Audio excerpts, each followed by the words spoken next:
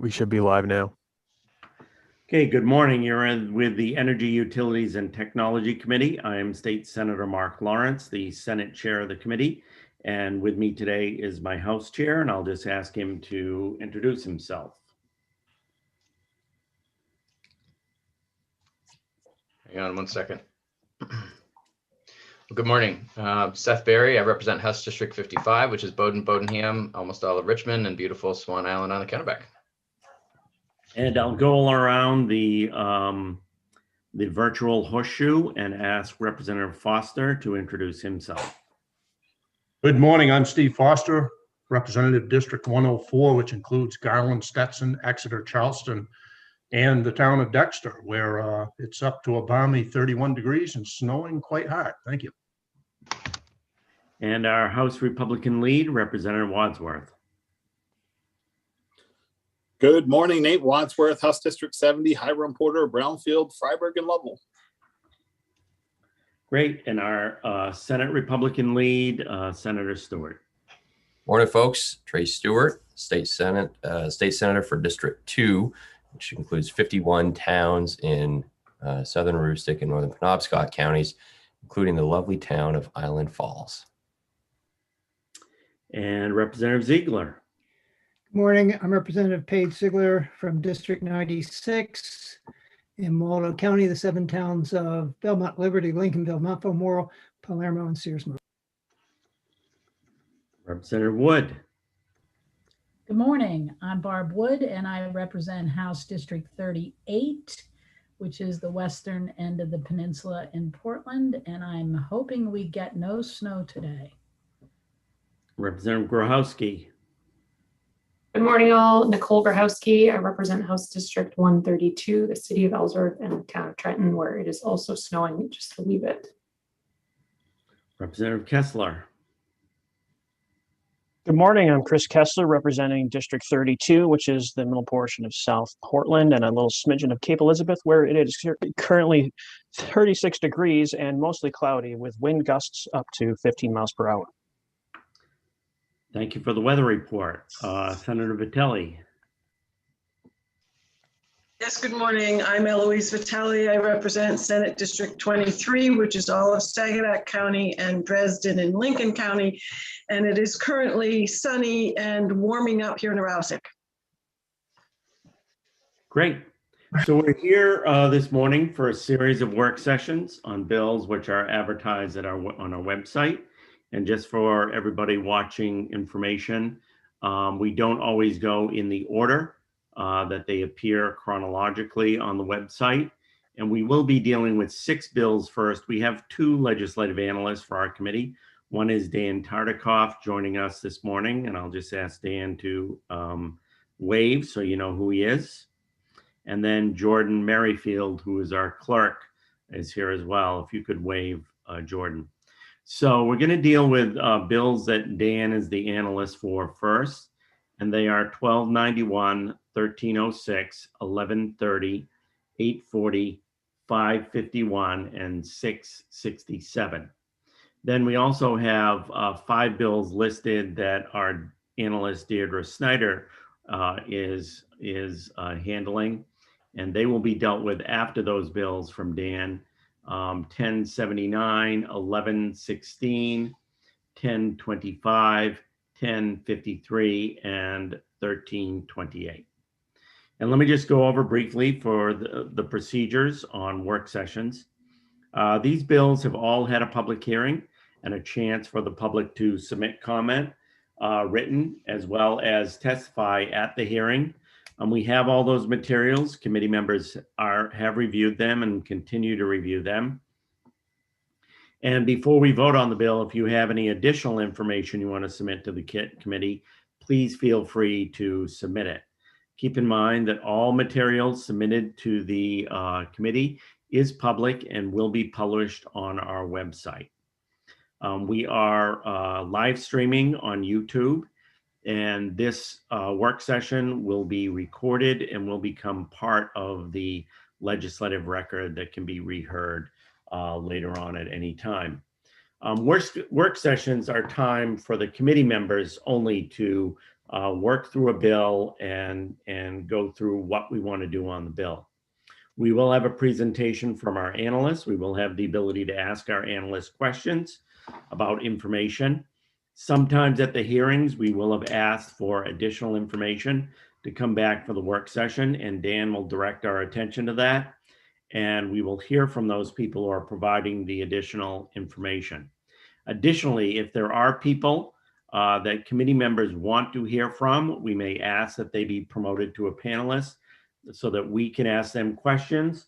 And once we're done asking them questions, they will be demoted back to the waiting room to watch the video. Other members of the waiting room do not have a chance to volunteer to speak or to speak. You can only speak if you're called on by the committee, and it's not a chance for you to get up to rebut anything that somebody who we call up to say has. You have the ability to submit written comments. And I just want to remind everybody that the chat function for this work session is solely for use on scheduling, procedural questions, things like that.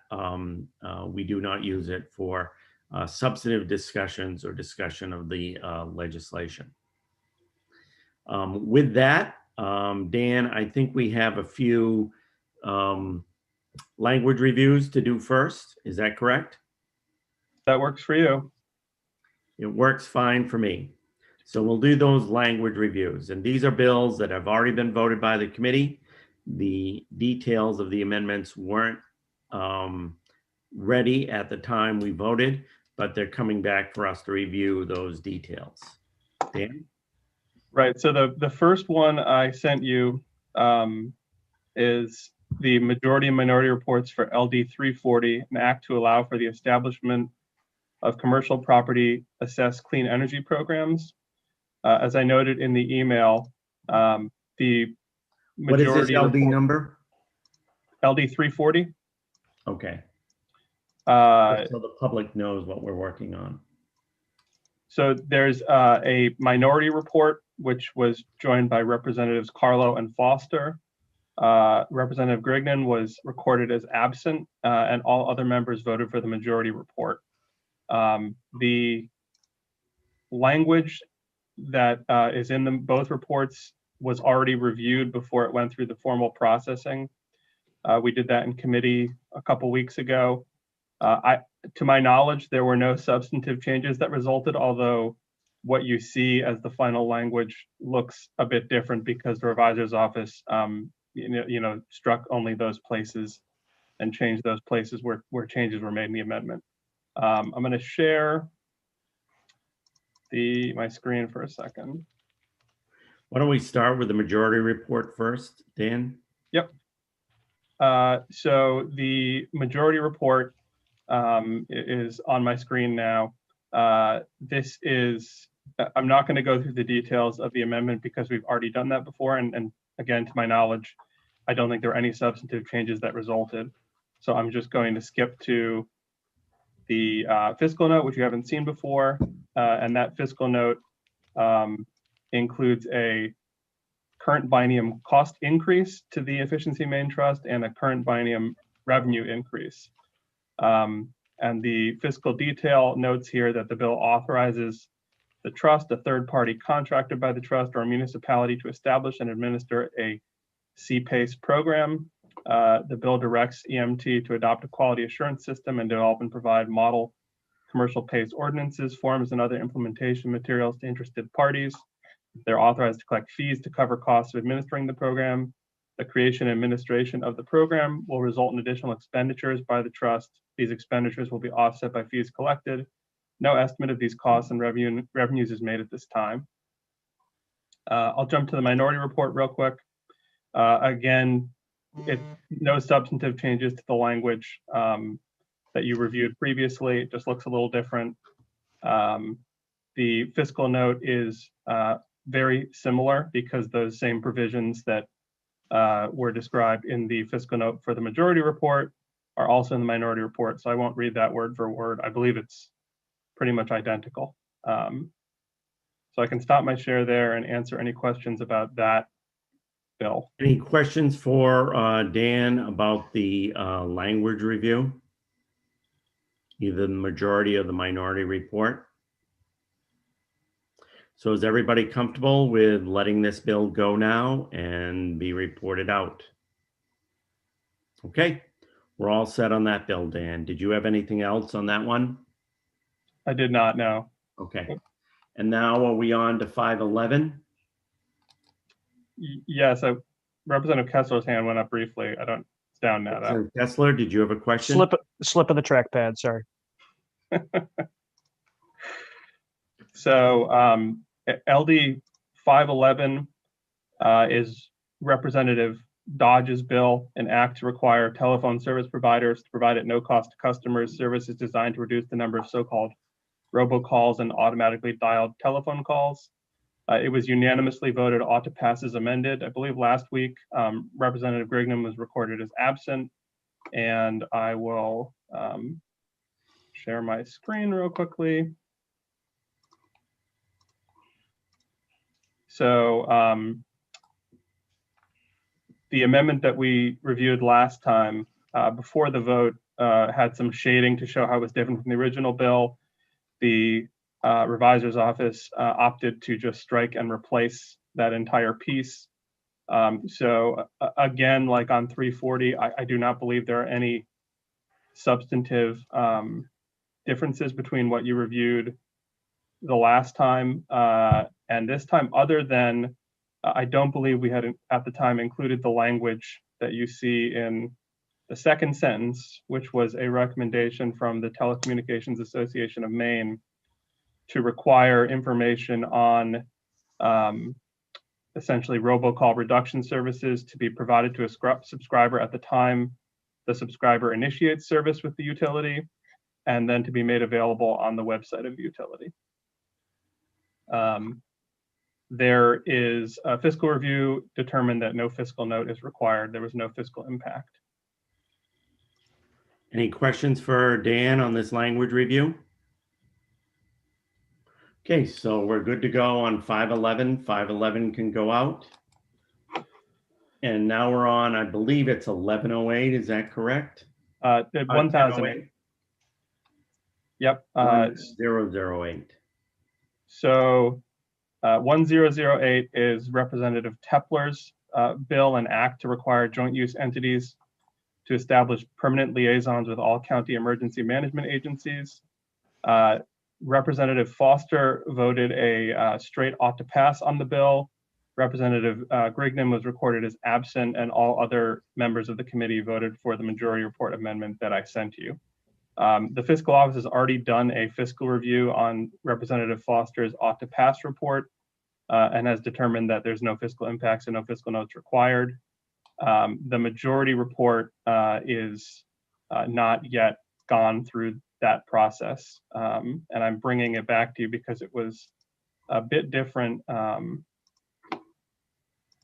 from the original bill and you hadn't seen language before. So as was discussed prior to the vote, a decision was made to move the proposal from the MEMA statute, the MEMA title to Title 35A so that the Public Utilities Commission would have authority to enforce the provisions if necessary. In this amendment, I have shaded the changes in the language from the original bill. So because we moved out of the title that includes the definition for disaster in 37B, we had to bring in a cross-reference to the definition for disaster because it's used in the bill. That's the first piece of shading. In the subsection 2, the second sentence is the discussion that was had about ensuring that a liaison responds immediately to contacts or requests for assistance. And this is the language that I believe is responsive to that part of the motion that was made. And then finally, the third subsection is the sort of reciprocal information sharing requirement. So if a county emergency management agency receives a designated liaison from a joint use entity, they have to respond by providing contact information within the county emergency management agency that the liaison would need to contact. Okay. So what we're looking at here, Dan, is the majority ought to pass as amended report, correct? That is correct. Okay. And this has just gone, this is still in OPLA. It hasn't gone to revisers yet, correct? Right, I have not sent it yet. Okay. Any questions for Dan on his language, Representative Grochowski? That makes sense now that I understand you haven't sent it to revisers, but you'll note that there's a that in a row in the section sub 2, I guess, the first shaded line. I'm sure somebody would have caught it eventually, but I have people. That Dan and the subsection 2. That is a good catch. That is right there. There. Representative Berry, was that also your comment? That was, and this is why we have a revisor's office. Dan has people that help him and he helps them back. Any other questions on this language review on the majority ought to pass as amended report? So I did just want to take the opportunity to make one clarification. At the work session, there was discussion about the PUC's authority over joint use entities, and there was a recognition that it does not currently have jurisdiction over certain joint use entities. That being said, after the vote, when I was reviewing the administrative penalty provisions in 35A, it was noted. I noted that there is a provision that allows the PUC to impose a penalty on any entity that violates a provision in 35A over which the PUC has jurisdiction. So I believe putting this in 35A would in fact authorize the PUC to impose an administrative penalty on any joint use entity if they violated this provision. So I don't know if that impacts anything, but I believe I'd suggested that they may not be able to impose a penalty on certain joint use entities, even though it was in Title 35A. I don't think that's the case. Okay, Representative Kessler, did you have a question, or was that just you having fun again? Okay, so Representative Kessler is just testing my skills today. Any other questions for Dan on the majority ought to pass as amended, our language review?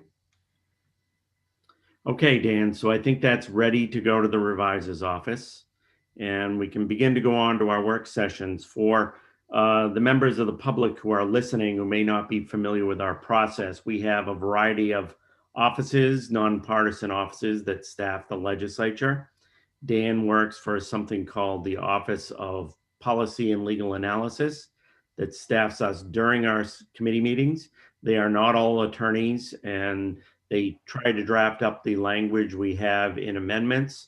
Once we get that language set, it goes then to the reviser's office for a more detailed language review. The reviser's office just sees that language is consistent with statutory drafting standards for the state of Maine, and we will get that back. It also goes to the Office of Fiscal and Program Review, which determines if there's any financial impact on the budget. So the first two we had were all finalized. They had come back from the reviser's office and from Fiscal and Program Review, so they will be going out.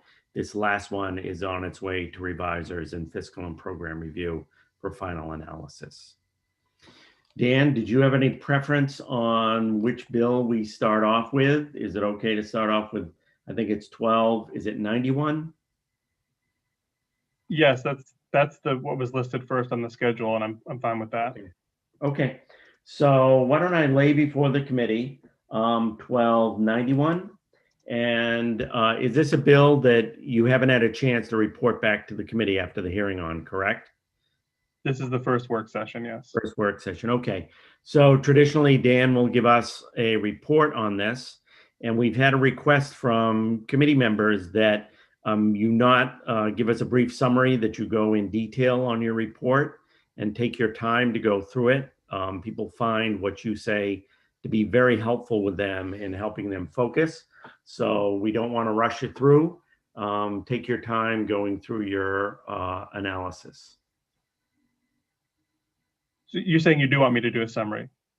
We do want you to do a summary, and we Okay. do want you to take your time. I heard you say you don't want me to do a brief summary. Oh, no. We didn't want you to make it brief. We want you to make it okay. thorough. Okay. Understood. You have a bunch of geeks on this committee, so we love talking policy. Great. So I sent out the analysis on 1291 to you. That's the only item that I have on this LD. It's 1291. This is Senator Woodsum's act to reduce fire response time by eliminating standardized dispatch protocols for fire 911 calls. The bill eliminates the funding requirement for standardized dispatch protocols for fire 911 calls and directs the PUC, Emergency Services Communication Bureau, to eliminate the protocols. I've listed here the entities that testified in support of the bill and against the bill. I will note that I believe it was just this morning or late last night, testimony was submitted in support of the bill by the Maine Fire Chiefs Association. I've included some background here.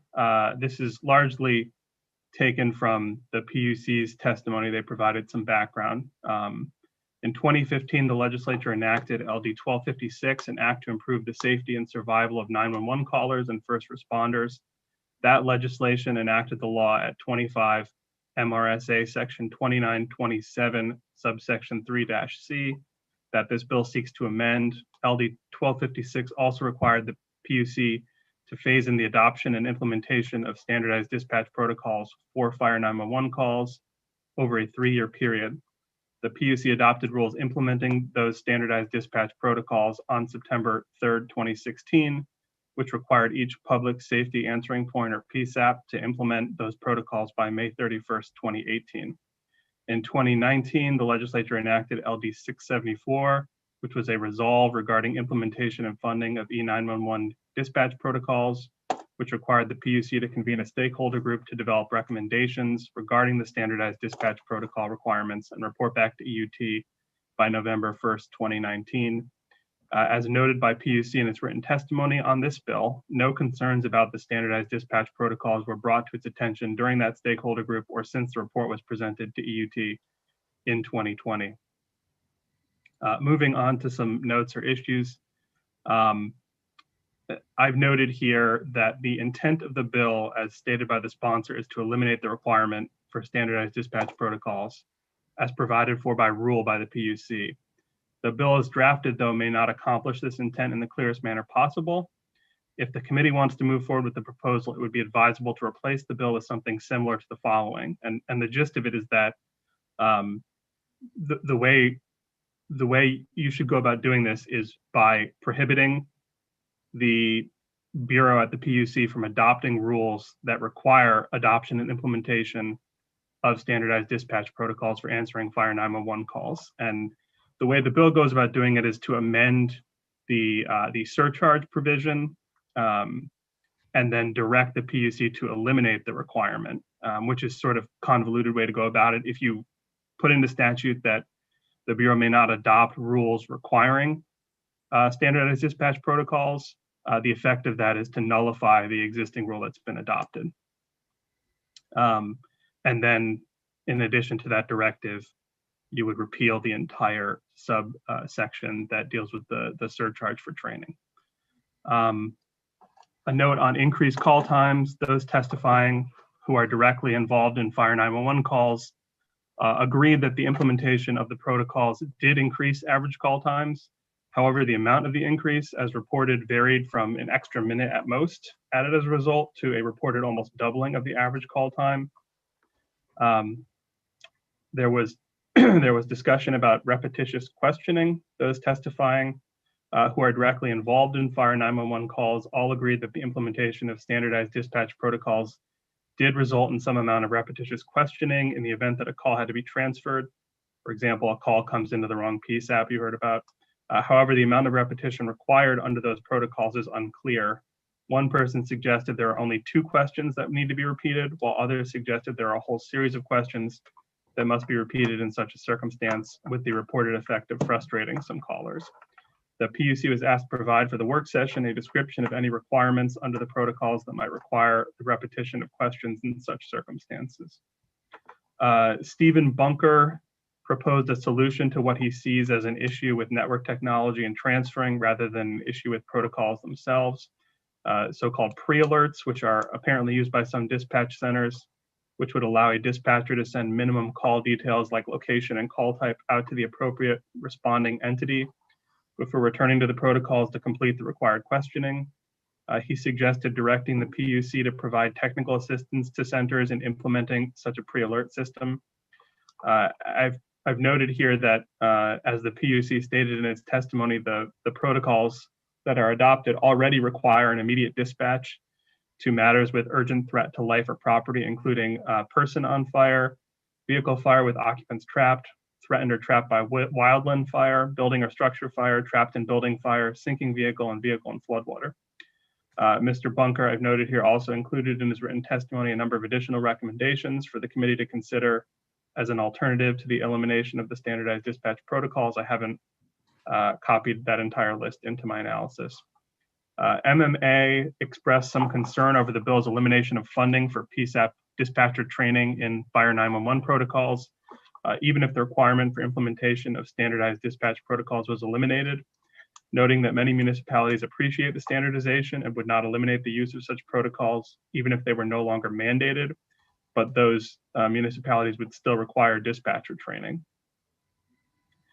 There was a series of questions, requests for work session made of the PUC regarding details about the current protocols, including what questions the protocols require a dispatcher to ask, what questions a dispatcher would be required to repeat, regardless of whether the calls transfer, what issues with the system might need to be addressed to solve the problems described in the hearing, and whether the protocol system is standardized to the point that any of the caller data could be transferred from one PSAP to another.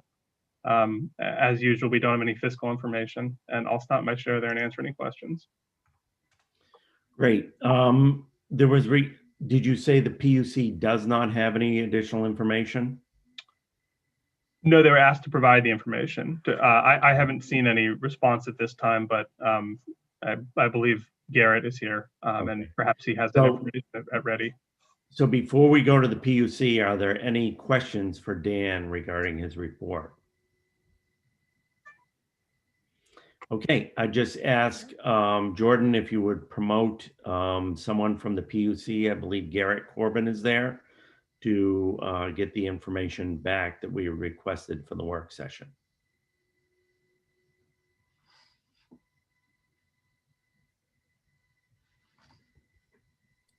I believe Maria is handling all 911 related bills. Okay, Maria, are you there? Yes, I am here. Thank you for having me. Great. Do you have the information that we had requested?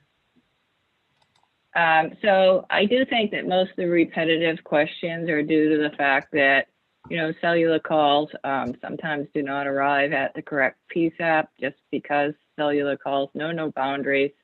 And so we direct them to the most likely PSAP that would handle calls for that area. Having said that, the only repetitive questions so what happens is we do have a policy for how calls are handled in the case of a call comes into a PSAP, they ask, you know, their phone number, their address. Some PSAPs have a policy to have callers repeat the address. And then based on in the nature of the emergency, based on that information, a PSAP then determines, do they dispatch for that area? And if they don't, they immediately, okay, so it's a sort of a flow chart here. So if they don't, they seek the point of dispatch. The second thing that they decide is, does that place that dispatches them use, you know, the discipline, the EMD or the fire protocols? So even if they don't dispatch it, they may start the protocols and then get the other dispatch center on the line. If they do dispatch that, then they start EMD. There's no repeating of questions. If they transfer it to a PSAP that dispatches them and does protocols, then there may be some repeating of questions to just make sure of the location of the emergency, and then the call goes from there. We undertook this whole issue as a result of this concern with EMD. It was a stakeholders group that put together this call transfer policy, and we teach it in our basic dispatcher class. So I will say that this was one of the concerns that when we met with Sam and his other fire chief, it was well over a year ago, about the time it takes to get the call to the point of dispatch to them. One of the takeaways from that meeting was the 3 PSAPs involved that sometimes answer calls for those communities. The directors went back to their people and retrained them on the use of the call transfer policy to minimize that time. I can provide that policy to you if you would like it, as the call flow triage for EMD and fire protocols. They also use it for police. It's just a basic call handling policy to reduce response times. All right. Are there questions for the PUC from the committee? Representative Wadsworth. Thank you, Mr. Chair. Ms. Jocks, is it new that the Maine Fire Chiefs Association came out in support of removing the protocols, or do you believe that's kind of been their position all along? That was their position during the stakeholder group. It has been their position right along, yes. Okay, thank you. So I will say that, we did that report. There were complaints. Obviously, we had a stakeholders group. There were issues brought to our attention and commented on during that stakeholder process that led to that report that we provided to you at the beginning of last session. Since then, we've had virtually, no calls, no problems brought to our attention directly. So we do take those seriously, and we work to mitigate the situations when we do hear about such problems. Thank you. Other questions from the committee for the PUC? Seeing none. Oops, I'm sorry, Representative Grochowski. Thank you. I really appreciate that this has been an ongoing discussion and hearing the work that's been done with the stakeholders. And it's sort of interesting that it sounds like you haven't been receiving specific complaints, but there's still just a general overall malaise coming from the fire chiefs, perhaps. Can you just remind me what they might have said in the stakeholder group? Is it just response time? And I'm also confused during the analysis, or Dan, I think, mentioned that some of the PSAPs are using pre-alerts. Can you clarify why all of them aren't using pre-alerts, if that is the case? Because it seems like that's very effective. I mean, I just want to say I did serve in Vermont, so it's a different scenario, but we would be called out almost instantaneously with not a lot of information, and we're spending that time driving to this station as the protocols are continuing and the information is being gathered. So I don't know why departments aren't being dispatched as soon as possible. That was sort of a long question, but I hope you can elaborate for us. So a pre-alert would, for the committee, is giving the responders a heads up that there's a call available for them. And most of the time, that's not much information. It's just head to the station and get your trucks. We have an emergency. So the vendor itself, Priority Dispatch, International Academy of Emergency Dispatch, there's a lot of debate about this, but they most recently provided to us that pre-alerts can be done, but they were quick to point out it's outside of their protocol to do that. And so they point to reasons such as not every call for a fire department or even EMS or even police requires lights and sirens full speed ahead to get to it. And so what their argument is, get through the protocol, and the right response as far as how responders respond will be provided, plus we'll have more information on the scene. What some departments have chosen to do, and they can do this, it's not built into the protocol, is that, and it's common, like in very rural areas, often more than one dispatcher will pick up on a 911 call, and you'll hear, oh, Mapleton has a fire. So they'll do a pre-alert to the fire department at Mapleton while they finish the protocol. And by the time the responders get to the stations to get their equipment, they have an idea of what the response will be. So it is an option for departments to do that. I will just say that it's it's done outside of the vendor's recommendation, it's more helpful in a very rural area than it is in departments that have like their own city fire department, and the response times are much less. Is there a follow-up, Representative Grochowski? Yes, I really appreciate that info. So I think does it seem fair to say that if a department is concerned about its response time, that they should be considering the use of pre-alerts to see if that improves their situation? They can make that choice. We generally just tell them the information the vendor provided and the concerns they have and what a department does. They're not prohibited by us from doing it. There's no law that says that you have to do that this way. But we raise the concern about, we have had accidents, responders hitting and killing people on their way to emergencies. So that is the concern. Not every emergency requires full speed, high speed response. Any follow-up, Representative Grochowski? Not in the nature of questions. Okay. Any other questions? Not yet. For the representative from the PUC, Representative Foster? No, Mr. Chair, I don't have a question from PUC, but I'm ready to move the issue if that's appropriate.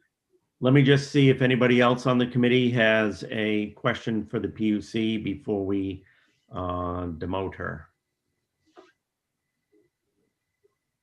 Okay, so Jordan, you can move her back to the waiting room, and we'll begin our discussion on this bill, and I'll recognize Representative Foster. Thank you, Mr. Chair. Having heard this bill and quite lengthy arguments in the 129th, and then again in this session, obviously in the 129th, it was a different bill that we talked about, but the issues were basically the same, which came down to, were the fire protocols necessary? Should they be mandated? Should the requirements be spread throughout the state to all the PSAPs and 911 centers? Having heard in both the 129th and this legislature from the Fire Chiefs Association, the county commissioners, many departments, and especially the Penobscot PSAP, where they are probably one of the largest PSAPs in the state, serving not only Penobscot, but parts of Aroostook and Hancock County. I would move that this bill ought to pass with an amendment, and that would be the section 1 of the notes in the analysis that we just went through, that would change the language to clarify things for the PUC. So I would move it ought to pass with that amendment. Thank you. Is there a second to that motion? Seconded by Representative Wadsworth. Debate or discussion?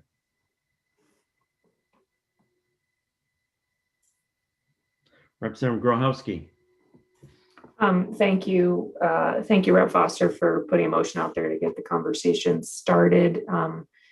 I'm really concerned about that motion and this backtracking of what, at least in my local area, has seemed to be very effective and successful according to our PSAP.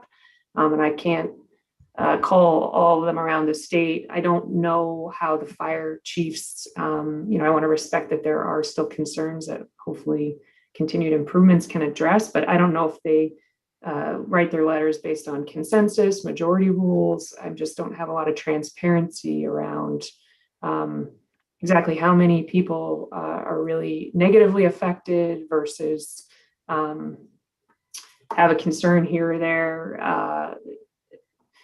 I can only speak from my own experience. And of course, I spent a lot of time talking to our PSAPs last session when this came up. And I really feel that more information on the fire scene is critical to being prepared, having your game plan. We all know that it takes a long time in a rural area to get to the fire station. That is plenty of time to gather more information to provide the first responders with what they need to know to keep safe.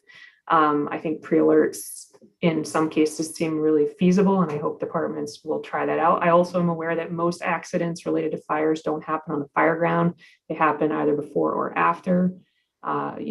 Response issues, as we heard, there can be car accidents on the way there. So at least when I served, we had different levels of response. You're responding full lights and sirens, you're not responding at full speed. We were told that stuff as soon as we were dispatched. I think there is probably room for improvement, but I'm not ready to throw the baby out with the bathwater. I really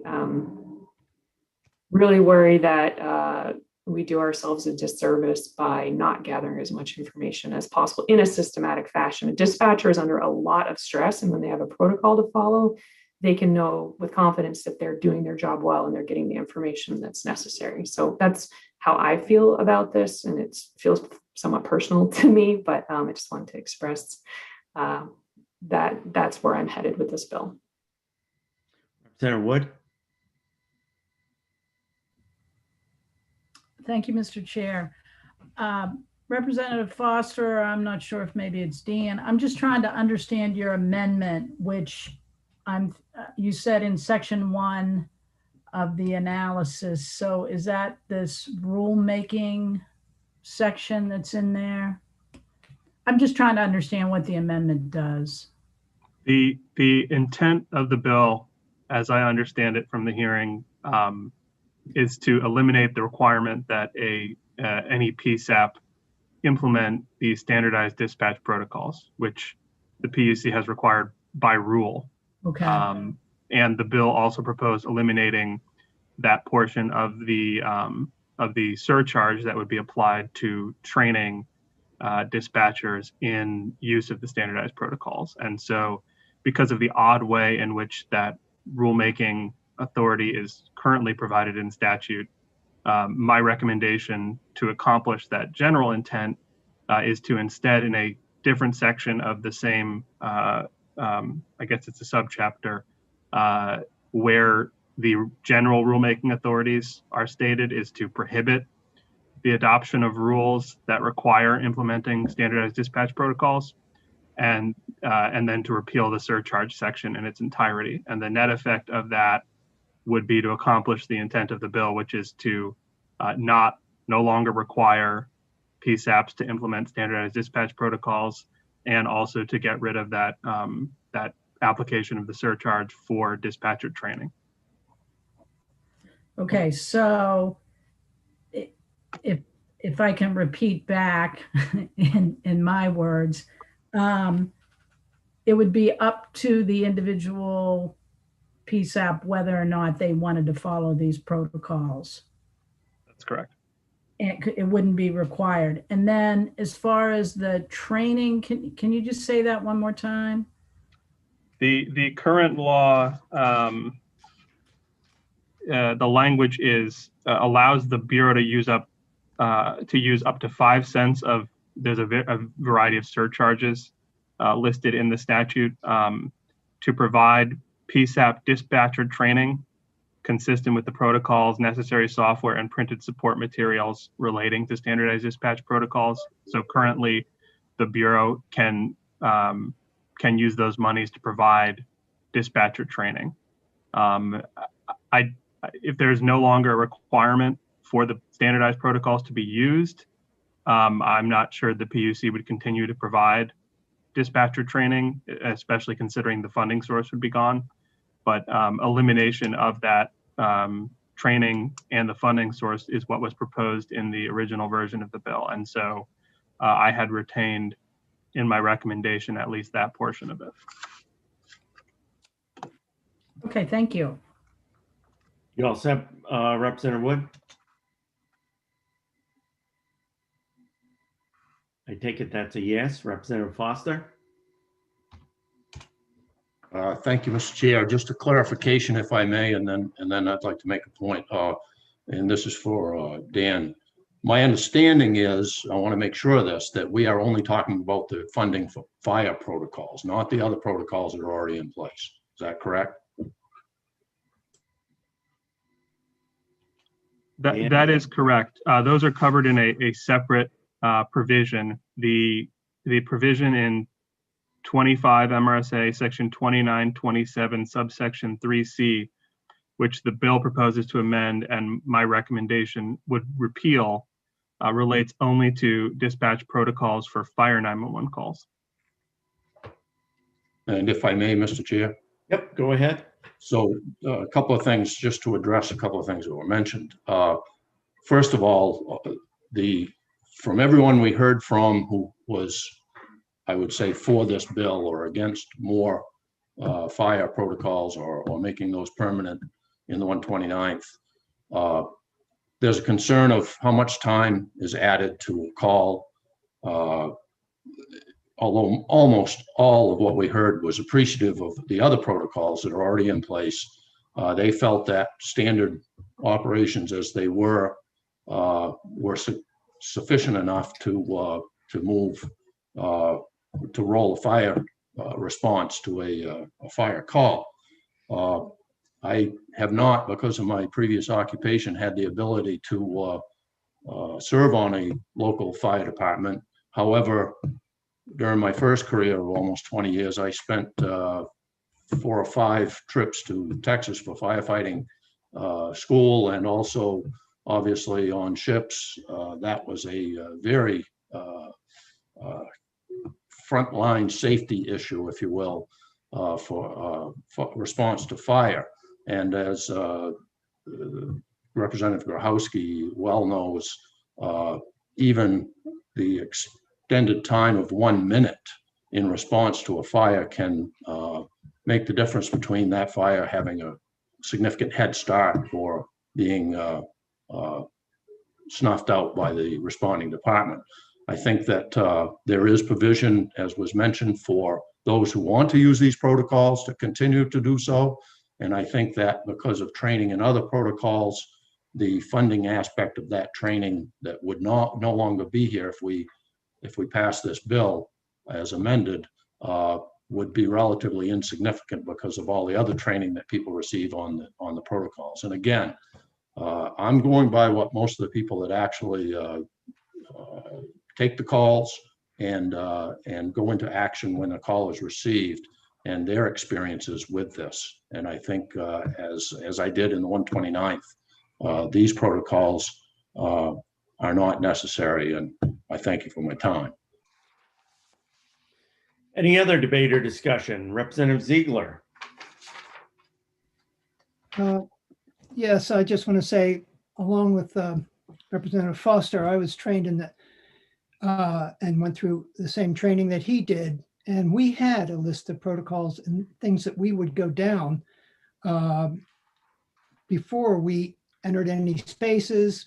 And we made sure that we followed the list that we had.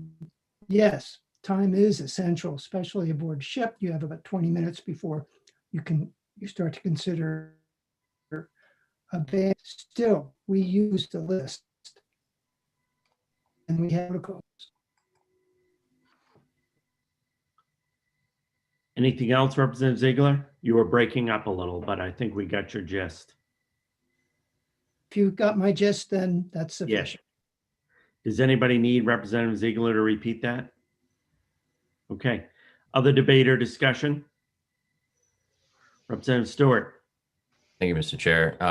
And I would say from my perspective as a member for 5 years on a volunteer department in Aroostook County, we had protocols that were in place that we would go over at our regular trainings with the department. And that would be then relayed to us independently, and we'd figure out, where we were going from there. That said, I mean, I really do feel it's more of an issue that needs to be determined on a case-by-case basis, and one that, what works in Mapleton may not work in, the Bangor area or wherever else. And I think that's often a criticism that we hear in general, that when the state tries to create, the one size fits all dynamics, it typically is a hindrance to folks that are in the rural parts of the state. And so I'm going to be following Representative Foster's motion on this bill. I think it makes sense. And I think that, to be sure, and I just want to make sure everybody's clear about this too, that safety is always the number one priority.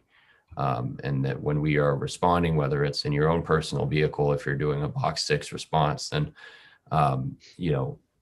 you're not supposed to speed. You're not supposed to go through red lights, even if you have the flashing red lights in your vehicle, because that is the most dangerous time, is when you're heading to or leaving a fire scene. But that said, those departments should be the ones that are figuring out what makes the most sense for their local dispatch and how they're going to operate. Thank you. Other debate or discussion, Representative Berry. Thank you. This issue is a perennial in our committee, and I think we've actually made significant strides over the last several years in improving the systems. I really want to appreciate the hard work that Maria and her team at the PUC have put into this, and all of our PSAPs around the state. We did provide some additional support in the last legislature, and I think that is, taking effect. It is having a beneficial impact, and it can continue to have that impact if we continue with it. I'm also very convinced, based on the evidence that I've seen over the years, that protocols save lives. And if you don't have a clear and consistent checklist across the state, if we have a patchwork, people will fall between the cracks and have done so, unfortunately, in the past. But I appreciate the concerns that are raised. I do think that we can always seek further improvement in our systems, but we need to have a system. And what I would tend to support is not the pending motion, but I would be willing, in voting this bill on not to pass, I would be willing to entertain a letter to the Public Utilities Commission asking them to continue their work to improve the systems, and in particular to really take into account the concerns that are raised by the proponents of this bill today, or at the public hearing, I should say, and report back to us on how that work is going in the next legislature. So I just want to offer that up. I'm not convinced that we need that letter, but I certainly would be willing to put my name to such a letter if that was helpful. Other debate or discussion? Representative Grochowski. Thank you. I just feel compelled. I don't know if everyone had time to look at the Maine Fire Chiefs Association testimony that came in yesterday at 11:05 p.m. But I want to note that the main concern is that it says we need to be alerted as soon as the nature of the call and location are determined. I feel confident that there is a way within our system for that to happen. And I find it, I know that the fire chiefs are busy protecting us. I had a bill yesterday about personal protective equipment in another committee, and the fire chiefs were there to participate. So I just struggle a little bit with, if this is as serious of an issue as they feel that it is, Why are they just weighing in on it now? I don't mean to cause any aspersion to the Fire Chiefs Association because of all the work they do, but it feels to me like it's a continuation of a complaint, and we're hearing less and less detailed complaints and more general complaints that appear to be able to be solved. So I only mention that because I do think safety comes first, but I also think we've made a lot of improvements, as we've heard, and we can always continue to improve. But I want every citizen, wherever they are in the state, to have the same quality of response and information gathering when they call 911 or when they're in emergency. I don't think there should be any difference in that experience for you just because you live in a rural area or an urban area. There's so much data out there about how in an emergency, following a protocol, keeping your cool because you know your system that you're working through does make a difference and does save lives. So we're going to have to agree to disagree, but I just wanted to say that is why I feel strongly about this. And it's, I think there's a lot of space for improvement that I hope the fire chiefs will look into and then report back. If they try that pre-alert system and it doesn't work, I want to hear that specifically. Representative Foster. Just very briefly, well, this has been talked about last couple of years a lot, but there is a big difference between the fire departments and obviously the fire chiefs around the state. I would dare say that a very large majority of the fire chiefs in the state of Maine represented by this association are volunteers. They are not paid full time. When they respond to a fire, they are probably leaving their place of work to do so. And that's a lot different than the municipalities that can afford to have a in-person fire chief and responding fire staff. So there are some unique differences here that can cause delays for especially those smaller towns in rural areas. And when these calls, 911 calls, are bounced around, again, there's time added.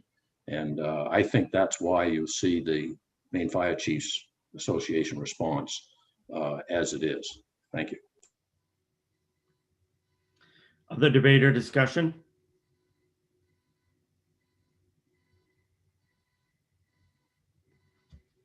Okay, are we ready for a vote? Jordan, why don't you start calling the roll? All right, so the motion is ought to pass as amended, and we'll start with Senator Lawrence. No. Senator Lawrence is a no. Is there a motion to go along with that opposition? It will be the ought not to pass described by Okay. Representative Berry. Perfect, thank you. I believe Senator Vitelli is currently absent. Senator Stewart? Yes. Senator Stewart is a yes. Representative Berry? No. Representative Berry is a no. Representative Cuddy, I believe, is absent as well. Representative Grahowski? No. Representative Grahowski is a no. Representative Kessler? No. Representative Kessler is a no. Representative Ziegler? No. Representative Ziegler is a no. Representative Wood? No. Representative Wood is a no. Representative Wadsworth? Yes. Representative Wadsworth is a yes. Representative Grignan is also absent. Representative Foster? Yes. Representative Foster is a yes, and I believe Representative Carlo is absent as well. So that means we have 3 in favor of the motion and 6 against. Okay. The motion does not prevail. Obviously, we'll have a divided report from the committee. So the majority report, it looks like at this point, and I'm sorry, it was how many to 6? It was 6 ought not to pass and 3 in favor of the original motion of ought to pass So as it looks amended. like at this point, ought not to pass may have the majority. We won't know until all members vote. But we'll get, we'll have a language review on the ought to pass as amended and a chance to review that. So right now, the motion does not prevail, but it will be back for language review with a minority report. Okay, why don't we go on to our next bill?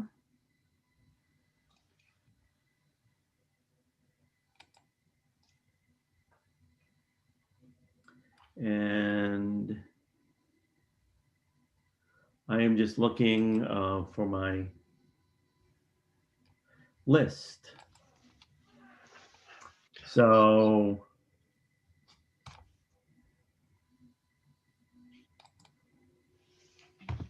it is 1306, an act to include crisis response services and emergency services offered through the E911 system.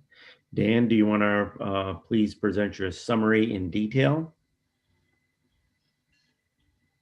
Sure. And in an effort to make sure you all have an opportunity to ask any questions you have, please feel free to interrupt me as I go with a hand raise if you have any questions about what I've just covered. I will also note that I didn't include it in the email I sent, but you just got an email from Jordan. Representative Morales, the sponsor, has proposed an amendment to the bill that, as I reviewed it quickly, looks as if it deletes the change in the bill to in section 1, the statutory change, I'm sorry, in sections 1 through 4, and retains a version of the stakeholder study. So it turns the bill into a resolve, but we'll get to that in a second. LD 1306 is, as Senator Lawrence described, an act to include crisis response services and emergency services offered through the E911 system. The bill amends the law regulating the provision of emergency services under the state's E911 system by including crisis response services as part of those emergency services to be offered to individuals experiencing mental health emergencies, emergencies relating to a substance use disorder, or other emergencies for which fire, emergency medical, or police services are determined not to be required. It also directs the PUC, Emergency Medical Services Communications Bureau, to develop protocols and procedures necessary to ensure the efficient dispatch of such crisis response under the E911 system, and to submit a report on or before December 1st, 2021 to this committee, outlining protocols and procedures and including any recommendations needed to implement those protocols and procedures. After reviewing the report, the committee may report out related legislation to the second regular session of this legislature. I've listed here the different agencies that provided written testimony and or spoke at the hearing on the bill. I guess I'll pause briefly and ask if anyone has any questions generally about what the bill intends to do. It doesn't appear so. I don't see anybody, Dan. I've noted here that at the public hearing, the sponsor described amending the bill to provide dispatch with training on implicit bias and behavioral health needs as part of the process of developing the protocols and procedures necessary to include crisis response services under the E911 system. I didn't have a chance to see if any aspect of that was incorporated into the resolve that you received. There was discussion by multiple speakers regarding the process underway at the federal and state level to designate 988 as the 3-digit code for the National Suicide Prevention Lifeline. In Maine, it was noted that the Office of Behavioral Health at DHHS is currently forming a coalition to advise with the planning of Maine's 988 implementation, and that coalition includes a number of the entities that testified on this bill. Some speakers suggested that the focus of this proposal should be diverting individuals in need of crisis response services away from 911 and to 988 instead, while others suggested that the 911 system could be used to reroute such individuals to the 988 hotline following an assessment of need.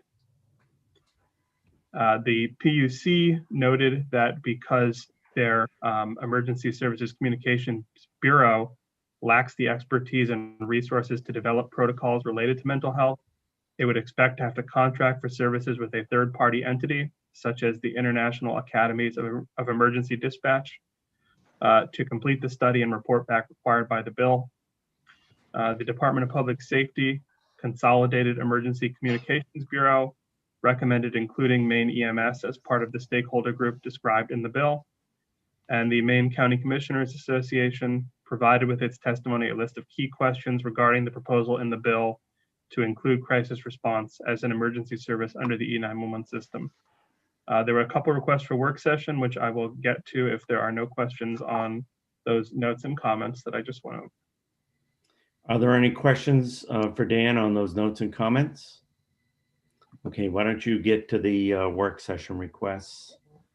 So for work session, the Consolidated Emergency Communications Bureau at the Department of Public Safety was asked to provide any information it has regarding the number of calls received by the public safety answering points, or PSAPs, that are determined to be more appropriately addressed by an entity that is not fire, medical, or police, and accordingly transferred.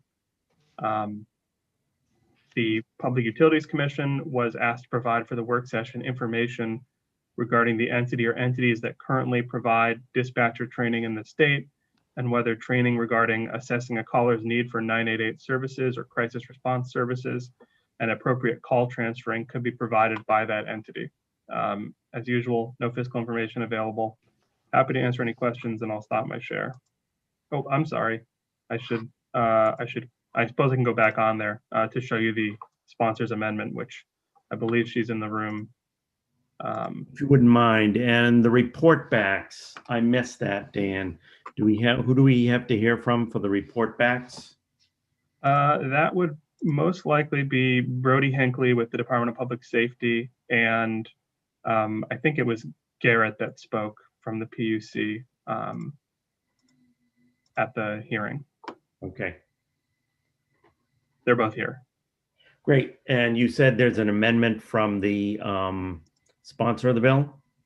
Yes, it was just forwarded by Jordan this morning. Before we bring that up, let's get the information back from the answers back from DPS and the PUC. So why don't you, if you could, promote Jordan. Do we have Brody here from the Department of Public Service? I'm beaming them up currently, as Representative Berry loves to say.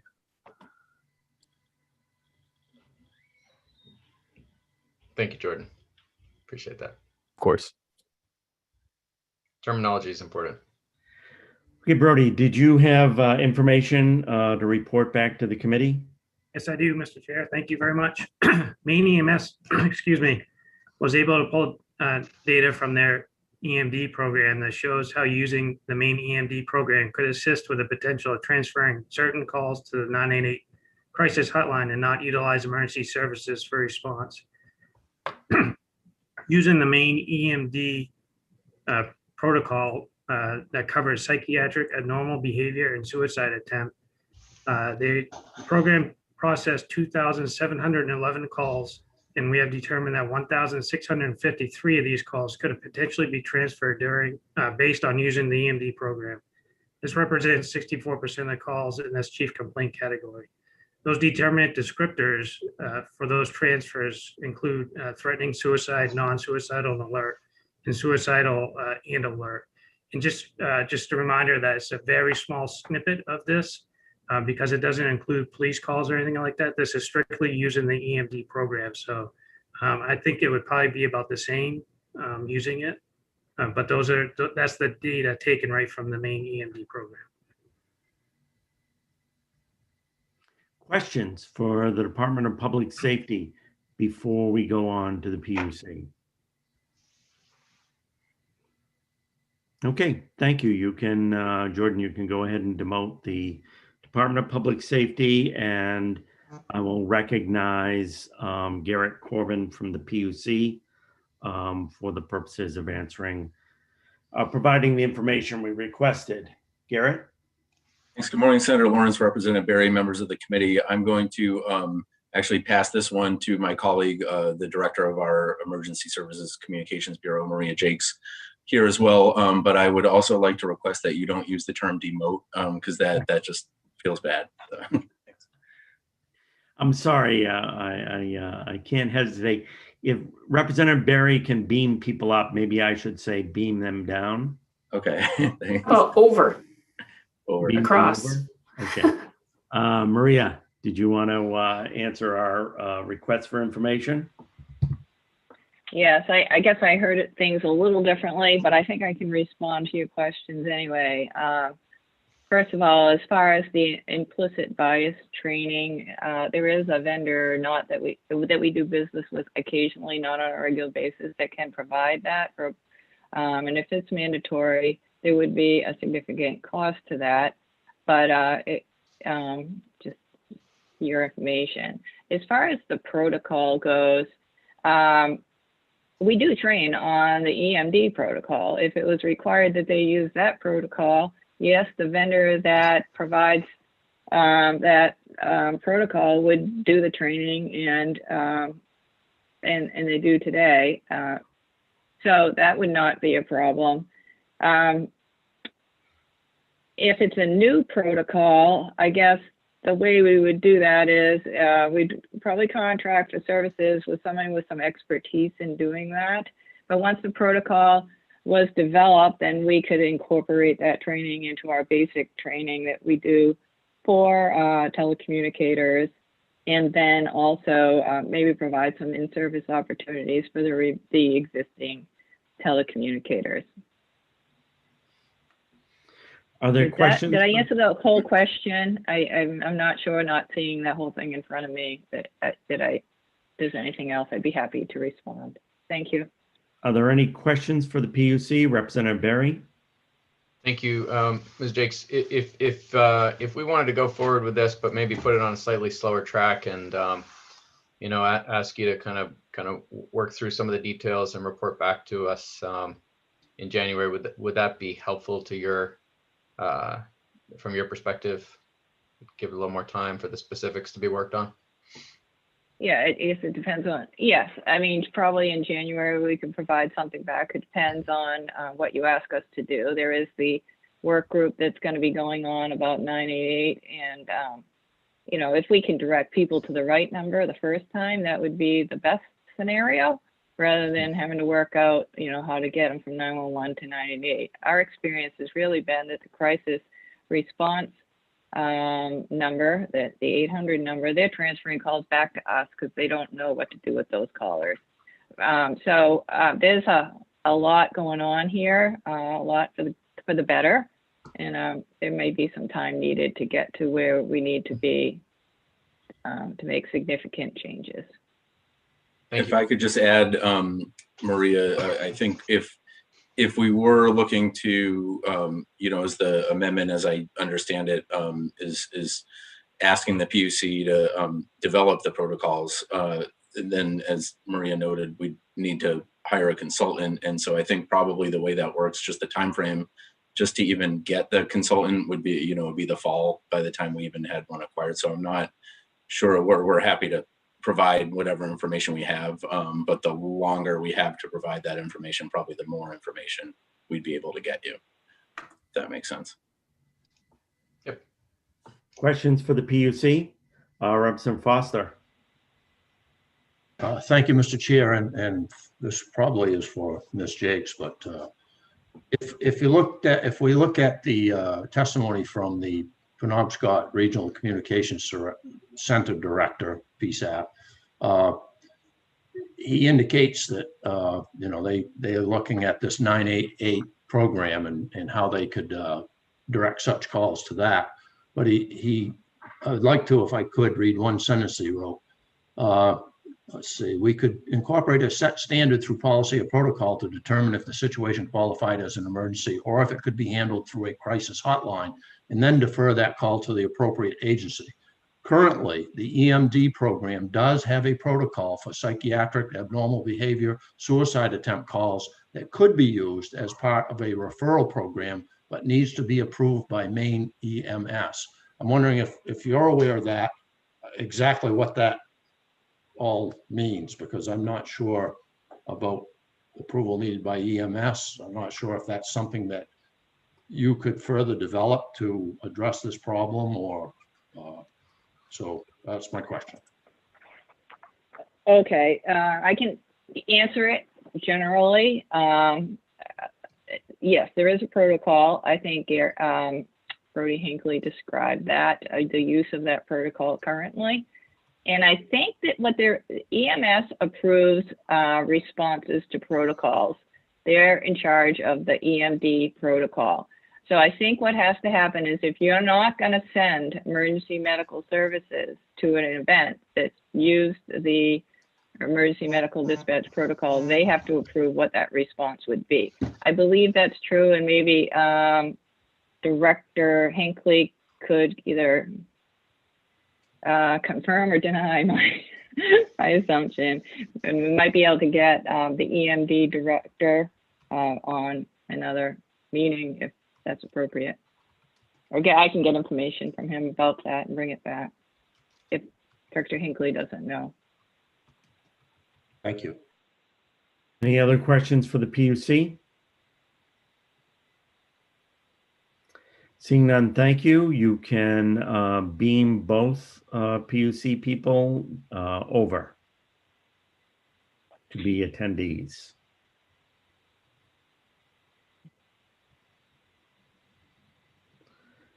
Okay, and I believe we have the sponsor of the bill here who has an amendment she wishes to present. So do you want us, Victoria, to bring that up on the screen? Sure, that would be great if that's helpful to the committee, Yep. however you'd like to do that. Great, Victoria. Dan, would you mind bringing that up onto the screen?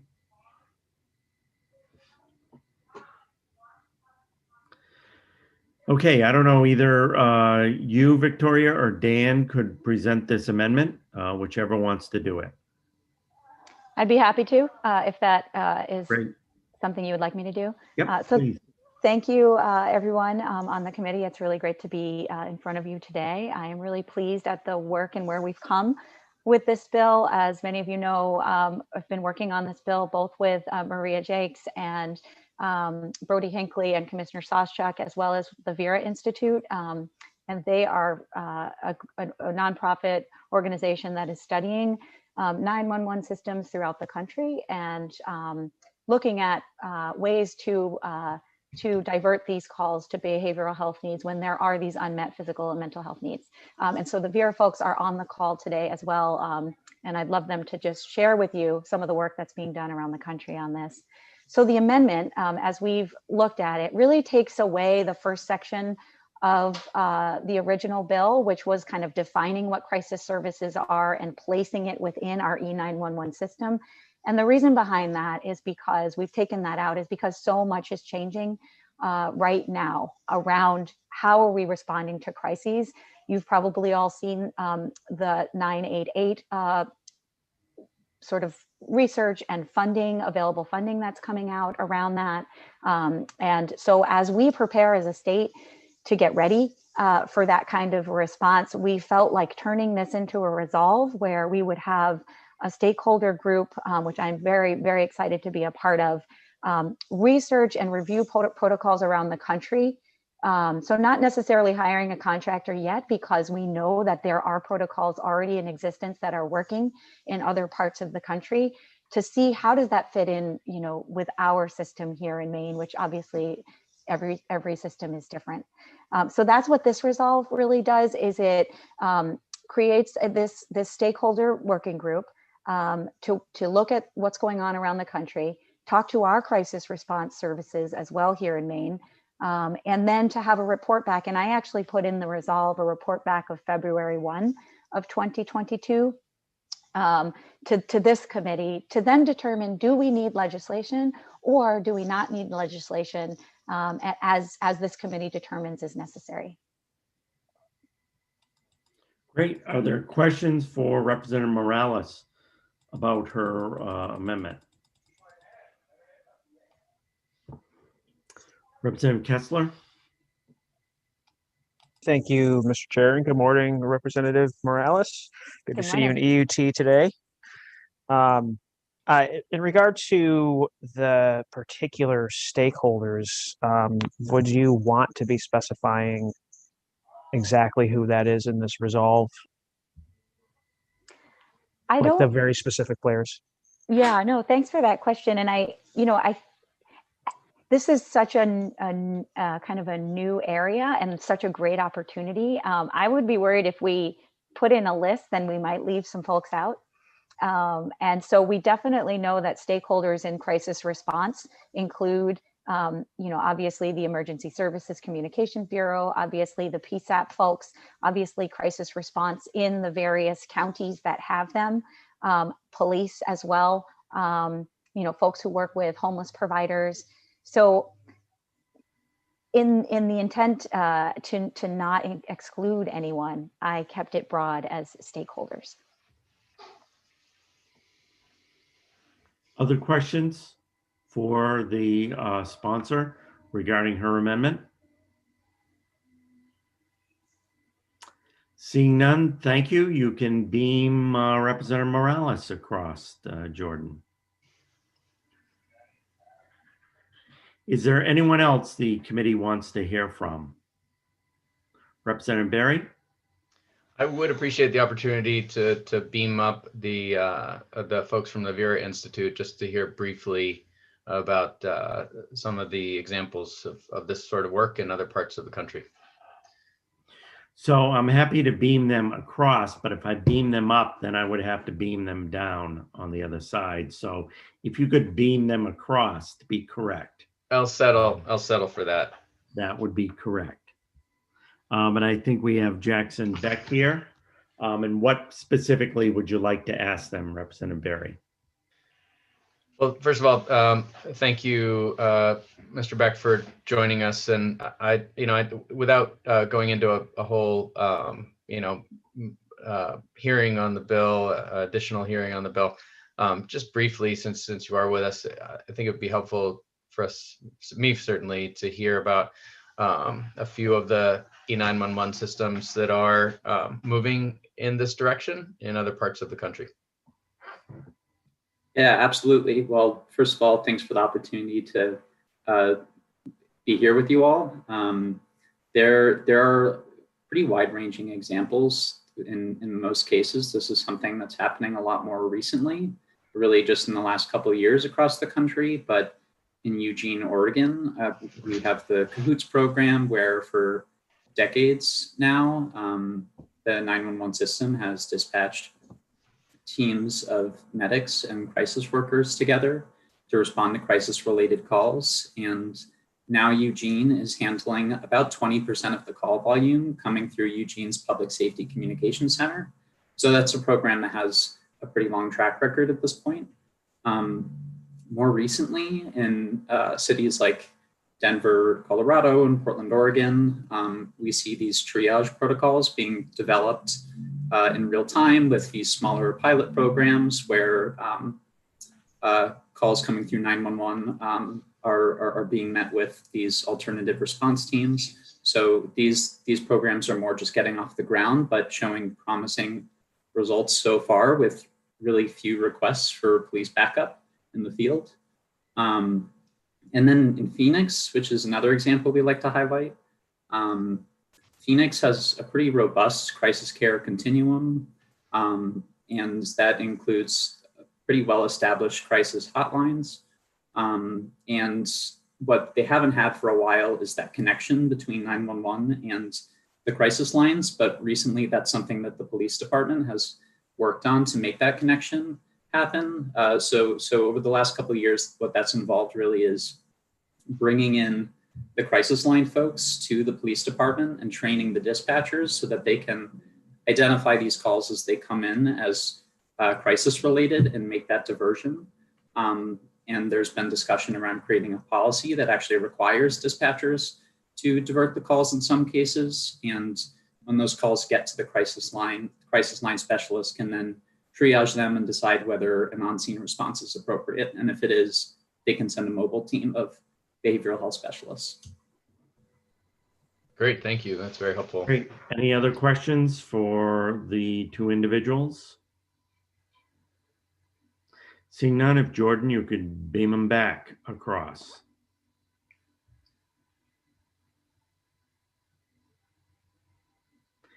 Is there anyone else that anyone wants beamed over from the other side of the universe? Okay, debate or discussion. Where do you want to go on this bill? Resolve, I should say. Representative Kessler. Mr. Chair, I would move ought to pass as amended by Representative Morales's amendment for the resolve. So it's been moved, ought to pass as amended. Is there a second to that? Representative Grochowski seconds. Debate or discussion? Wicked good. Okay. Oh, did you want to debate, discuss, Representative Berry? I just want to say that before we do go to a vote, I really appreciate the hard work that's gone into this and the creative thinking. I'm a little reluctant, honestly, to slow it down because it just seems like a really great direction to take our E911 system in. Behavioral health crises are so often a big part of the call volume as I understand it. And so I'm really hopeful that this can lead to some good improvements in the kinds of response we can bring to folks. So I would just want to thank the sponsor. Okay, anybody else want to thank anyone? Are we Representative Wadsworth? Thank you, Mr. Chair. I just, what was the report back date that the sponsor is proposing at Morales? Was that like February 22nd next year? February 1st of next year. February 2022. 1st. Okay. Didn't know if we wanted to push it into January just to make sure we had plenty of time to deal with it before statutory adjournment, or if the committee feels February 1st is enough time for us to deal with it. The debate or discussion, Representative Berry? Yeah, I know I mentioned January, and yeah, that's always nice from our perspective. But I also heard from the PUC that they, might need a little time to get it right. So I guess I feel like February 1st kind of splits the difference reasonably well. Any other debate or discussion? Okay, the motion is ought to pass as amended, made by Representative Berry, seconded by Representative Grochowski. Jordan, do you want to call the roll, please? I believe the motion was made by Representative Kessler, but just wanted to clarify the record, make sure I had it right. Yeah, we can do that. We'll start with Senator Lawrence. Yes. Senator Lawrence is a yes. I believe Senator Vitelli is still absent. Senator Stewart. Yes. Senator Stewart is a yes. Representative Berry. Yes. Representative Berry is a yes. Representative Cuddy. Yes. Representative Cuddy is a yes. Representative Grochowski. Yes. Representative Grochowski is a yes. Representative Kessler. Yes. Representative Kessler is a yes. Representative Ziegler. Yes. Representative Ziegler is a yes. Representative Wood. Yes. Representative Wood is a yes. Representative Wadsworth. Yes. Representative Wadsworth is a yes. Representative Grignon is still absent. Representative Foster. Yes. Representative Foster is a yes. And Representative Carlo. Yes. Representative Carlo is a yes. So that is 11 in favor with 2 absent. Great. 11-0, the motion prevails. So this bill, I assume, Dan, we will have to have a language review on this to come back, correct? The resolve actually mirrors a lot of what is in section 5 of the bill. So if everyone's okay with it, I'll just go ahead and send that through processing and bring you back the final language, unless there's an issue that comes up. From the with fiscal. revisers? Yes. Okay, that's fine. So we will review it when it comes back from the revisers, Right. Correct? Okay. Okay, we are 7 minutes beyond the bewitching hour of our morning break. So I appreciate you all hanging in there. And we will take a break, and we will be back exactly at 10:53. So turn off your cameras, turn off your microphones, and see you at 10:53. Thank you, Mr. Chair. You're welcome, Representative Foster.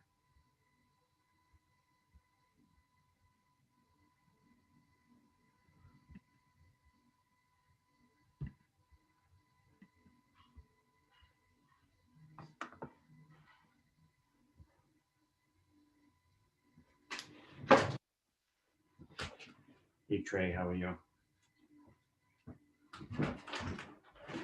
Yep, I know it is, and I don't know how to turn it off, so I'm gonna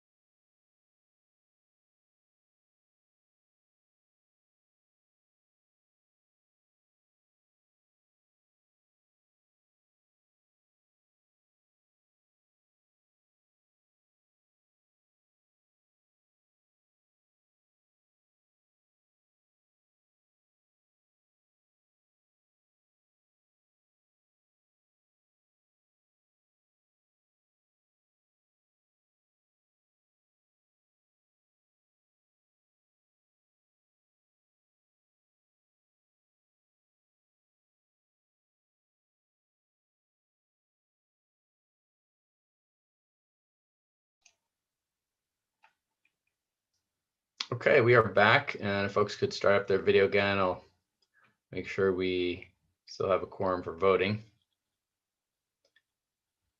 And it looks like we're almost there.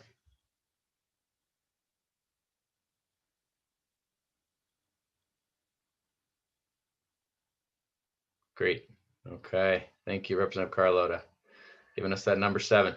So we are back in committee for continued work sessions, and I'll be chairing for possibly the remainder of the day. Senator Lawrence had another engagement, so we will begin kind of picking up where we left off with LD 1130. And Dan, this is another that you have prepared a review for us and an analysis for us, right?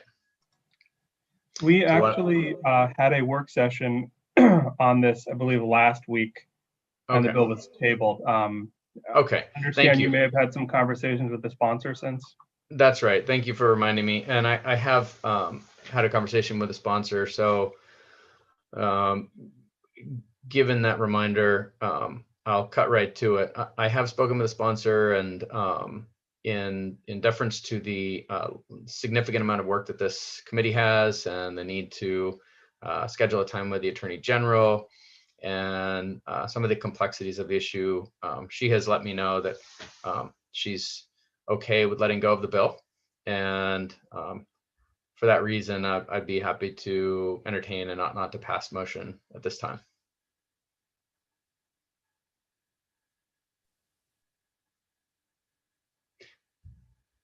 Senator Stewart. Thank you, Mr. Chair. I would move ought not to pass on 1130. Okay, and is there a second? Second. Seconded by Representative Kessler. Okay, any discussion? All right, seeing none, we will go to a vote, and I'll ask Jordan to, sorry, Dan, did you want to jump in? Yeah, we didn't have a quorum initially, but now it looks like we do. Sorry. Oh yeah, we're kind of coming in and out there. Thank you. Can we, thank you for making sure. On that note, and I'm sorry that I went away and came back into the quorum. I heard the bill number. Can we just quickly say what the motion was and things before we vote? Yep, and this is LD 1130, and the motion is ought not to pass. It's been made by Senator Stewart and seconded by Representative Kessler. And I did convey that I've spoken with the sponsor, and she's generally okay with this direction on this bill. So with that, I'll ask the clerk to call the roll. Great. So the motion is ought not to pass. I believe Senator Lawrence is currently absent. Senator Vitelli as well. Senator Stewart. Yes. Senator Stewart is a yes. Representative Barry. Yes. Representative Barry is a yes. Representative Cuddy. Absent, I believe. Representative Grahowski. Yes. Representative Grahowski is a yes. Representative Kessler. Yes. Representative Kessler is a yes. Representative Ziegler is also absent. Representative Wood. Yes. Representative Wood is a yes. Representative Wadsworth. Yes. Representative Wadsworth is a yes. Representative Grignon is also absent. Representative Foster. Yes. Representative Foster is a yes. And Representative Carlo. Yes. Representative Carlo is a yes. That is 8 in favor of the motion, with the remainder being absent. Great. Okay. So that concludes the work session on LD 1130. We do have LD 840 on the docket, but it is being kept on the table at this time by the chairs. Just a little update. There is still an interest in possibly referring this to another committee. That committee is even more burdened by the number of bills that they have currently to work. So our thinking is that this may need to be carried over if we are going to get the Judiciary Committee to weigh in on it. So I'm just going to invoke my prerogative to simply not take it up today. I don't see a need to delve into it, and I think when we do come back to it, we can try to come back at a time when it's appropriate for the analysts to refresh our memory, and we can hear the analysis then. So we'll just move right along unless there's any objection. Great. All right, seeing none.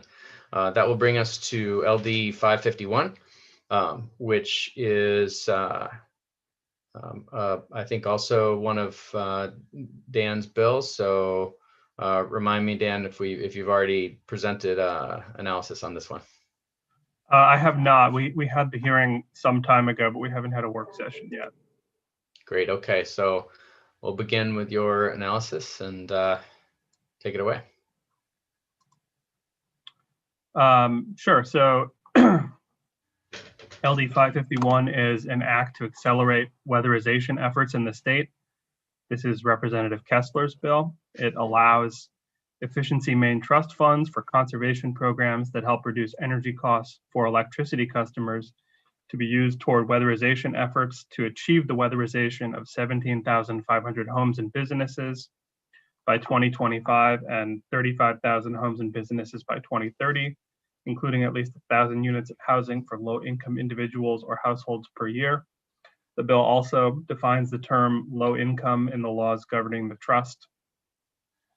I've provided a list here of the legislators or entities that submitted written testimony and or spoke at the hearing. And I'll jump into some notes here, proposals, if there's no questions on the bill generally. And it does not look like there is. So the IECG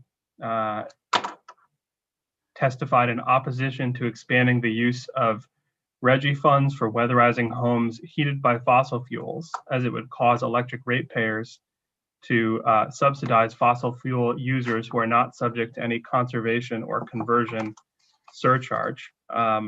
While not specified in those comments, I understand the IECG was primarily testifying in opposition to Section 4 of the bill. And the Efficiency Main Trust, in a similar vein, noted that the new language in Section 4 appears to suggest using electric efficiency procurement funds for weatherization projects that save unregulated fuels, such as heating oil and propane, as part of those consumers' total energy consumption. The principal purpose of those electric efficiency procurement funds, which are paid entirely by electricity ratepayers, is to increase the efficiency of electricity, in other words, electricity cost-saving measures.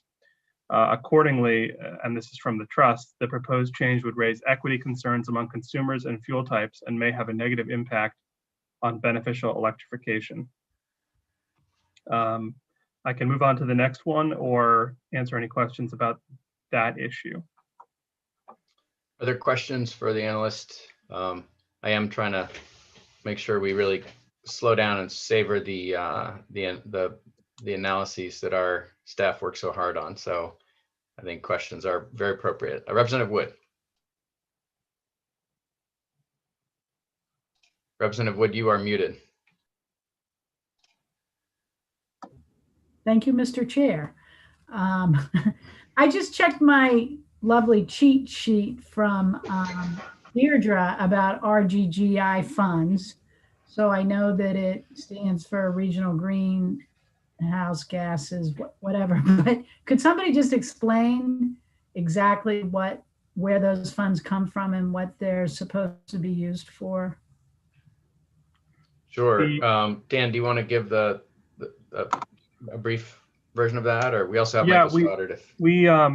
I'm sure that Mr. Stoddard could give a much more detailed explanation, but essentially RGGI is a regional greenhouse gas initiative of which the state of Maine is a participant, along with a number of other New England and Northeastern states. I'm not sure how many it is at this point. but essentially I believe it's a cap and trade program where states where polluters pay in based on the amount of pollution that they're producing, and there are caps imposed, and then states receive payments of those funds to be used for energy efficiency programs. And I understand a lot of the Efficiency Maine Trust funding comes from RGGI. And I'll just add that RGGI is a system that works within our electricity networks. It's part of our electricity market, not part of the unregulated fossil fuel market. Thank you.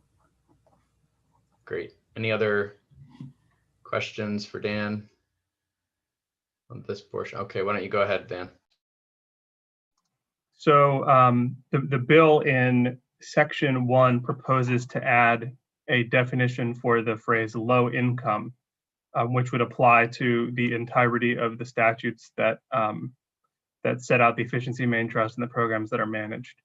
The Natural Resources Council of Maine suggested that the definition proposed in the bill could undermine existing low-income initiatives under the trust by imposing a potentially narrower definition than that currently used by the trust under certain programs. Accordingly, NRCM recommends either removing the definition or clarifying that the definition is a floor rather than a ceiling, and that the EMT may expand on it by rule. The trust similarly expressed concern with including a fixed definition for the term low income, as it would reduce its flexibility in administering multiple distinct programs with different definitions of what constitutes low income. I'd be happy to answer any questions about that portion of the testimony.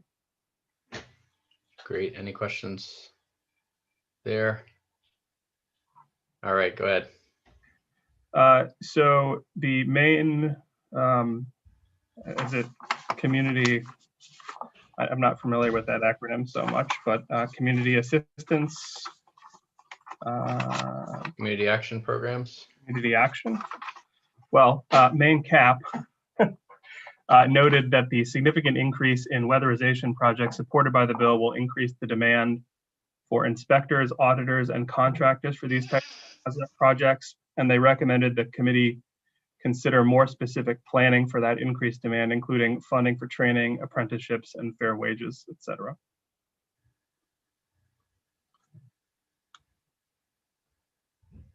And I suppose I can move on to the last comments here. The Governor's Energy Office suggests amending the bill in sections 2 and 7 to clarify that those specific number of homes and businesses to be weatherized, which I'd read earlier in the analysis, are additional. And so the current language in section 10104 4F2 that is repealed and replaced in section 2, which is substantively similar to that's replaced in section 7 of the bill. This is what's in the current law that's being replaced, reads, weatherizing substantially all homes whose owners or occupants are willing to participate in and share the cost of cost-effective home weatherization to a minimum standard of weatherization as defined by the trust by 2030. And so that language would be replaced with that specific language about the number of homes and the low income units. The trust provided similar comments suggesting the bill be amended to clarify a 2020 start date for the time frame in which those goals, those specific goals, are to be achieved so as to align with the climate action plan recommendations that I understand the goals are based on. We don't have any fiscal information yet, and I can answer any questions you have about anything I've discussed or the bill in general. Great. Okay. Any questions for Dan before we proceed to discussion? All right. Thank you, Dan, for that analysis. And at this time, I'll turn it to Representative Kessler. I think you had some updated thinking for us, Representative, as the sponsor. Thank you, Mr. Chair. Yes, I think I should just start with addressing some of the low-hanging fruit of the analysis here. I guess starting with the last one from the governor's energy office. I am absolutely in agreement with adding clarity about starting with that 2020 point and inserting the word additional. That was really the intent of the language. So making that specific clarification is great. Going back to number 2 about the definition of low income, the intent was for that to be the floor. And so if Efficiency Maine is able to come up with more ways to include more people in that program, I'm absolutely in support of that. So amending the bill to that suggestion would be great. The issue of using the electricity ratepayer funds, this is really just this bill is just a symptom of the real problem that needs to be addressed, which is that this particular fund, the Weatherization and Heating Fuels Fund, does not have a sustainable, steady funding source to the level that is required to meet these goals. And as you all may know, we have a couple of weatherization bond bills that were just heard in AFA yesterday. That would be a short-term fix. There's still a lack of clarity on the American Rescue Plan funds as to what extent that can be used for weatherization. But again, that's a short-term fix. And so we need to fix this. Speaking to the part 3 about demand for services and needing more auditors and installers and such. In my conversations with the weatherization contractor community, really one of the things that has not been on our radar as policymakers is that these guys need support in training a workforce and investing in equipment to meet this challenge.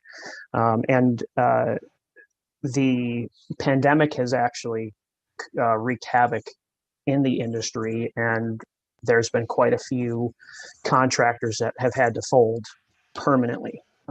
So we have less people now than we did last year to do the job. So there's an increased need for funding. In particular, in this weatherization fund statute, some of the funds can be used for training or certification of auditors, installers, and all that. We need to make that a priority moving forward. So that just pegs the question of, and I would like to pose this question through the chair to my Republican colleagues on the committee, having this discussion of what ideas do you have to fund this sustainably and to the level that is required. So just to clarify, Representative Kessler, you're asking to pose a question through the chair regarding funding for weatherization? Correct. Yep. Is there anyone wishing to take Representative Kessler up on that question?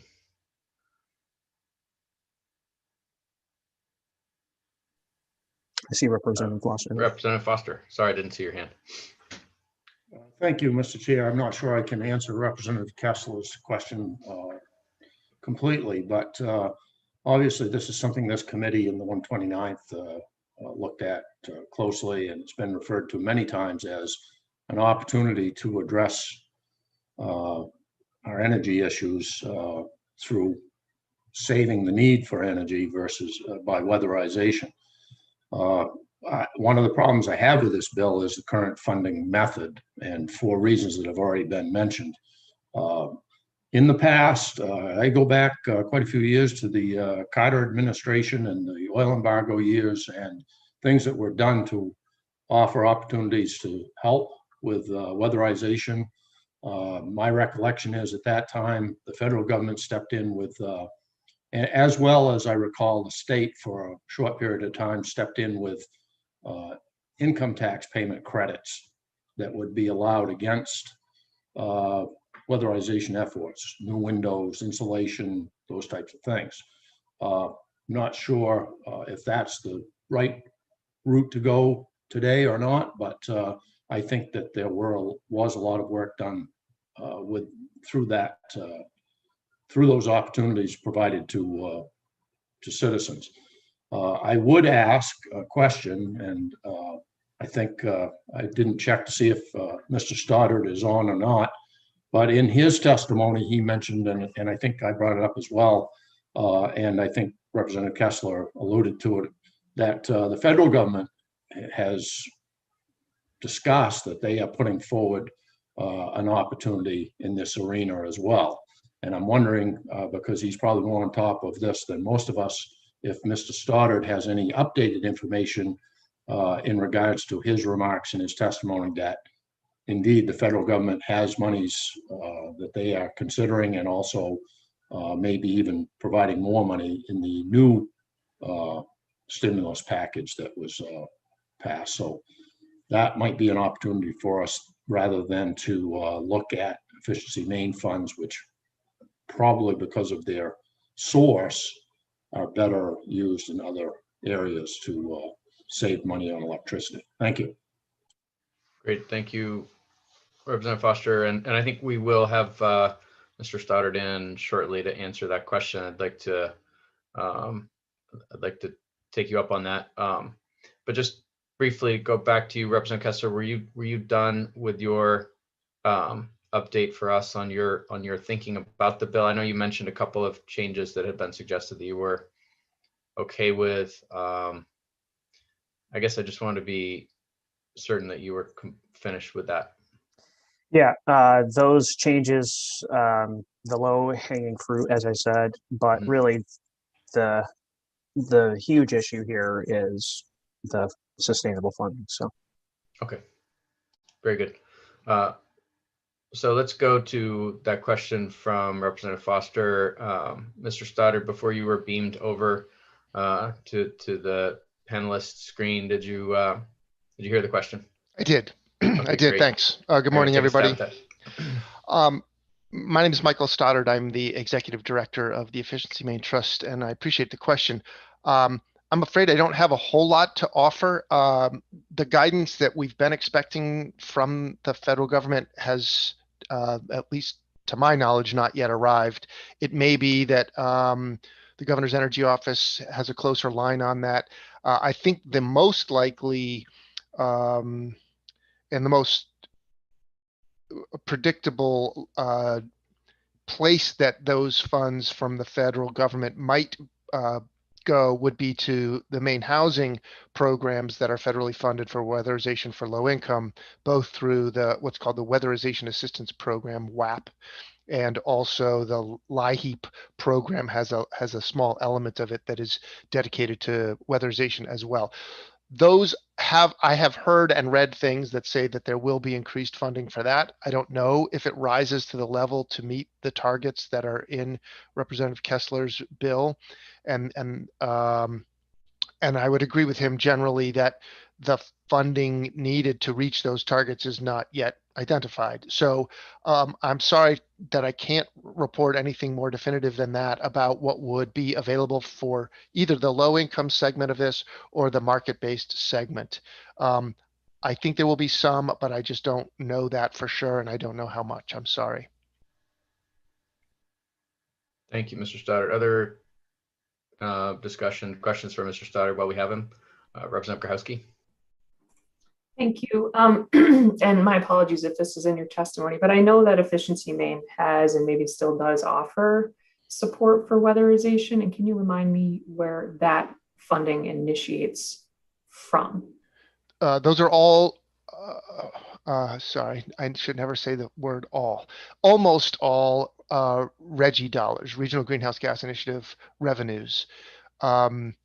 There's a little bit of funding from settlement of the MPRP transmission line case from over 10 years ago that goes to low-income customers, $300,000 a year. And we've been putting about $3.5 million a year into the weatherization, the market-based weatherization from RGGI dollars. Any follow-up on that, Representative Grahowski? Yes, thank you. In that $3.5 million that's already coming from RGGI, like what % of the total RGGI dollars is that? A third to a quarter.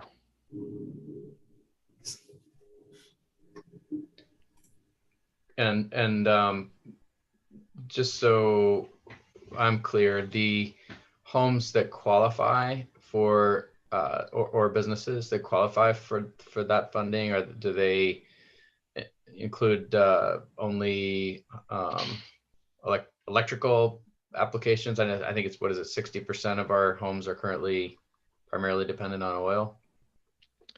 So are they eligible? Oh yeah, they're all eligible for that. All homes in Maine are eligible for that particular program and that funding source. Great. Representative Kessler, I think I saw you next. Thank you. Good morning, Michael. Could you remind us how, in order to hit the Climate Council goals, how much money per year we're going to need to do that? Well, as you may recall from my testimony yesterday in front of Appropriations about the bonds, I'm ballparking that we would need an additional $5 million a year for market-based and about $7.5 million a year for low income. You pretty much have to pay the full price of a low income weatherization for homes that have such limited income that they don't have the funds available to do these projects. And so that's pretty much how the Maine Housing and CAP administered programs have worked. And so you're looking at a ballpark price tag with administrative costs and so forth, delivery costs of about 10,000. I mean, real round numbers. You're looking at about $10,000 per home for low income. And we've been offering about $3,500 per home for a market-based project, which is often around a third to a half of the project cost. I think given what you were observing in your introduction to this bill about how this particular market has been hit by the pandemic and other economic factors, if we want to double the rate of weatherizations in the state, we probably will need to increase the available subsidies a bit to get people's attention and make it more lucrative and more desirable for contractors to move into this space. So we have sufficient workforce capacity. So I don't know what those exact numbers are, but for budgeting purpose, I was guesstimating about $5,000 per home. So to double what we've been doing, I'm saying 5 million, ballpark 5 million a year for additional on top of the 3.5 that I mentioned to Representative Grahowski for market-based, and another 7.5 million a year for low income. Any follow up there, Representative Kessler? Not on this particular question. I'll defer to Representative Foster, and I'll have questions after. Okay, Representative Foster. Yes, thank you, Mr. Chair. Thank you, Director Stoddard, for being here. I'm curious as to your opinion. You mentioned a couple of housing programs or entities that, government entities that would already have programs or might be getting these federal dollars. I think also some of the regional CAP programs offer similar opportunities for citizens, homeowners. I want to be careful how I phrase this, but would you think that it would be better for those type of entities to handle a program such as weatherization of homes rather than Efficiency Maine handling that going forward, as I think they have already in the past? Just curious of your thoughts on that and whether we should add that to you or wait and see what happens with their monies. Thank you. Yeah, thanks. It's a great question. And in our work with Maine Housing and the CAPS to coordinate, we wrestle with that issue quite a bit to figure out what's the most effective and efficient way to serve all these sectors. So I would, sitting here today, I would suggest that they should continue doing what they're doing. And by the way, when you say the CAPS, that is part of that whole delivery system. A lot of the money comes into Maine Housing. They're the fiscal agent from the federal funds. They then pass it through to the CAPS. The CAPS may get funds from other, charitable sources or other places within the community, but I think this constitutes the bulk of their funding for weatherization. So when I say either the CAPS or Maine Housing, it's sort of interchangeable, but I wouldn't suggest removing them from the equation of what you're talking about. And they provide a lot of other important services to those constituents that are not just about weatherization. As you know, they do a lot of intake, they do a lot of administrative work. So I think you can't just imagine unplugging one group and putting us in there to replace it. That wouldn't, I don't think it would be nearly that easy. But I also want to make clear that Efficiency Maine does have the capability to provide program services to low and lower and moderate income households. So we've tried to find ways to complement what Maine Housing and the CAPS are doing. And I'm not saying this is the only way that we could do it, but what we've done in the past is we know that Maine Housing and the CAPS are focusing on the neediest, and they have traditionally only had enough funds to serve for weatherization to serve a few hundred, 500 plus or minus 500 to 700 homes per year. And we know that there are 40,000 homes that are signed up for LIHEAP. So to say that they're doing 500 to 700 a year tells you that it's a small fraction of the total universe. And that's just the people who signed up for LIHEAP. There are certainly many more households in Maine that would qualify, but for whatever reasons have not opted to sign up for LIHEAP and haven't gone through the process.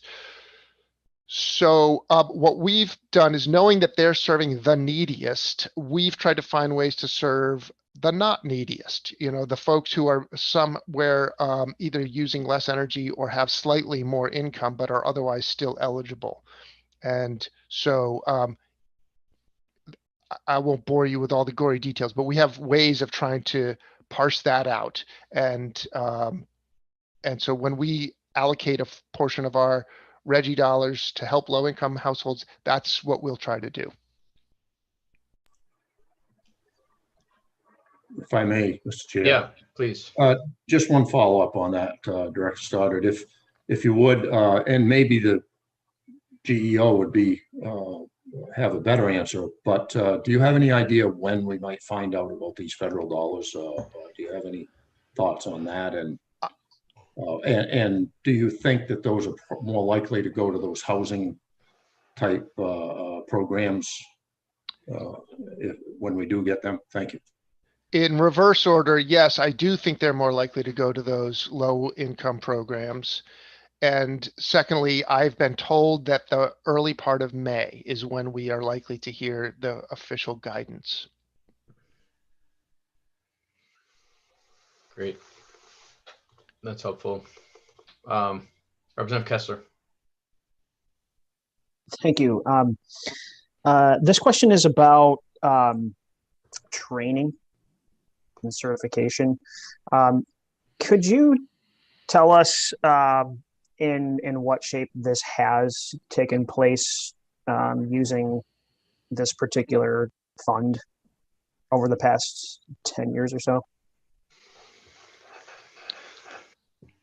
Well, when we started in 2010, we had a whole bunch of federal funds from the federal stimulus, the ERA funds.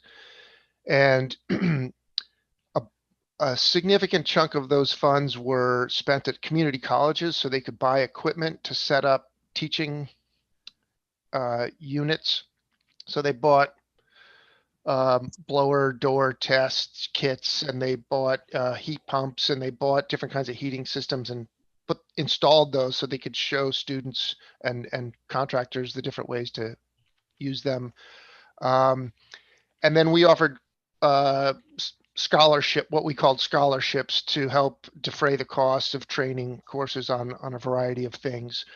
What we found once we got over that initial hump of ramping up to meet these newly established programs was that the growth was steady and slow enough that there wasn't really a call for continued program funding from us for training, for weatherization. It was, as long as we could use and focus our funds to drive demand for weatherization, that was sufficient for the competing businesses, the small businessmen and women who run these weatherization businesses, to make their own judgments about whether they should buy another truck or buy an insulation equipment or or hire new staff and get them trained up. And so the business sector really took on that responsibility of figuring out what training was needed, how much to apprentice people, and if they did, they would, get those folks scheduled into one of the community colleges or one of the other training courses to get the appropriate training. So we kind of stepped back from that at that point. I don't remember when that was, but in the early part of the decade. That's a follow-up question. Yep. So what I have experienced in the whole training, environment right now, and for the committee's information. So in order for weatherization contractors to participate in efficiency mains programs, they have to have a Building Performance Institute certified person to do the testing at the house. In the state right now, we have basically 2 people in the whole state that are actually administering trainings through BPI. And there just has not been that training infrastructure over the past few years to really meet the needs of the contractors. It's very hard to schedule tests and all of the stuff that's involved. So when it comes to what the contractors are telling me, that they don't need increased rebates to drive demand to encourage them to hire and train more. They need it to happen in the opposite order, where they want to hire and train now so they can adequately meet current demand, and then grow. Would we or would you be able to come up with like a grant program or like an apprenticeship program, or a grant program where they can invest in equipment without a legislative directive to do that?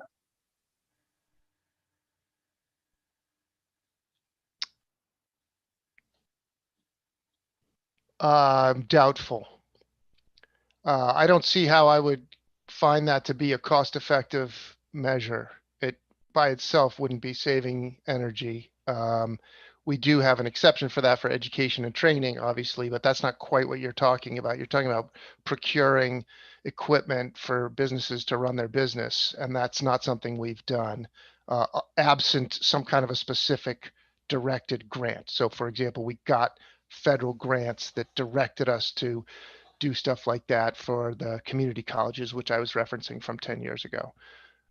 So that's a stretch, I would say. And so I don't think we would do that without a directive to do so. May I ask another clarifying question? You may, and then I have Thank one. Okay. So I'm just looking at the statute and that part 2 or section 2, part B, where it says funds from the fund may be used only for programs that provide cost-effective heating fuel efficiency.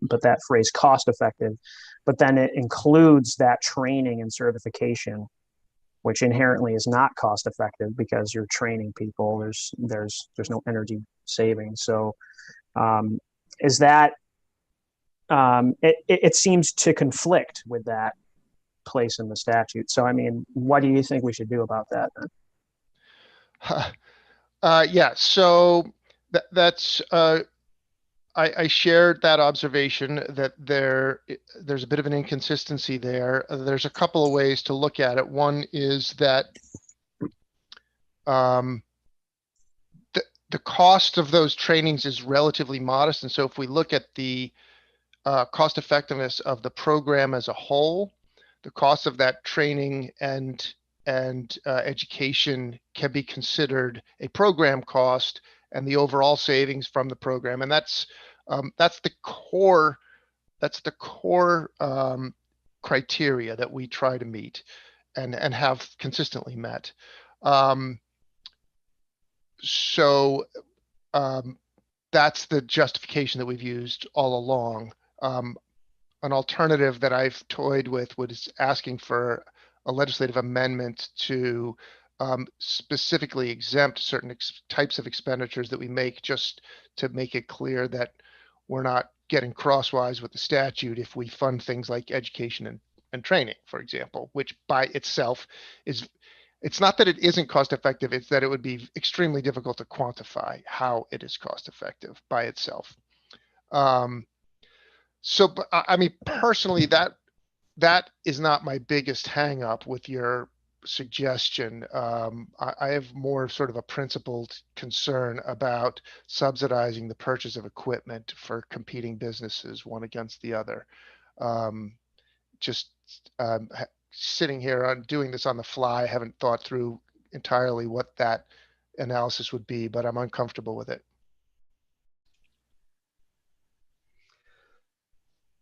Mr. Stoddard, I think we all understand the problem that this bill is trying to solve, and would really like to solve it, and we have struggled for years. And you know, it's challenging because weatherization is so clearly cost effective, but we don't, if it's not inside of our electricity economy, then it's not sort of easy to quantify and capture the savings to electrical system, electrical ratepayers, and in fact, there may not be a benefit there. So,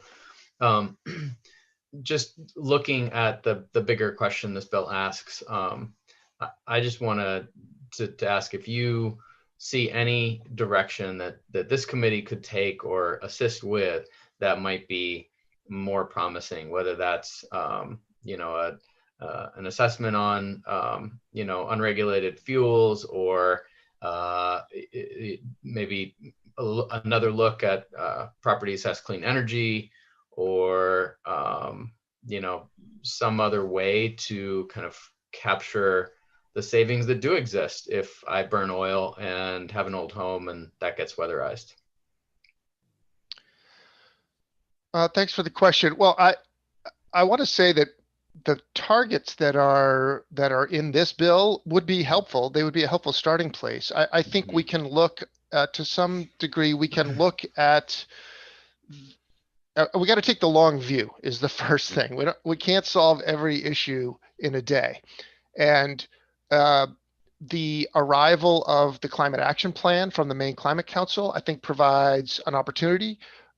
There's a whole bunch of recommendations in there. We don't have to do them all on the first day, but I think we should pick away at them. And I think establishing these targets, which were the recommendations that came out of that plan, is an excellent starting point. I recognize that this is not the first time this conversation has been held. We've been having it on and off since the mid to early 2000s, when the price of oil grew 300% over the course of maybe 3 or 4 years. And it was a wake-up call to everybody that our economy was really exposed to this one particular fuel and the price of it. And that was before we were so focused on other elements of that fuel, like the carbon footprint of it. So we've been wrestling with it for quite a while, but I think this is a chance to take another look at it. And but I don't think we're quite ready to figure out exactly how to do that. And I think the arrival of these federal funds, they could be so significant in size that it will really influence these kinds of hard questions you're wrestling with, which is how do we pay for this over time? So I guess I would counsel a bit of patience and continued diligence. Representative Kessler's been really dogged in his pursuit of trying to figure out how we handle this, how we deal with this, and I commend him for that. I think, and Representative Foster mentions various kinds of tax credits. Those could really help. There are some on the books. They're modest, but I think for the folks who pay taxes, that's going to prove and may get more attractive with more progressively more significant tax credits could be available for some of these things. So I'm not always a fan of wait and see, but I do think that's an appropriate posture, but we should just keep working on it. And got it. And if there were some monies that came from the federal government that were, significant for this purpose of weatherization, would it be possible to put them into a system where we essentially are priming the pump to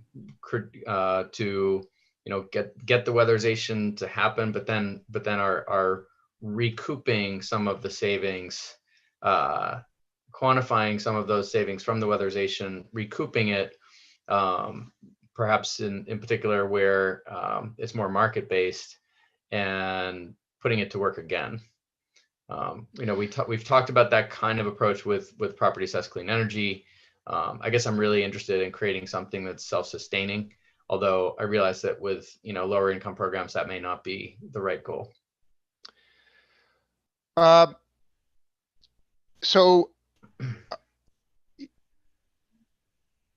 we do have a pretty good loan program. We were incredibly fortunate in 2010 to get a federal grant of $20 million, which is a really significant amount of capital. And we did exactly what you just said, which is we loaned it out. We didn't give it out.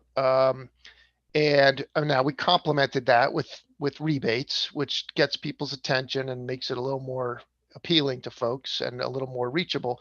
But we've loaned that money out twice now. We've put out more than $40 million to exactly these kinds of projects, and people are taking the savings and using it to pay back the loans.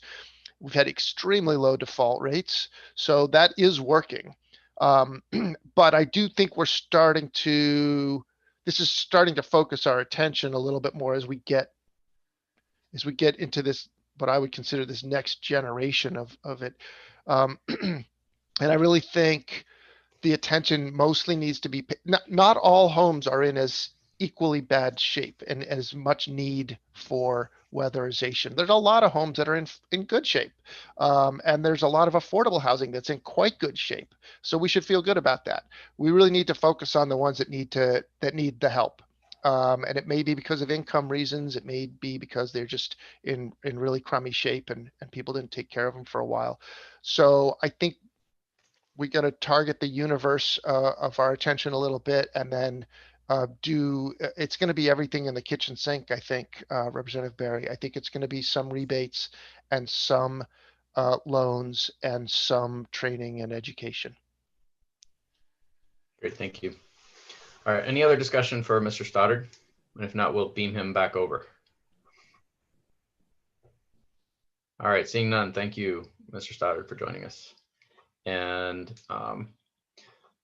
what is the pleasure of the committee? I guess I will just say for my own self that I agree with Representative Kessler that the portions of the bill that were suggested for amendment, the low-hanging fruit, as he suggested it, can be usefully amended. And the only part I'm just unable to vote for right now myself is the part that IECG also raised a concern about, the cross subsidy, if you will. So I'm certainly willing to support the bill without that piece and with those clarifications at this time. I think we will be hearing more from others, at the federal government, from Mr. Stoddard again about, and there's another bill. I think Representative Kessler, you've indicated there's another bill in another committee that we can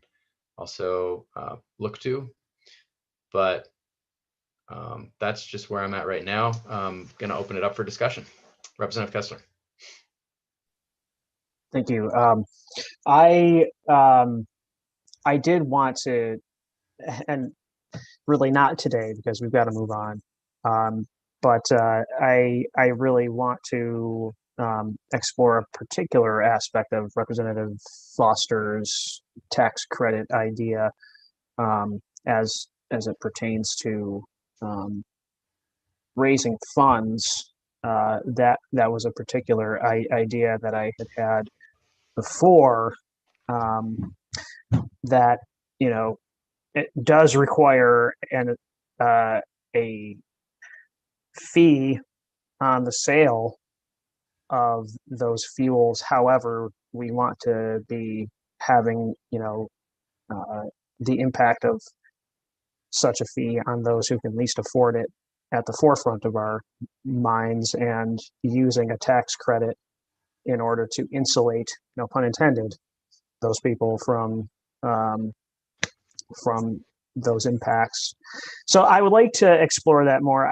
We need more time to talk about this, but if we were to pass the bill with just the low-hanging fruit, we would also have to amend the name of the bill to something else because we're not accelerating things. But I'll defer before I put in a motion to Representative Grahowski. Great, thank you.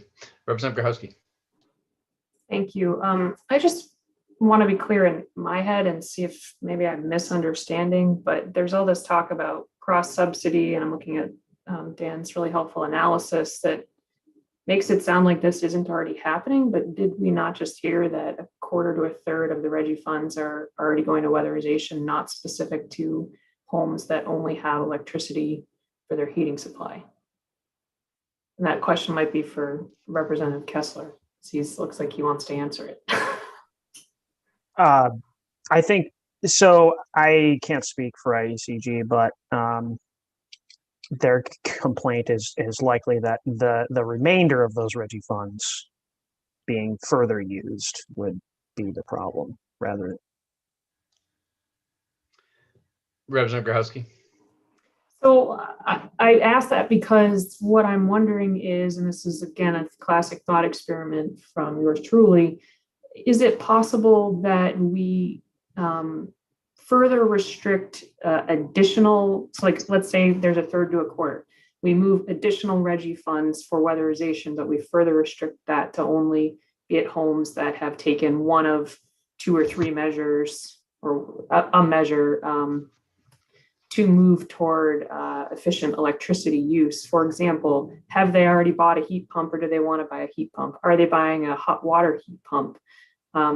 Maybe that's a way to find a middle ground here where we can move forward with weatherization, but we're saying we recognize that we're also trying to electrify, and we'd like to see these things paired up. I know in my own home, cost effectively, it made sense to weatherize first, and then I have a hot water heat pump, and I intend to go to heat pumps. And so maybe seeing that somebody's on a trajectory, toward electrification and less energy use, both of those things I think we value, would have merit. So I'm just tossing that out as a way to sort of confine where we could maybe go with this. Back to you, Representative Kessler. Thank you, Mr. Chair. It's a great idea, and it is one that has real world application already. Like, for example, in my home, I re-insulated and air sealed the attic and installed a heat pump. And the combination of those two are extremely effective. And there's lots of like very cookie cutter projects like that across the whole state. In the existing statute already for the Heating, Fuels, and Weatherization Fund, or Section 2C3, program designs can or may contain a plan for integrating delivery of heating, fuel efficiency, and weatherization measures with electric efficiency measures. So it's something that's already in the trust's charge to do. So we just need more money to do it. Right. And this is a problem of resource adequacy. There's no question about it. I completely agree with that. I also agree that there is some cross subsidy right now. I think what I'm voicing is my concern that we not go further down that road, because I share the concern of the trust, and it was not just ICG, but also the Efficiency Main Trust, that voiced the concern about the possible negative impact on our beneficial electrification goals if we're effectively raising the price of electricity in order to lower the price of heating with oil. That's, I think, an outcome that most of us would not want to see happen. Representative Kessler? Motion to table. Okay, it has been moved to table. Is there a second? Representative Stewart seconds the motion. Any discussion? All right, we'll proceed to a vote. And all those in favor? Thank you, Representative Grochowski, for reminding me that discussion is not allowed on a tabling motion. I read your lips. You were muted, but I read your lips. And that's unanimous, I believe. Any opposed? No. Okay, it's unanimous. So that bill is tabled. I think I hope the discussion today has moved us forward a little bit, and then we will be able to vote it next time we take it up. That brings us to LD 667, and this will be the last one that we take up before lunchtime. We'll start with the analysis. Take it away, Dan.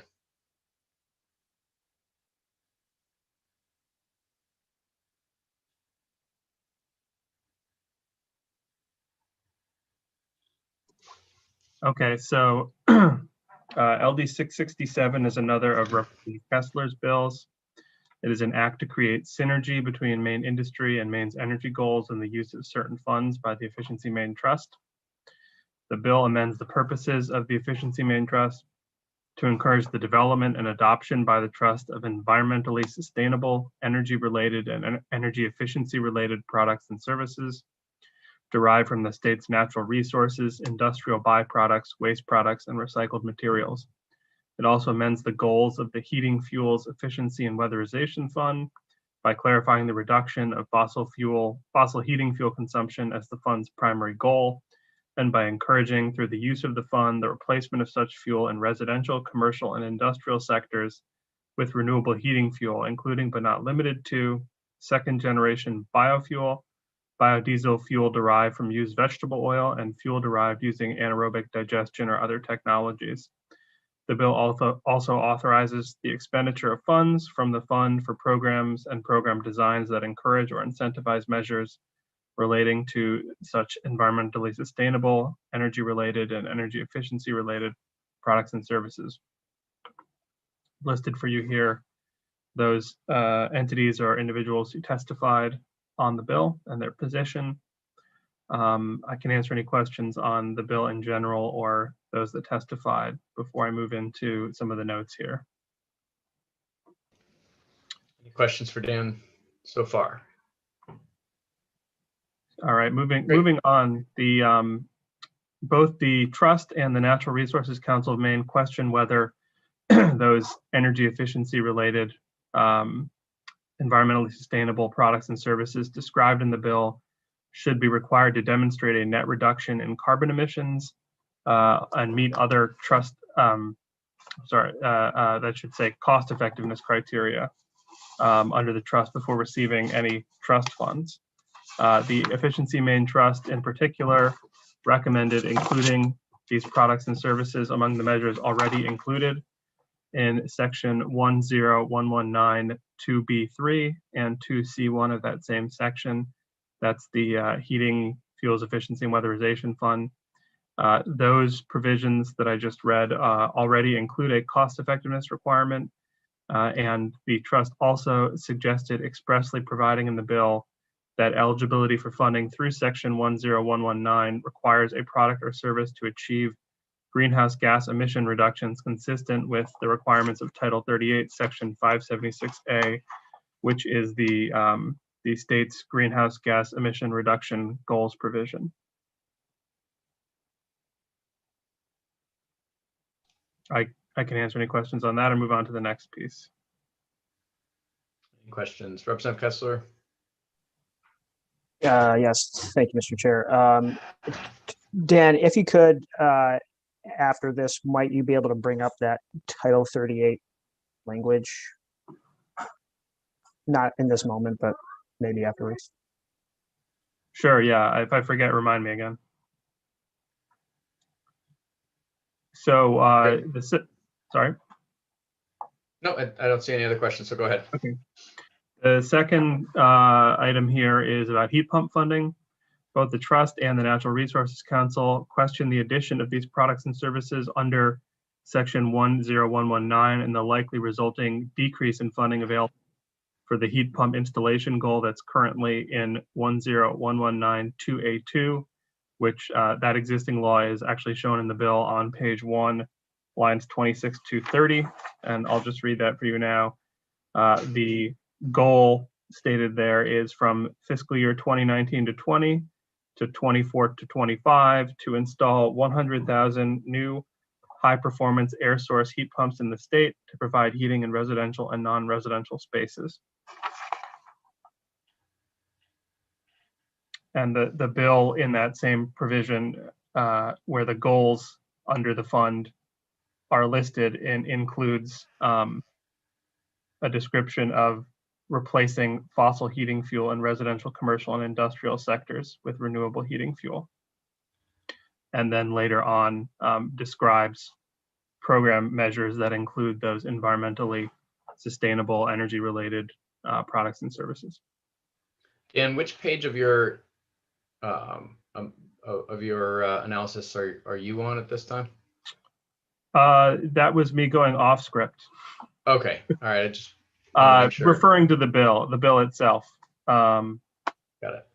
Because there are a number of changes made. We're talking about the heating fuels efficiency and weatherization fund. There's a number of changes made that are consistent with sort of the broader changes in the bill. Got it. So the IECG proposed an amendment to the bill, which they submitted in their testimony. I did not attach that, but it's available on the electronic LV file.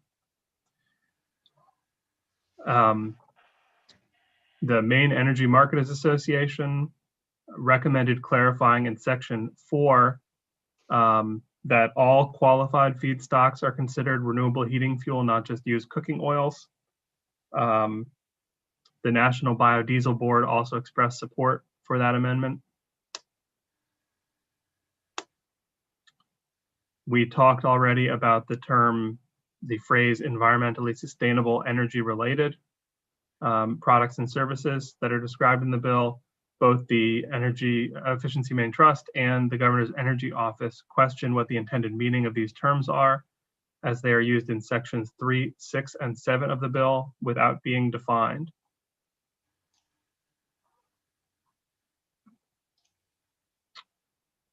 The bill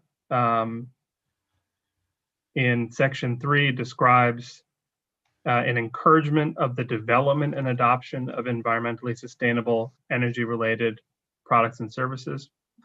The trust question whether the use of trust funds for the development of those products and services would involve any determination of cost effectiveness or involve the consideration of any other set of particular criteria, noting that there would be significant risk involved with the use of trust funds at the product or service development stage. I've noted here that the one aspect of the IECG amendment was to strike the term development from section 3 of the bill. And then I know I've already touched on it before, those changes in section 4 of the bill that talk about renewable fuels. The trust in its testimony questioned whether the described categories of renewable heating fuels were intended to qualify as environmentally sustainable energy-related products, and if so, whether there were limits to that qualification, and questioned whether it was the intent to provide trust incentives directly for the production or consumption of renewable heating fuels, or for the equipment used by consumers to combust that fuel, or both. The trust noted that the use of trust funds to be paid directly to a producer or to a consumer to offset fuel costs directly would both represent departures from the existing incentives or programs managed by the trust. There's no fiscal information at this time, and I'd be happy to answer any questions.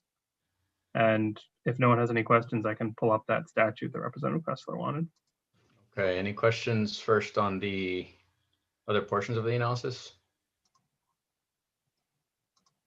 Okay, why don't you go ahead and do that then?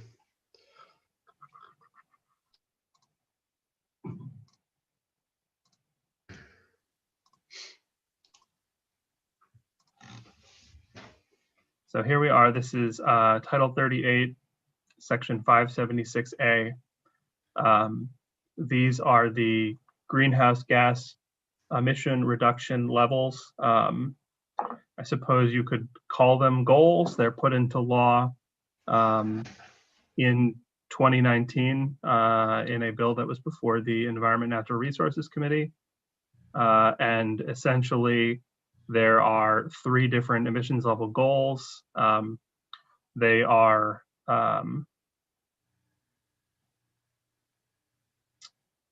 I believe, I don't have it, it's not in statute, but oh, there it is.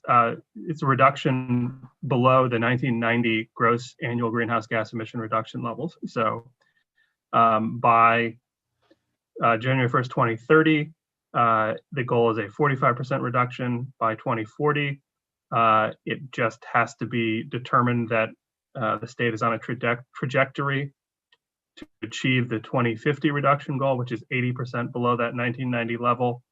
And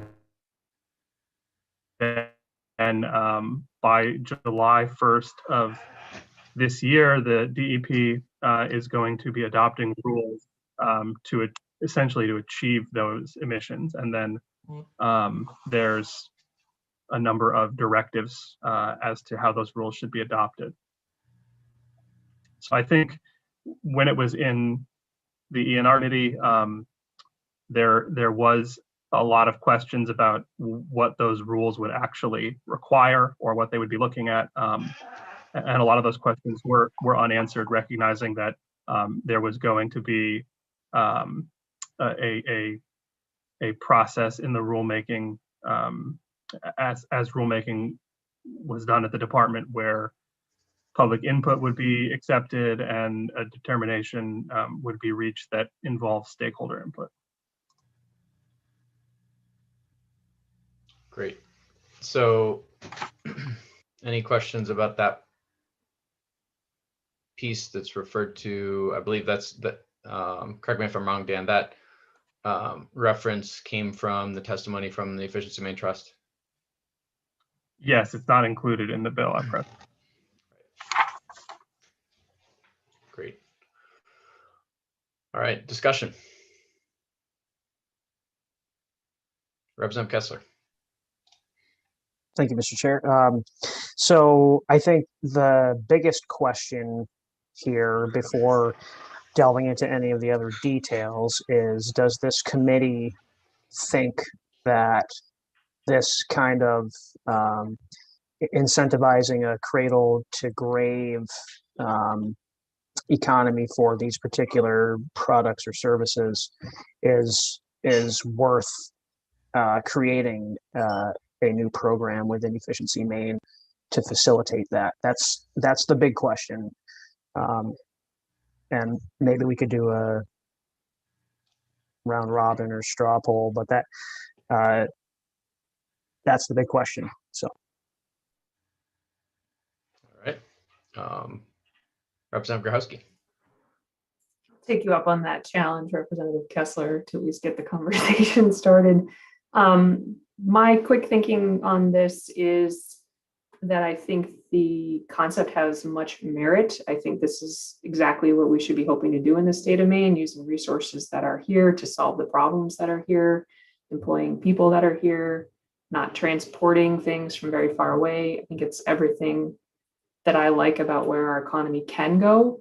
I wonder if Efficiency Maine Trust is the right home for it. It seems a little bit more at the R&D and early implementation phases, but I could be missing something there. So I want to help think. I know there was another bill that I think is aiming to put the University of Maine system at the center of coordinating these things, projects like this and others. There's maybe MTI. I mean, I almost think that we would benefit from hearing from like the IDEA committee, for instance, about what other creative places and programs we have in the state that could be the right home for it. So it's sort of a love the idea. I don't quite know how to do it. And I appreciate that you're trying to at least put a way forward to do it. And I hope we can think about how to get there. Great. Other discussion? I'll just say that I concur. I do think that the, a broader survey of, what we're doing currently to support this kind of work across the committees and across state government could be really useful. I think we certainly want to support, the forest product sector, for example, the research that's going on with advanced biofuels. I'm really interested in the gross emissions versus net emissions piece of that, and also cost effectiveness. I think,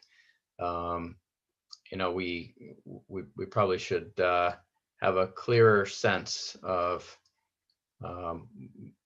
how this step would conform to our current cost effectiveness and emissions tests before we go too far down the pike on it. So I'm personally very interested in how we can support this work, but also I think there was some really important cautions from some of the stakeholders that we heard about in Dan's testimony. So I'm not ready to vote for it the way it is, Representative Kessler, but I guess I'm willing to give it a little more time, knowing again that we do have to vote some bills ASAP. And I want to report back to Senator Lawrence that we did a good job while he was away. Representative Kessler. Thank you. This really brings up the question about how we fund Efficiency Maine. Once again, there's there's one particular formula, the maximum achievable cost effectiveness test, but there are a lot of externalities that we are not capturing with the work that is done out there, or the work that can be done, including reductions in greenhouse gas emissions, and that is a state goal. And so I am wondering how we can include that in determining how much effort we put towards funding these programs. I'm wondering if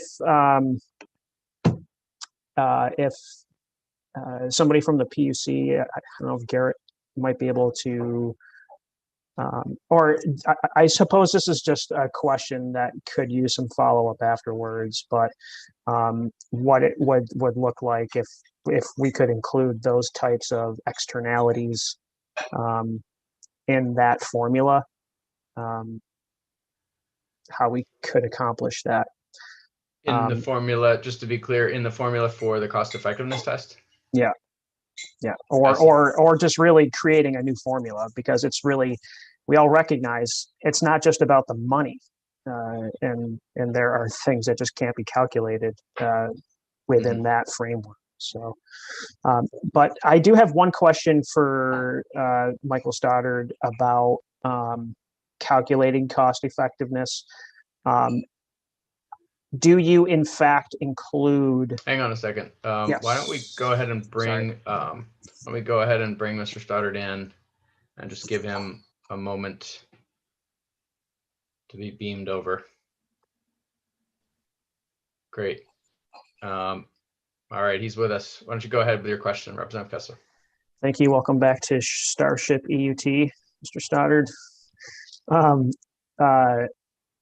So in calculating cost effectiveness, are you also able to calculate in impacts on local economies through job creation and the like?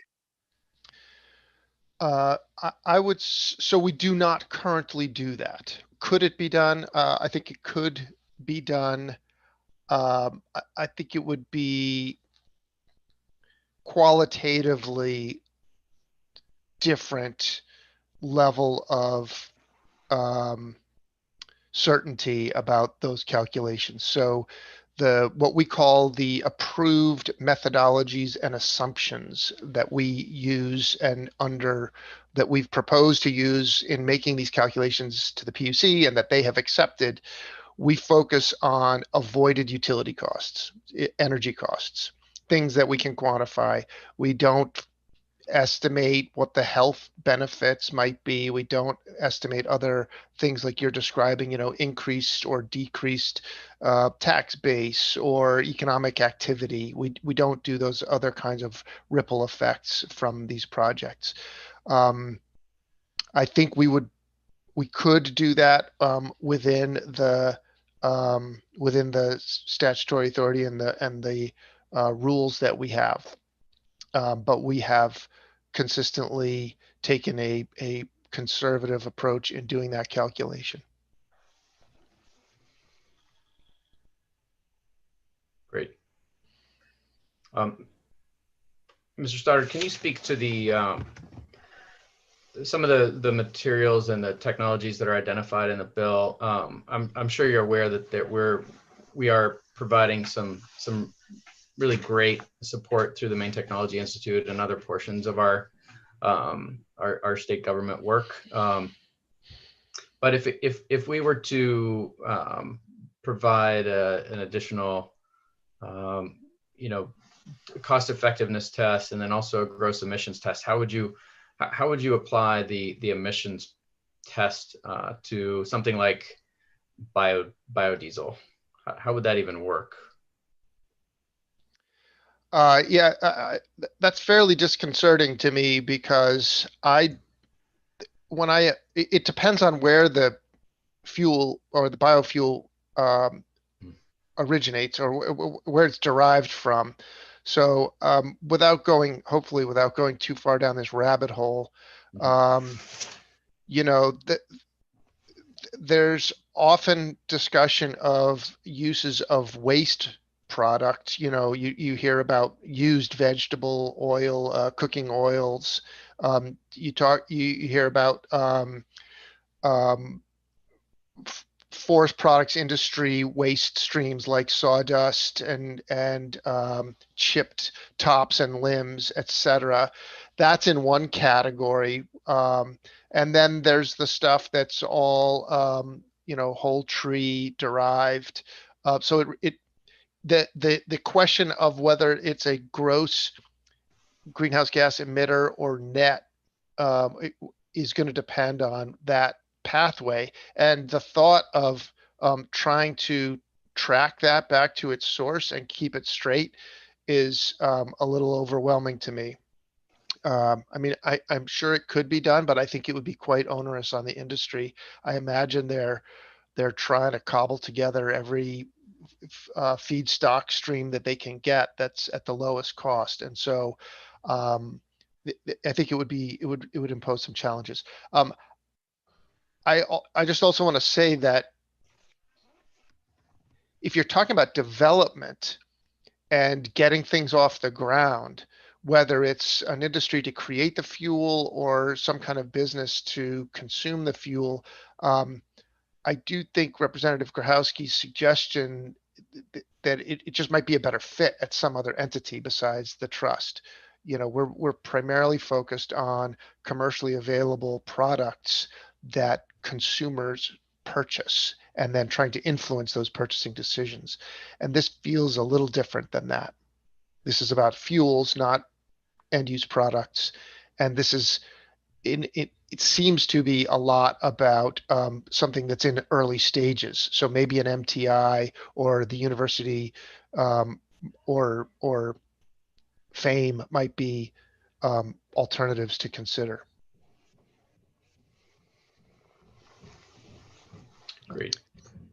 Thank you. And I don't think you really addressed the funding issue either, which seems to be kind of a threshold question. So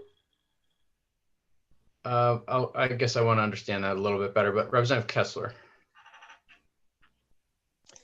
Yeah, in the interest of not wasting any more time, there's if we can't even figure out how to fund weatherization, we're not going to be figuring out how to create a new program.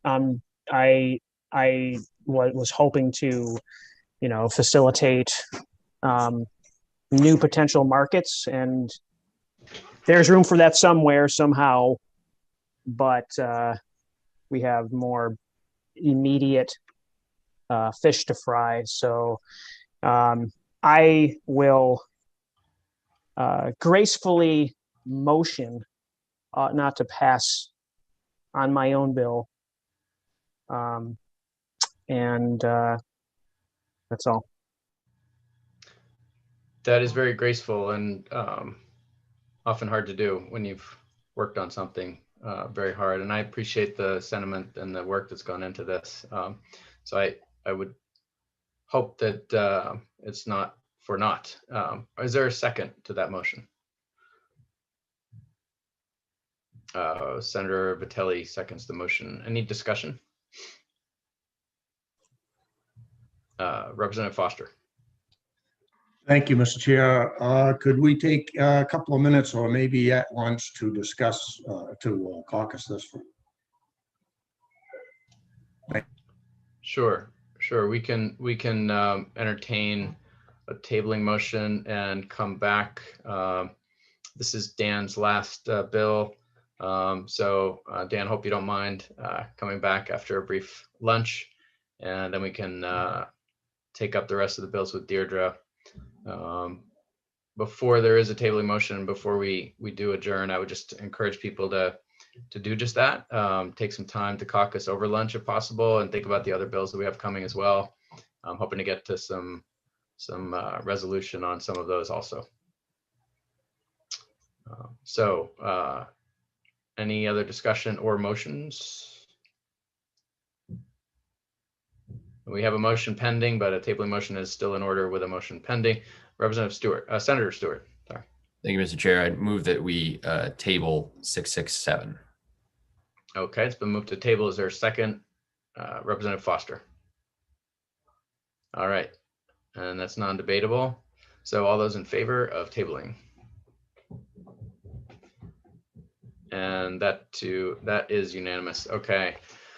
So we'll break for lunch. It is almost 12:30. Do folks think that a full hour for lunch and a caucus would be helpful to make sure that you have those discussions and we come back refreshed and ready to go for the afternoon? All right, great. So we will come back at 1:30 and I'll see you then. Please remember to turn off your audio and video.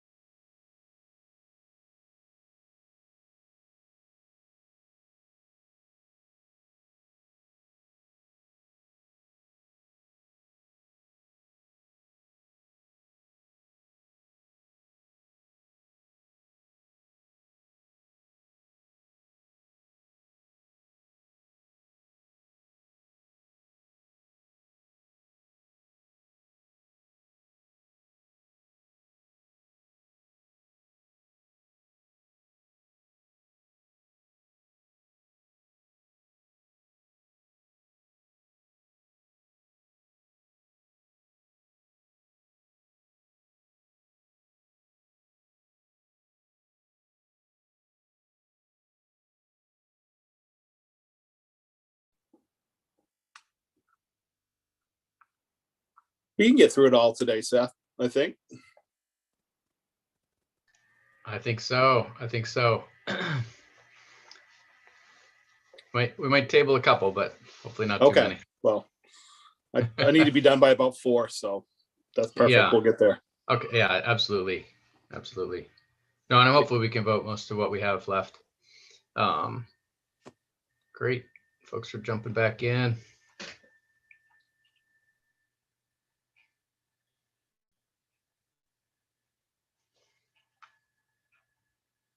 And Dan, remind me this is your last one, right? The one that we just tabled? Yes. Okay.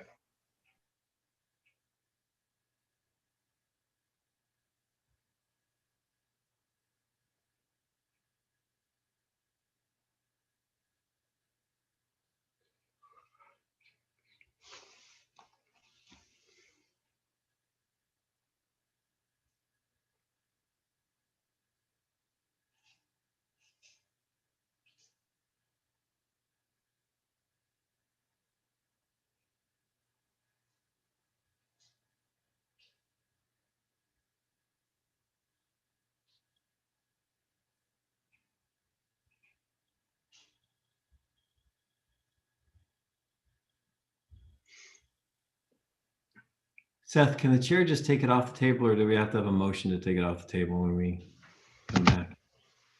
I think in this case, since it's not a new day, it would be best to have a motion to take it off the table.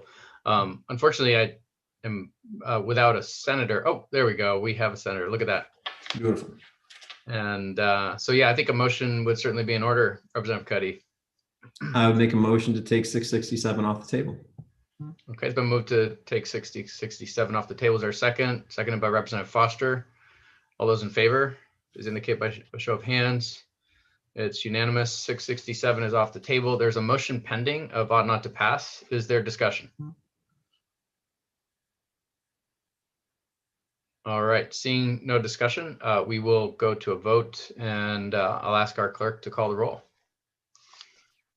All right, so the motion is ought not to pass on 667. We'll start with Senator Lawrence, who I believe is still absent. Senator Vitelli is also absent. Senator Stewart. No. Senator Stewart is a no. Do you have a motion to go along with that? We can, it'll be either ought to pass or ought to pass as amended. I need to clarify that real quick. But you can go ahead and call the rest of the roll and then we'll start. Representative Berry. Yes. Representative Berry is a yes. Representative Cuddy.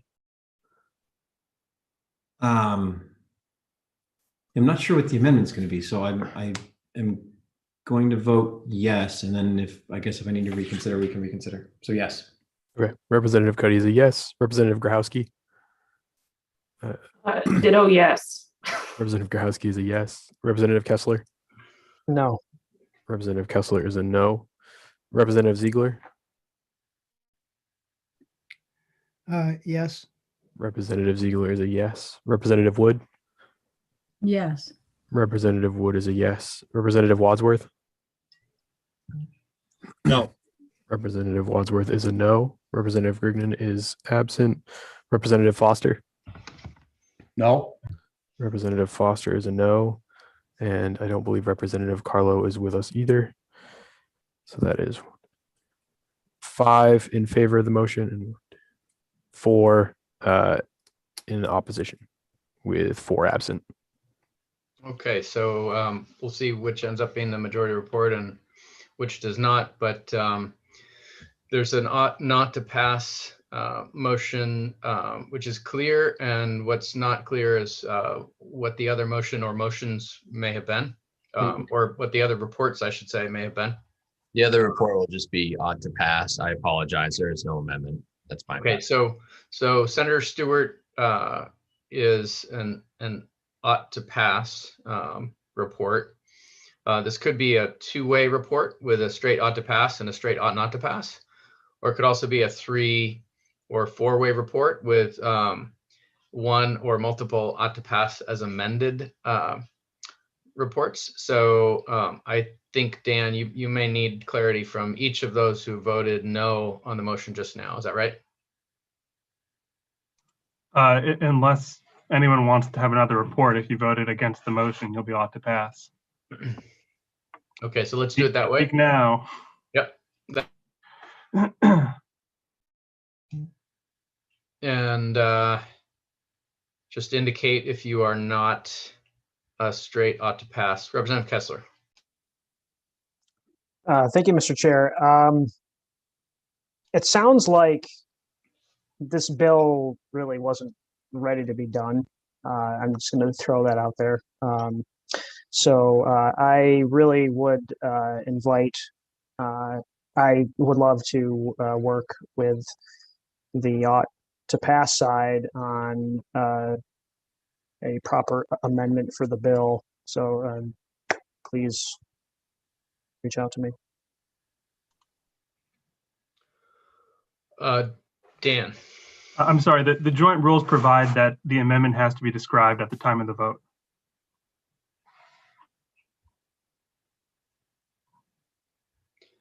So we will see how the vote comes down. There may be an opportunity, I suppose, at a language review or a briefing on the fiscal note to reconsider. But I would also just remind folks that you can also put in a floor amendment and have a new idea considered at that time. I'm not necessarily encouraging it, but it is an option. Dan, did you want to say anything? It's still not clear to me is Representative Kessler joining the ought to pass then? Representative Kessler.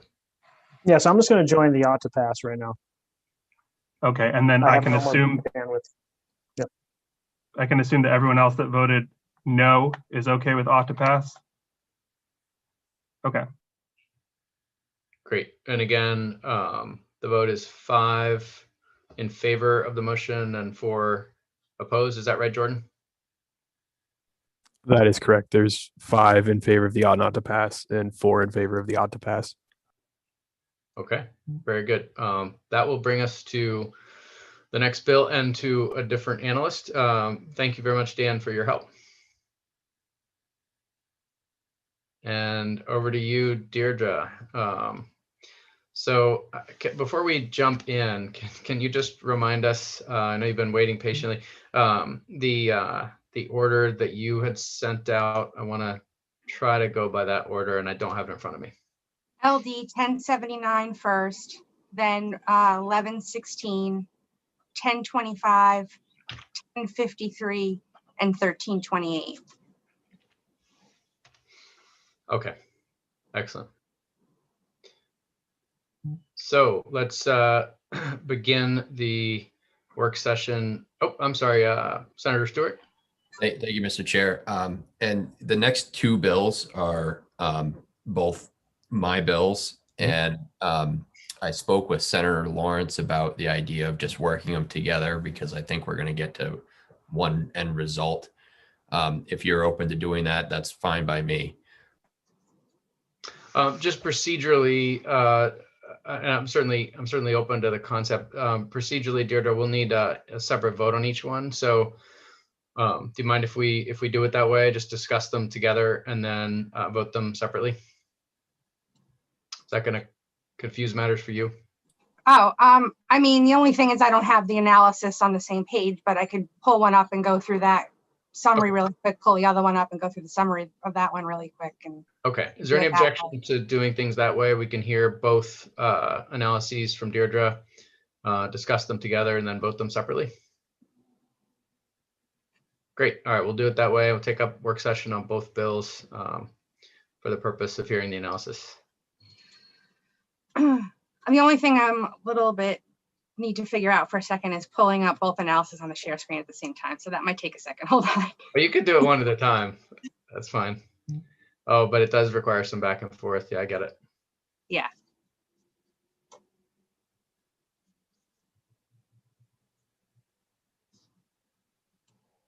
right.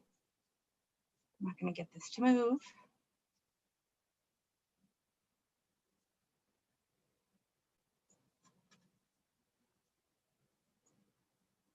Oh, it's right there. That's why.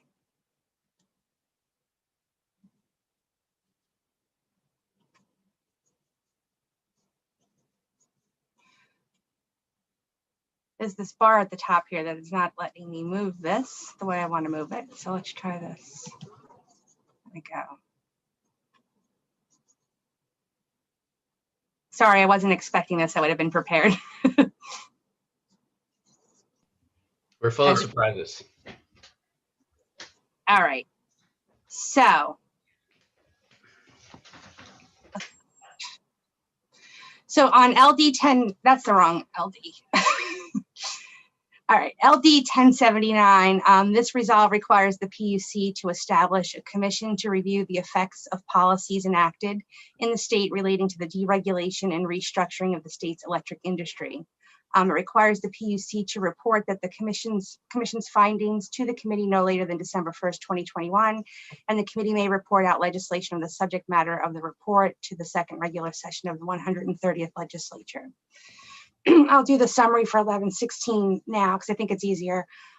This is also a resolve, and it directs the committee to hold at least 3 public hearings during the first regular session of the 130th legislature to hear testimony on lessons learned from the restructuring of Maine's electric utilities, the required divestiture of utility-owned generation, and the creation of ISO New England in 2000.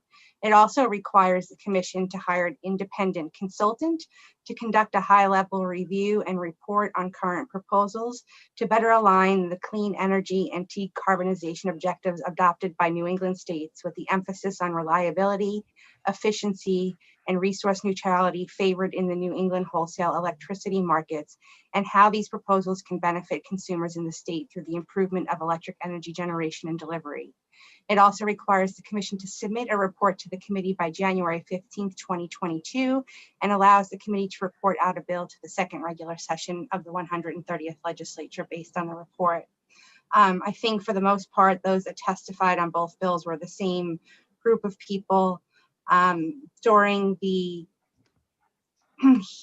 hearing and in the testimony, there were some possible amendment suggestions in testimony on LD 1079 from the Office of the Public Advocate, and that was just the committee may want to consider if moving forward to narrow the focus of the resolve by providing specific topics of study and perhaps even excluding topics where there may be overlap with ongoing commission dockets. There was an information request from Representative Foster on this bill to the PUC to supply the committee with a list of items the PUC might think would be valuable to look back on or helpful to consider. In context of 1116, in testimony, Melissa Winnie of the Governor's Energy Office noted that there were a number of ongoing planning efforts and studies related to the regional electricity grid and future grid management and market changes. The testimony includes a summary of a number of those efforts and ensure that the study required by the commission is not duplicative of existing initiatives at the regional level or preemptive of findings from the efforts described in testimony.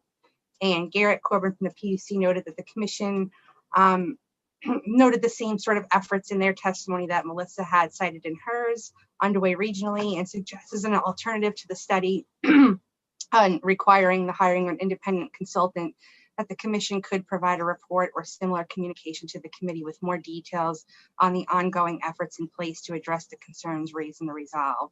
And I'll just note on 1116, it references holding 3 meetings during the first regular session of the legislature. Since that session's concluded, if moving forward, that would need to be amended.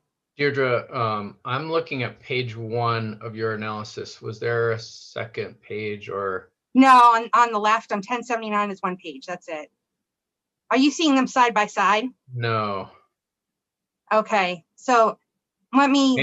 Maybe just 1 page at a time is better. All right, well, let me take down 1079 since you're obviously seeing that one. Hold on. I'm going to stop sharing this screen for a second. Okay. I see them both up there and it said share screen, so I thought you could see both of them. I apologize.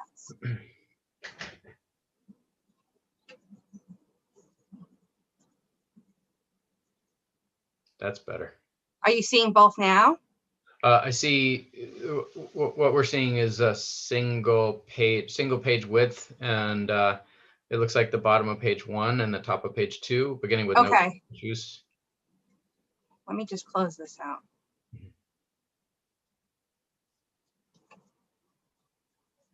So that was the second one. That was 1116, which you were not seeing before. Got it. And that was the one where there was a note, notations about ongoing planning efforts regionally. And then it was also the note in there about the text of the bill requires 3 meetings in the first regular session. And since that first regular session is concluded, if moving forward with something, that would just need to be amended. Mm-hmm. Okay. Can you just scroll up again to the those testifying in support and opposition? And thank you. That's helpful. It was basically the same cast of characters, I think. Yeah, I think the only difference is I think the governor's energy office did not testify on 1079. They only testified on 1116. Yeah. Okay. Otherwise, everybody else is the same.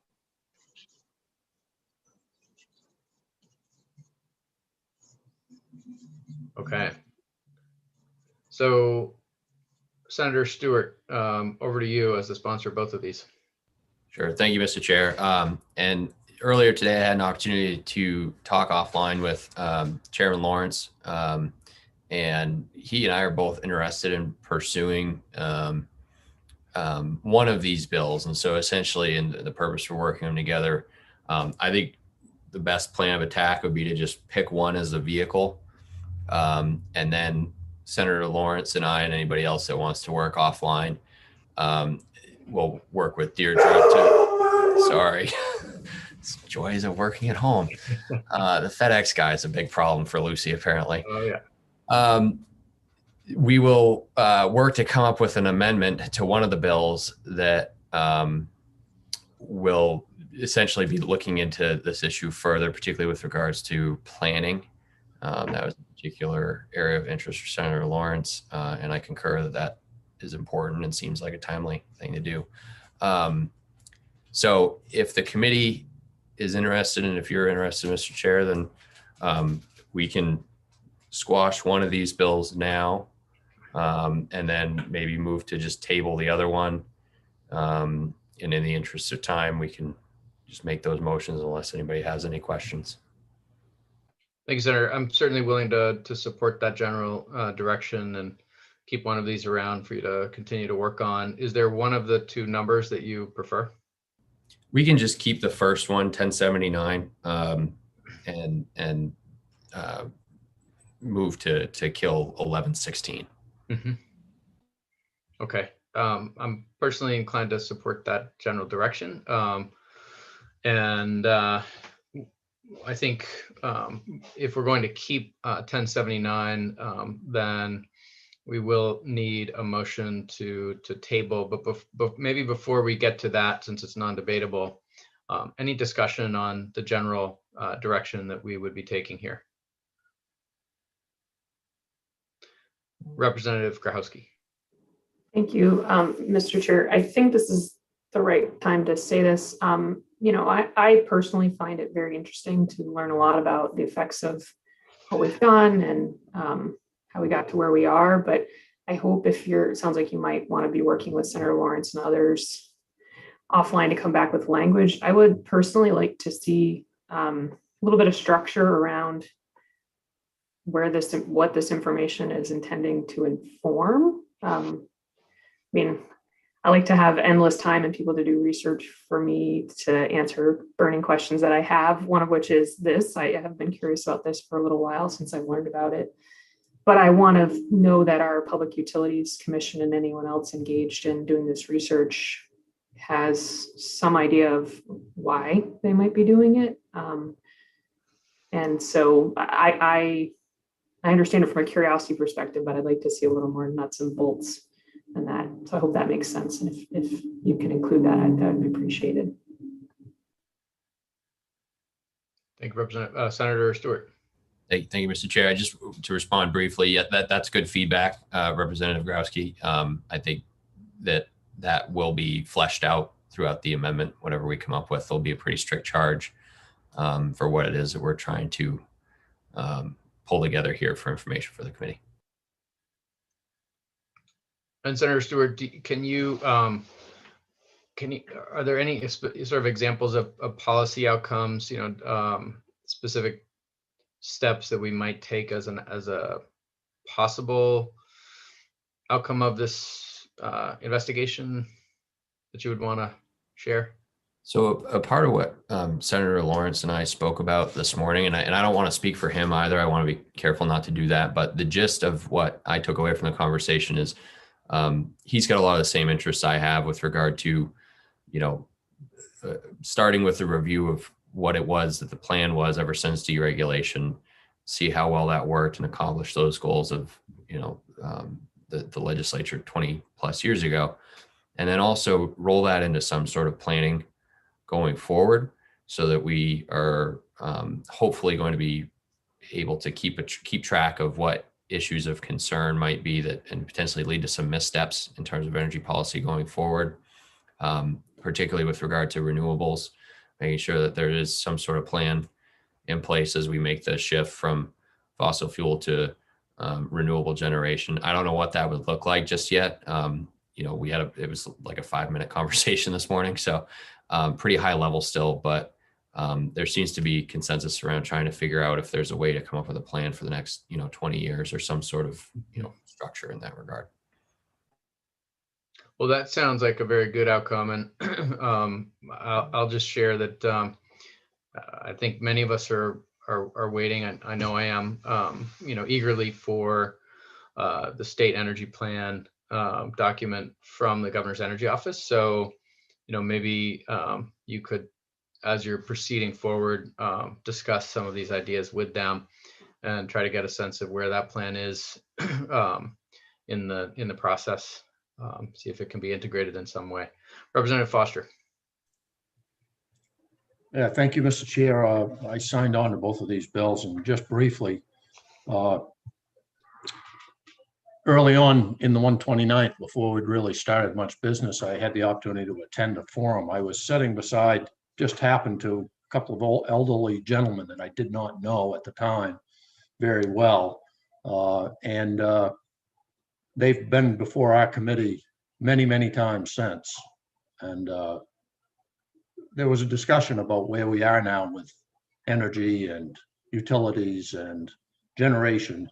And I mentioned, because I've grew up through the era and I'm quite familiar with a lot of what's going on in the generating end of things, that, I wonder sometimes if that whole deregulation was good for Maine or not good for Maine. Was it successful in what it was meant to do or not? And each of them said, you may be right. We might, because I said something like, maybe we would have been better off if we didn't know that. That aside, there are many reasons that it might be worthwhile to look at what the thoughts were at the time on how it could improve things in Maine, where it was successful and where it wasn't. As we look forward to now changing probably the energy structure in Maine for the next 30 years, if not as much as that move did, probably even more than it did. And I'll just give you one example. Before this committee, we've heard from a lot about microgrids. We've heard from the utilities who are restricted from any generation capacity, talking about not only the opportunity to maybe install some storage capacity, but also there are places where they might have an opportunity to invest in generating capacity. And that certainly is something that changed with the renewable energy legislation and discussions that have gone on long since deregulation. So that's just one area that maybe if we knew what the intent was, where it's worked, where it hasn't, where it's been successful, going forward, we may look at what kind of legislation would we propose to make sure that we either correct some issues, take advantage of others, or look ahead at what we are doing now to make sure that it is successful. So that was my reason for co-signing these bills.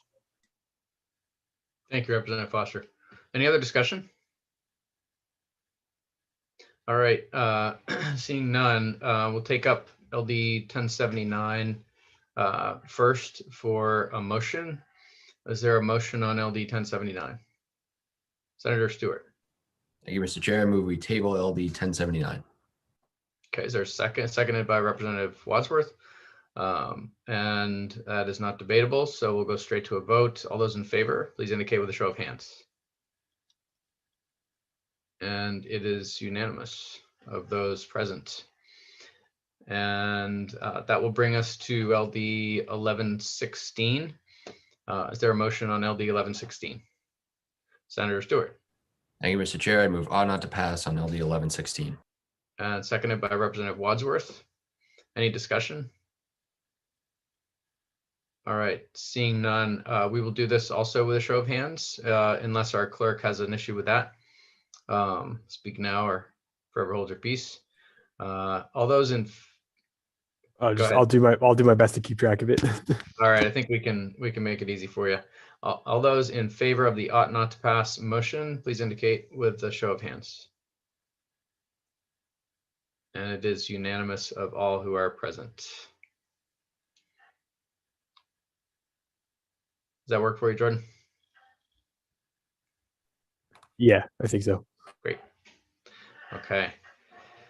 That will bring us to LD 1025. Thank you, Senator Stewart. That'll bring us to LD 1025, an act to allow a customer with a net energy billing arrangement to annually donate any used kilowatt hour credits. And we'll start with an analysis. Just one analysis this time. Jared. Yeah, that hopefully I can get it right this time. All right, there we go. So this bill allows not more than once per year a customer that has a net energy billing arrangement with a transmission and distribution utility to donate any unused kilowatt hour credits accumulated by that customer to another customer of the same transmission and distribution utility. It also requires the Public Utilities Commission to review Title 35A, Section 3209A, which is net energy billing law, and the PUC's Chapter 13 rule customer net energy billing to determine if it is unreasonably burdensome for a small number of residential customers of a transmission and distribution utility to create a shared financial interest in a distributed generation resource for the purposes of net energy billing, and to evaluate whether the rules regarding shared financial interest among a small number of residential customers only are clearly written and easy to understand.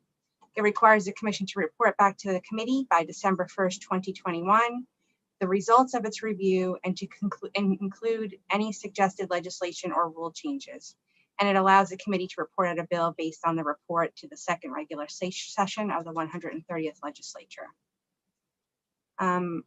Here is a list of those testifying at the public hearing.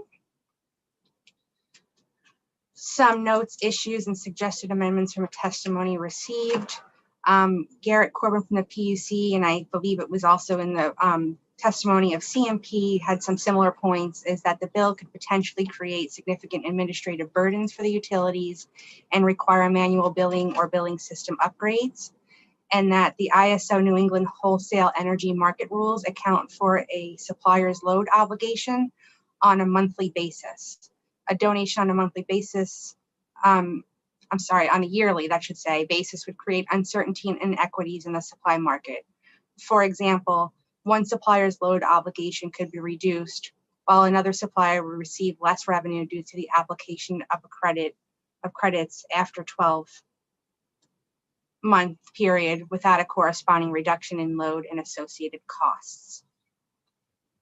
From CMP, they said that in their existing net energy billing standard form contracts, a net energy billing customer could designate a secondary account for credits when there is a surplus, and that surplus would be applied monthly. So it seems like from the testimony and some of the things that were said that this could be done on a monthly basis. It's the one-time yearly basis that maybe complicates things. Additionally, in the testimony, the public advocate suggested allowing customers to deposit unused credits into a joint account, which then could be allotted to customers facing economic hardship. So it would sort of be in this one existing account. The PUC also noted, if moving forward, clarify whether the intent is to allow for a donation to any residential or commercial account. Deb Hart from Derigo said remove section 1 of the bill and just direct the PUC to examine this issue. Peter Simmons said maybe easier to allow a net energy billing customer to designate an entity to receive excess power whenever that customer is about to lose it due to having exceeded the 1-year limit on banking. And Thomas Clack said eliminate the cap on how long a net energy billing customer can bank unused credits. And that may also incentivize net energy billing customers to further switch to electric solar power instead of relying on fossil fuels. And also stated that net energy billing customers should be able to have the option of receiving payment from their utility for the excess contributions to the grid.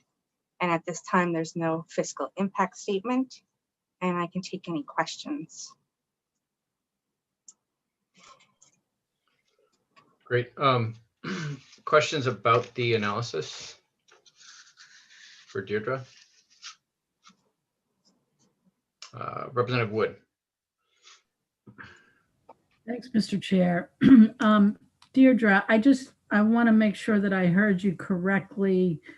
You were referring to Susan Clary's testimony, and she said that this already can be done, but the system is set up to do it monthly, not annually.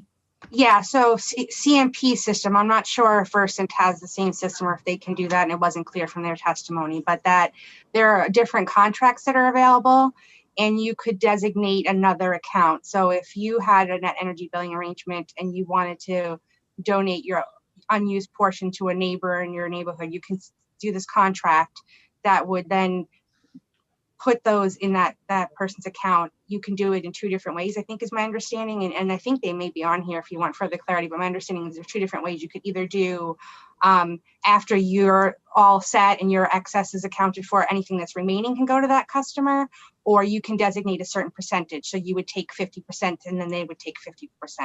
So that their system right now is currently capable of doing that, but it's done on a monthly basis, so a month to month. And there's different options for how you want to structure it. Thank you.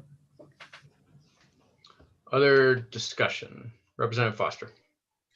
Thank you, Mr. Chair. So Deirdre, just to follow up on that, that account could also be that of a nonprofit organization or a charity, correct? Correct, yes. So you could, any charity you can do that with. I think all you would need is the account number of the person that you were going to be donating and your own account number, and then the contract. You would have to do a contract with the utility.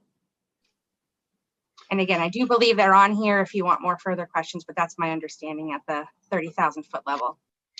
So just to clarify, because I think the discussion is taking us a little bit away from what the bill intended. The bill was not intended to try to replace what we already do have, where you can share your credits. I have solar on my roof. If I want to designate Representative Foster to receive any excess on a monthly basis, I can do that right now. What the bill is trying to solve is a problem of unused credits that are banked towards the end of the year. It's a bit like your end of year donations, charitable donations, where perhaps with an eye towards your tax liability, or in this case your expiring credits, you make some targeted donations.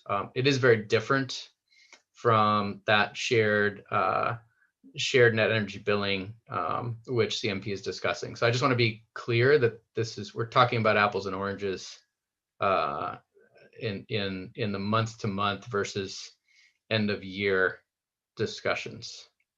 Representative Grahowski.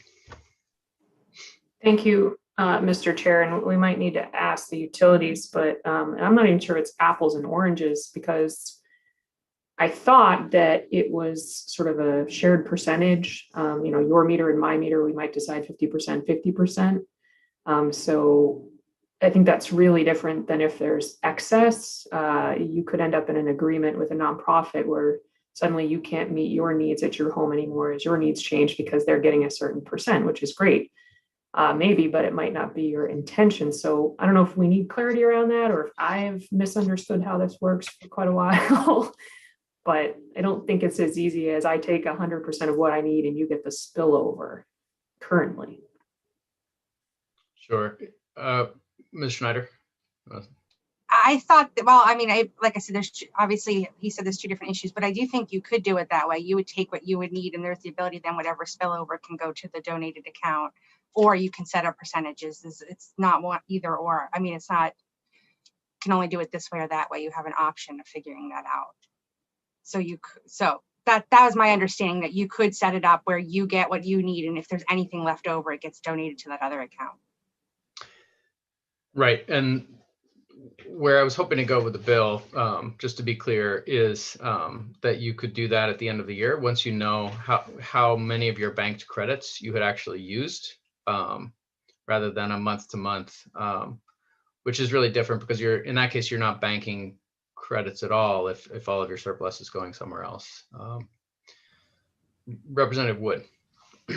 Thanks, Mr. Chair. Yeah, what you just said is, I think, where I was going from my limited knowledge of how all this works. With the net energy billing, you're banking credits every month. So if you don't use them, next month you might need them. So you really don't know, to your point, till the end of the year if you're going to have any excess. So that does make it very different. So I just wanted to clarify that I was thinking of that correctly. Absolutely. That's right. That's right. Thank you. So just to try to move us forward, this is the committee's bill at this point, but what I was hoping to accomplish, I think, was improved on by a couple of suggestions made by those who testified.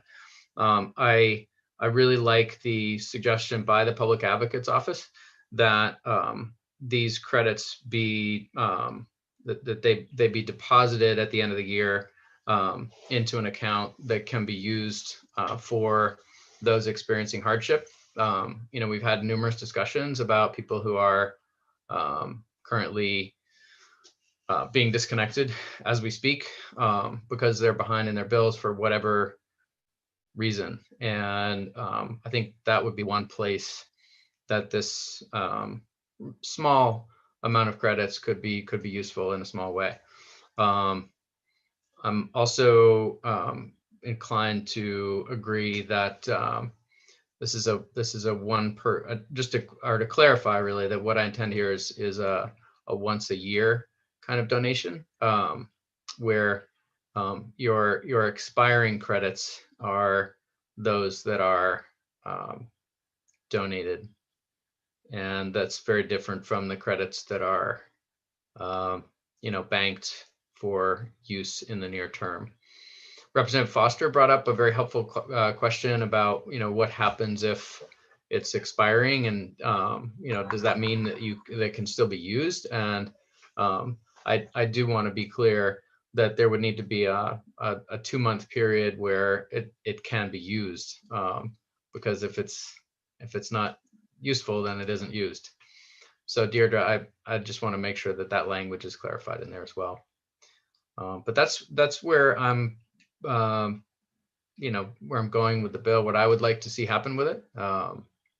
Just want to turn it over to the committee though, for further discussion, because I just want to be clear, it's everyone's bill now. Any discussion? Or a motion? Representative Foster. Thank you, Mr. Chair. Although I greatly appreciate the sponsors' good-heartedness and share in your concern for those folks that may find themselves in great assistance in maintaining their connection to the grid, which there are already in place quite a few different opportunities to help with that. I find that I have a problem with this bill in that the people who are able to take advantage of this through net energy billing are being subsidized by the other ratepayers. And my understanding is that if those credits are not used and they terminate at the end of the year, that those are funds that will not be charged to other ratepayers. In other words, they will go back into the system, if you will, unpaid. Therefore, some monies go back to all the other ratepayers. What in effect I real problem I have with this bill is that we're asking people who are subsidizing something with their hard-earned dollars to allow other folks who are benefiting from that to then, through charity, which is greatly appreciated, donate those at their will. And I don't think that that's quite where we want to go with this whole net energy billing issue. I do appreciate the fact that people can have spillover, if you will, or part of their account go to another customer, which may or may not be perceived as the same thing. But I think this would be a pretty sizable extension of that opportunity that I'm afraid I can't support. Thank you. Thank you, Representative Foster. Other discussion?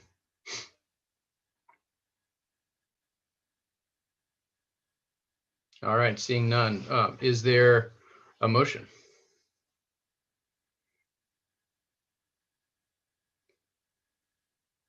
Representative Cuddy.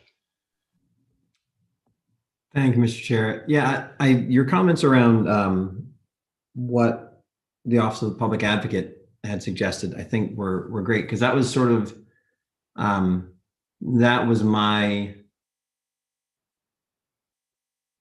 feeling in terms of a way that this can go. Like, I would love to see more awareness of the ability of people to donate on this monthly basis if people feel like doing that. But if there were a way toward the end that you could just dump excess credits into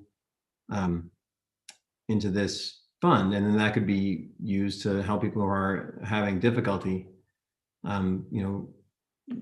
addressing Representative Foster's concerns. You'd have ratepayer money being used to benefit ratepayers, and it's a shifting, and I get that, and that may not be something that he's interested in either, but maybe he would be. I don't know. But there's a real benefit there. My recollection, and correct me if I'm wrong, is that the donation is not similar to a cash donation. You can't take those credits, don't come to you in terms of like a tax write-off or anything along those lines. It's just you give the extra credits over and somebody else is able to use them. So I would make a motion of ought to pass as amended, but I am completely clear that I'm not sure how to amend the bill to achieve what Mr. Hobbins was talking about. So I don't know if, Deirdre, if I need to work with you to get to where we need to be, or if I need to speak with Mr. Hobbins or whomever. I think if I understand your intent is to sort of follow what he suggested in his testimony, I can try to figure out the best way to draft that. I think it's clear what you're trying to achieve. Just off the top of my head, I couldn't tell you exactly how best to do that. Yeah, and I apologize for not being able to be more clear about it, but that the bill be amended so that individuals who have credits left over at the end of the year be able to deposit those credits into a fund, an hours bank, whatever you might call it, that can then be used to assist people who have monies that they owe to utilities. Deirdre. I guess my only a couple clarifying questions on that. I get the concept that it's basic level, but once all these things go in the fund and it's just sort of this general fund that all these credits roll into, how is that who's going to be charged and sort of designating where that money goes or how that money gets allotted outside of that fund? My suggestion would be that the public advocate do it. Yeah, if that's something that their office can do, that would, I think, be ideal. And would this apply in both for investor-owned utilities and for consumer-owned utilities? So all T&Ds, okay.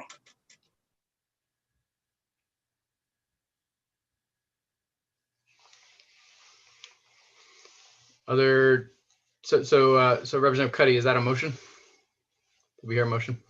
That is the motion. OTPA. Okay. All right, and Deirdre, is the motion clear enough? Yeah, I mean, I'm trying to think in my head how I'm doing it, but I get where you're going, so that's good. All right. Is there a second? seconded by Representative Ziegler, who I think, yep, he just wanted to make sure because he froze there with his hand halfway up. All right. Representative Wood was ready with the backup. Okay, so it's been seconded by Representative Ziegler. Any discussion? Deirdre? We don't have a senator. Oh, dear. Oh, there he is. There he is. All right.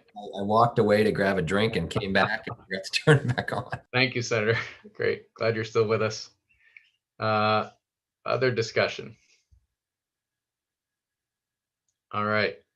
I will just make one observation of my own. I really appreciate Representative Foster what you laid out, and it's my understanding that there's not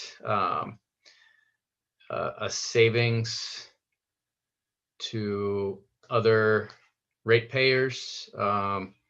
You know, when solar credits do expire, I think what we're really trying to do is not give people any extra money for having too big an array, but rather just make sure that these credits are not necessarily just accruing to the utility, but rather to folks that you know, are in need. And certainly, if the utility is credited and all of the value of the credits are being redistributed to other ratepayers as part of a rate making proceeding, then I would feel a little differently, but we have not heard that that's what's happening. So that's part of my reason for bringing the bill. But I agree with your general sentiments, your general values on this. I think we're trying to get the same thing done. So wherever this lands, appreciate your thinking. Other discussion? Representative Grochowski.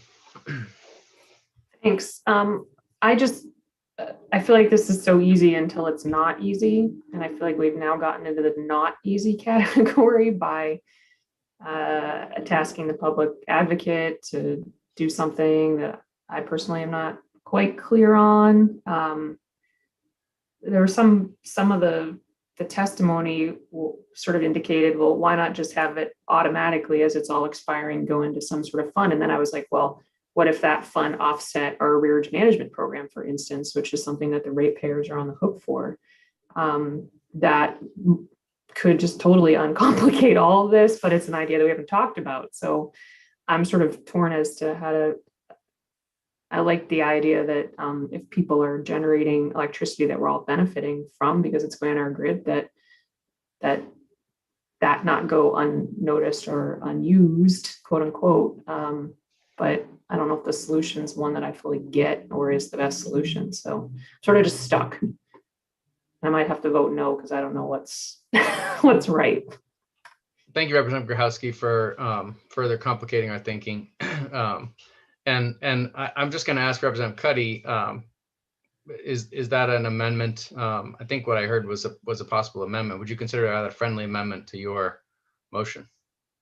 Well, I certainly would. I mean, my goal is that I really like the intent of the bill, which is to take these credits that are being generated from rooftop solar or whatever, and ensuring that they don't simply dissipate, and that we can get some kind of public benefit out of them. And I'm open to anything. So yes, I would certainly be willing to take that as a friendly amendment. Great. And Representative Ziegler, as the seconder, is it a friendly amendment to your second? It's a friendly amendment to my second. Okay. Great. Representative Ms. Schneider. Representative Schneider. Thank you.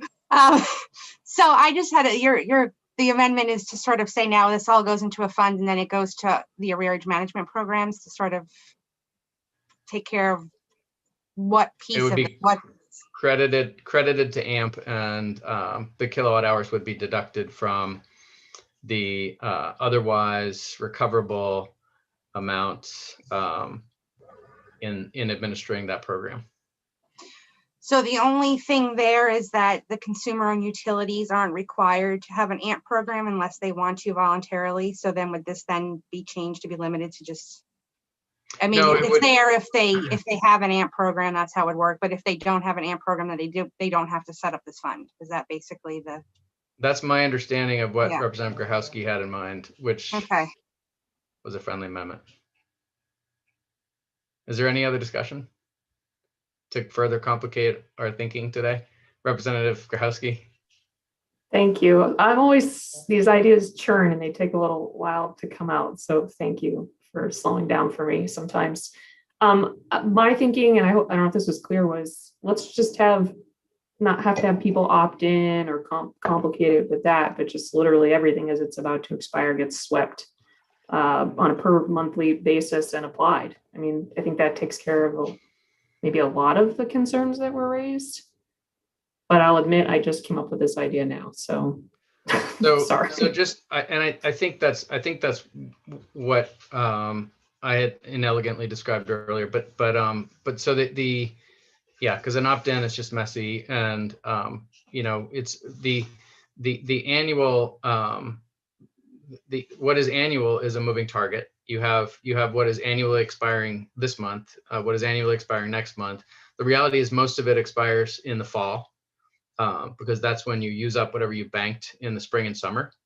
But it would have to be a monthly truing up of any unused credits that were about to expire that would then go to their value, would go to the AMP program. Someone who accidentally spent too much money on their array would at least know that it wasn't the shareholders of the utility, for example, that was benefiting from those credits, but rather someone in need. I think that's what we intend to describe here and to do here. Deirdre, any concern about drafting that? No, I mean, like I said, I'm having a hard time in my head understanding the mechanics of how it's going to look and work on like statutory language, but I understand the intent of where you're trying to go with it. So I think that I can go to the drawing board and take a shot at it and bring it back for language review. And if I have any questions in that process, bring that back to the committee for clarity. That's great. We have the utmost faith in your drafting abilities. Thank you. I don't. Representative Foster. Thank you, Mr. Chair. I was ready to vote on this a long time ago, but just a couple of points.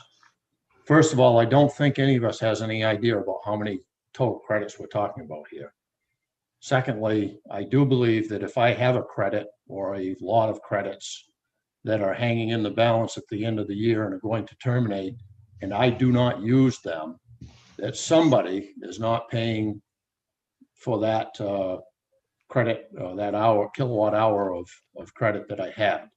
Whether it's I believe it falls onto the ratepayers, that the utilities would benefit from not having to pay that. In other words, I lose that credit next month, I have to buy that kilowatt hour of electricity. Not sure of that. I don't think we know the answer to that for sure. And lastly, I guess we certainly don't know how much the utilities, including the COUs, currently find that they are able to wipe clean, if you will, what the dollar value is or the kilowatt hours are when this occurs.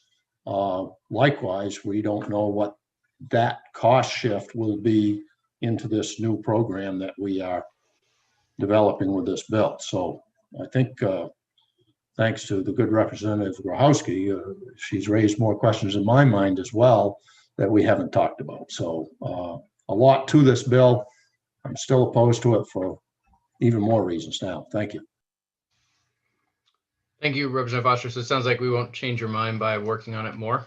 Is that accurate? I would agree, unless there's answers to these questions that are completely different than what I expect they would be. Okay. Representative Wadsworth. Thank you, Mr. Chair. I was wondering if we have anybody from the IOUs waiting, if we could hear from them about 1 time a year and what, just kind of react to our discussion here. I don't know if we do or not. We may. Let's check the attendee list. Happy to call someone in for you if you like. Looks like Susan Clary is here. Mr. Clerk, could you please beam her over? She's on her way.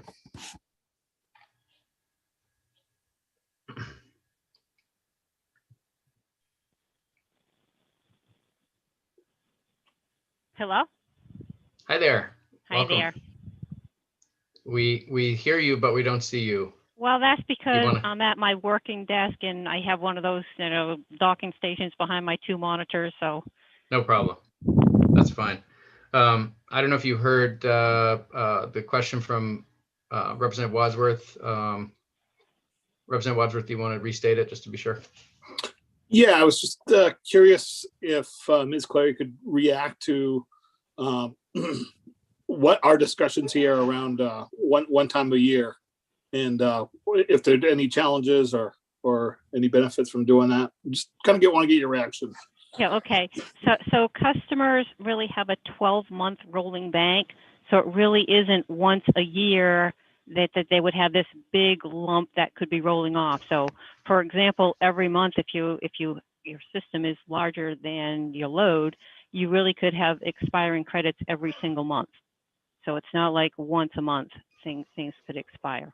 When Deidre was talking about various ways to mitigate that by adding a secondary account as an off-taker, so that if you had it cascading, you would always every single month fulfill 100% of your obligation before you gave anything else away.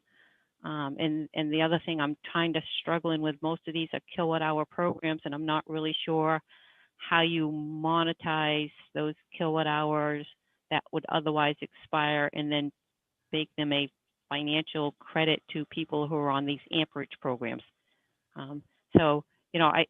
Customers who are on AMP, of course, if they were the beneficiary and you reduce their monthly invoice by reducing their kilowatt hour consumption by, participating in an energy billing program, I can see that. But in that way, when it's kilowatt hours, it's both the T&D as well as the supply charges. So I'm not really sure how, if we monetize these credits that would otherwise expire, how the supplier portion of those credits get monetized, or if it really is just T&D dollars that are, going to offset the amperage program. And if it's both T&D and supply, how do we charge the suppliers for reducing, for these expired credits?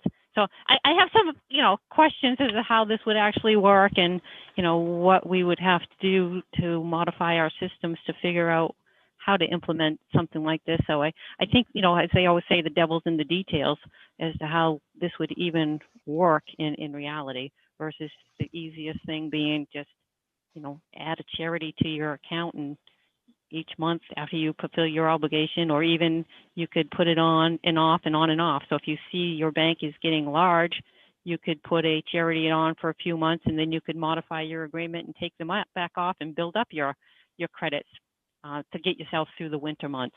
And then towards the fall, if you see that your credits are getting too big, go ahead and allocate some for a few months to the charity of your choice. That's the cleanest way to manage this without trying to kind of create new systems that are not in place to figure out how to move money from, a potentially expiring bank, which really it's not at the end of a year. It's a rolling 12 months, so you could have expire every month. So there's a lot of details to be worked out. Thank you. Representative Wadsworth, any follow-up? Okay, Representative Cuddy. Thank you. Thank you for that, Ms. Clary. So my understanding and my vision sort of what we had talked about with the last amendment we were discussing was this idea of each month, whatever is going to expire, because it does, as you say, it expires on a 12-month basis. It's not January to December.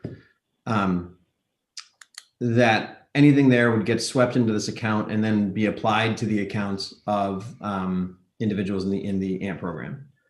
So if it were going to simply be, well, not simply, if it were going to be applied to somebody who's in that program, be applied to their current bill, then it would work like any other net energy billing setup that you would, it seems to me that you would not have to monetize those in that case because you're applying the overage directly to somebody's account, just like you would if you had selected it as your monthly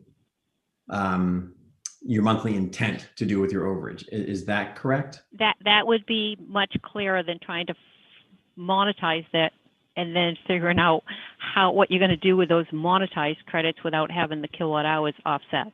The only concern that I have in that case is that currently we have a number of competitive electricity providers that, when they agree to serve a customer, they know if that customer is on net energy billing or not, and they might decide not to serve somebody in net energy billing because that means that they really don't make any money off of those customers.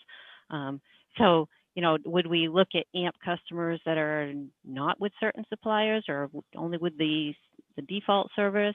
And then again, if the generation that was produced in the month it was generated, benefited supplier A, and now we're going to take the corresponding revenue away from supplier B. It's just sort of those mechanics of how we sort of, socialize those costs between one supplier and another supplier, because it really is the supplier that served the customer when the generation was produced that is the one that would actually benefit from credits that are expiring, because they got the credit from the ISO New England in the wholesale market in the month that the credits were produced. And now they're not sort of paying the piper in the month that the customer is trying to use those credits drawn from the bank and offset that customer's load. So it's not really the T&D that's winning or losing with these expiring credits. It's the supplier of record when the credits were generated and reported to the ISO New England wholesale energy market. So if I could restate your concern to see if I have understood it, there's a possible issue that I, as somebody with rooftop solar, overgenerate and have excess credits to use. Those end up getting donated, and I'm doing standard offer. Those get put into this bank. An AMP customer receives them, and they're taken off the account for somebody who is not on standard offer but is using some other provider of power. The one that got the credit for the generation is now not the one, and I say the provider who got the credit for the generation or during the generation is now not the one who is having it taken off their bill. So there's a provider who's losing out because the generator, me with my house, is receiving power from a different provider. Correct. Okay. I mean, the reverse is true too, because your supplier could potentially get a windfall that he didn't really deserve because the month you generated, he thought eventually you would use those credits, and now you didn't. So that supplier actually gets a little bit of a windfall because his load was reduced in the month you created that excess generation. And now if they simply ever expire, then sort of he never sort of pays you back for you giving him that generation in the month that you produced it. So you have got to have winners and losers either way in the wholesale energy market. Mm-hmm. Ms. Clary, that's very helpful. Thank you. Are there other questions for CMP? Representative Foster. Thank you, Mr. Chair and Ms. Clary. So can you just clarify for me the energy provider, when a credit expires, it is not to the benefit of the other ratepayers that are provided, whose energy they get from the same provider. The provider is actually the one who benefits when a credit expires. Correct. They would be the only one that benefits in this whole universe of customers, ratepayers, utilities, suppliers. It's just the supplier who had his load reduced because of the generation that was produced in the month that it was produced. So if we wanted to find out how many credits, if you will, on a monthly basis actually expire, who would have that information? Is it just the energy providers that would have that? Oh, they wouldn't even know. They do not get involved with the day-to-day administration of these programs. That really falls into me and my department, and I would love to tell you that I know the answer right now, but I can tell you that with all the system changes that we're making to our billing system this year, that in the future, that is one of the reports that I will have, because it's one of the functional requirements that we've asked our developers that we could get a monthly report of any expiring credit so that we will know exactly what this is going forward. In the past, if anecdotally, I would say, 5 or 10 customers might have expiring credits in a year, but now that we have more and more people participating in these programs and they're building larger systems, we expect that potentially that a number of expiring credits could grow over time, which is why we're asking for this new report to be developed. Thank you.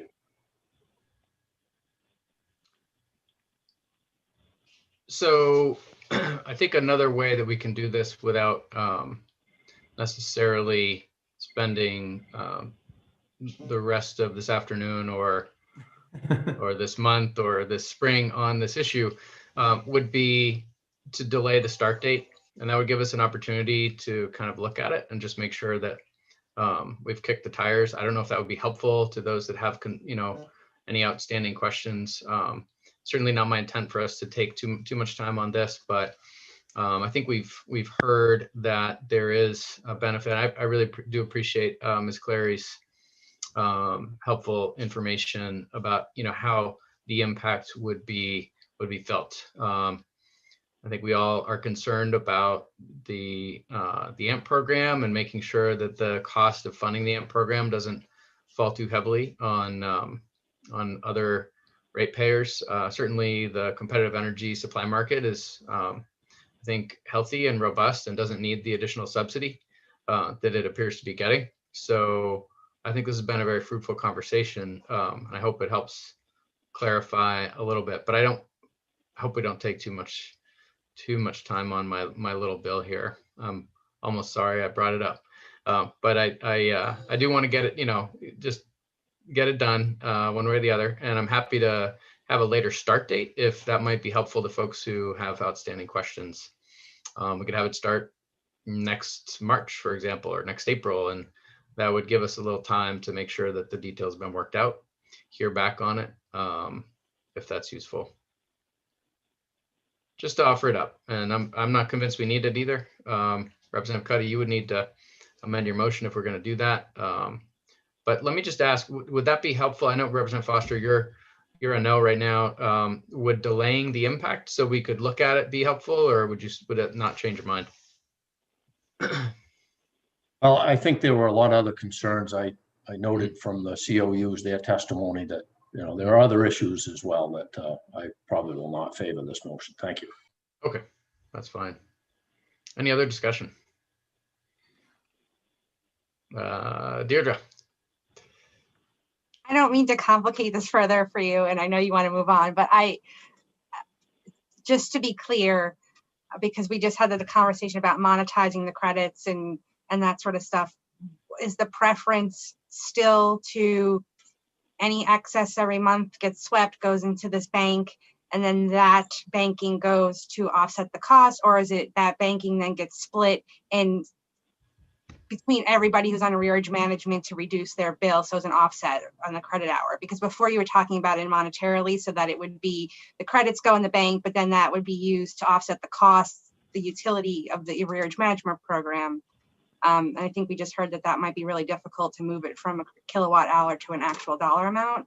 So I was just wanting to be clear if the committee's intent was to stick with that, or to go to sort of, it goes in this bank, there's 500 kilowatt hours in the bank, and then that just gets divided evenly and goes to each person who's in the AMP program as something that offsets their current bill. I just was trying to get some clarity on that. I'm going to let either the maker of the motion or the maker of the friendly amendment to the motion answer that question. So from the conversation that we just had with Ms. Clary, it sounds to me as though it is a simpler thing for the folks who will have to be managing this to have excess hours that get swept apply to the bills of people in the arrearage management program. So we would not be trying to monetize each individual kilowatt hour credit, but we would be applying them to bills. Does that answer your question, Deirdre? Okay. Great. Thank you for that clarification. Okay. Any further discussion? All right, so we have a motion pending. Representative Grahowski, did I see a hand? No, I did not see a hand. I was saying my lips are zipped. I see. I see no further discussion, so let's bring this to a vote. And the motion is ought to pass as amended, made by Representative Cuddy, seconded by Representative Ziegler. Mr. Clerk, whenever you're ready, please call the roll. All right, so it's ought to pass as amended. Senator Lawrence and Vitelli, I believe, are still absent. Senator Stewart? No. Senator Stewart is a no. Is there a motion to go along with that? I believe we're probably just going to go odd not to pass. Again, if you want to circle back with us after all of the no's have had a chance to vote, that'd be great. I can do that. Representative Barry? Yes. Representative Barry is a yes. Representative Cuddy? Yes. Representative Cuddy is a yes. Representative Grahowski? Yes. Representative Grahowski is a yes. Representative Kessler? Yes. Representative Kessler is a yes. Representative Ziegler? Yes. Representative Ziegler is a yes. Representative Wood? Yes. Representative Wood is a yes. Representative Wadsworth? No. Representative Wadsworth is a no. Representative Grignon is also absent. Representative Foster? No. Representative Foster is a no. Representative Carlo? No. Representative Carlo is a no. That is 6 in favor and 4 against with 3 absent. Okay, and we'll see where the rest of the votes come in. That concludes the work session on LD 1025 and brings us to LD 1013. Just to Do I have the right number? Oh, yep. clarify, are we circling back to the motion for the no votes? I think that's a straight odd not to pass. Is that right? Yeah, I believe that's correct. Okay, great. In that, feel free to jump in. Yeah, I saw heads nodding. Great. Great. So up next, Deirdre, do I have the number? No, it's 1053, right? 1053. Microgrids. And we'll start with the analysis.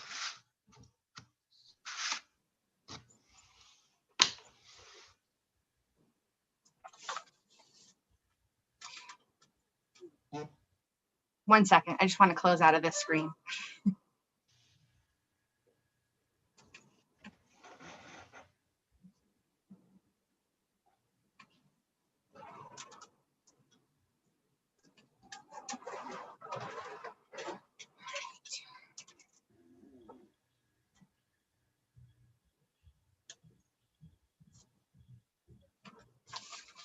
So this bill specifies that a person may not construct or operate a new microgrid without commission approval. It requires the commission to approve a petition to construct and operate a new microgrid if the commission finds the proposal to be in the public interest and the new microgrid meets other specified requirements, including the proposed new microgrid will not serve a load of more than 25 megawatts. The proposed new microgrid is located in the service territory of a transmission and distribution utility with more than 50,000 customers. The distributed energy resources for the new microgrid meet the applicable renewable portfolio requirements. The person proposing the new microgrid demonstrates financial capacity and technical capability to operate the microgrid. There is a contractual relationship between the proposed new microgrid operator and consumers, and the proposed new microgrid will not negatively affect the reliability and security of the electric grid.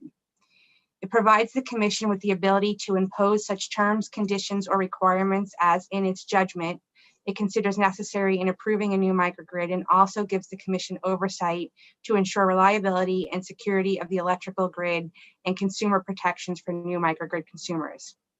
It requires the commission to consider possible ratepayer effects, whether positive or negative, benefits due to the increased resilience and reliability of the electric grid, economic development benefits, and any other factors the commission considers necessary when the commission is determining whether the microgrid is in the public interest. It also specifies that as a condition of approval, A microgrid owner and customers of the microgrid are responsible for any increase in cost to the transmission and distribution system, and those costs cannot be passed on to other electric ratepayers. It specifies that a new microgrid does not become a public utility solely as a result of furnishing electrical service to participating customers.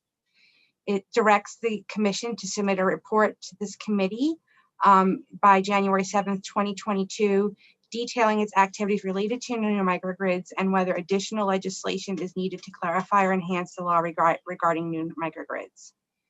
And it also allows a person that constructs, maintains, or operates a new microgrid to construct and maintain its lines upon, along, over, across, or under the roads and streets. Here is a list of those that testified at the hearing. There were no opponents, and then there were quite a few people neither for nor against. Some notes, issues, and suggested amendments from testimony. Kay Aiken had suggested lower the megawatt limit of microgrids in the bill, which is at 25 megawatts. Provide more guidance on the finding of public interest so that the commission is clear on the metrics for their findings. Use this as an opportunity to require the use of more renewable energy. Incentivize microgrids to areas and technology methods that are in need of infrastructure improvements. The Governor's Energy Office said it may be prudent to move forward with a pilot program first. Kenneth Colburn said include explicit language to require utility support, limit to only clean energy resources. He stated that single owner microgrids are well established and perhaps encourage broader microgrids that balance multiple owners and electrical loads in real time with a variety of small resources and actively employ the flexibility inherent in having numerous owners and loads.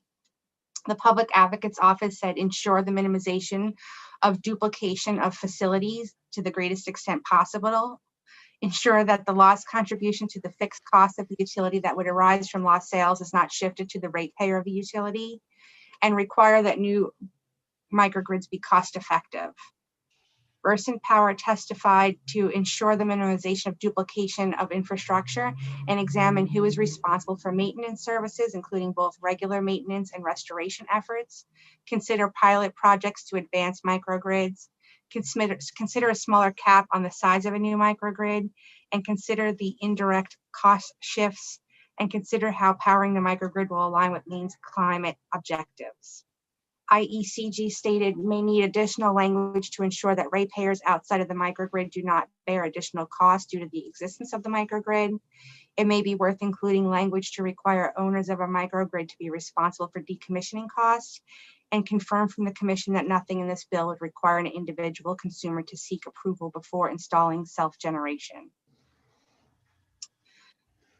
Kathleen Newman from CMP that there's concerns that if operating in island mode for reasons other than emergency backup service to the grid, the operator would be operating as a competitive electricity provider. This could cause complications regarding what is measured and billed at the retail level and what is settled in the wholesale markets.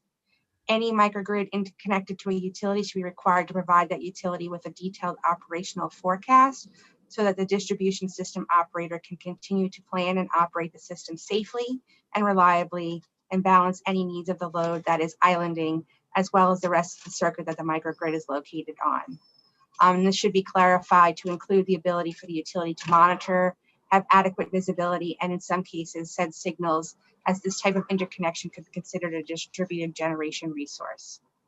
And the size of the microgrid that's currently proposed in the bill could result in an entire town being part of a microgrid and not subject to commission regulation as a utility, despite having a monopoly on electricity service provision.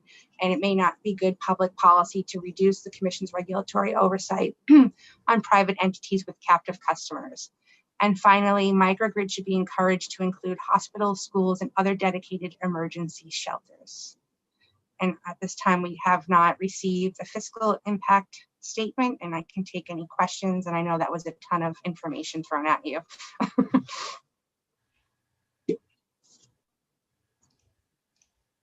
Great. And are there questions for Deirdre?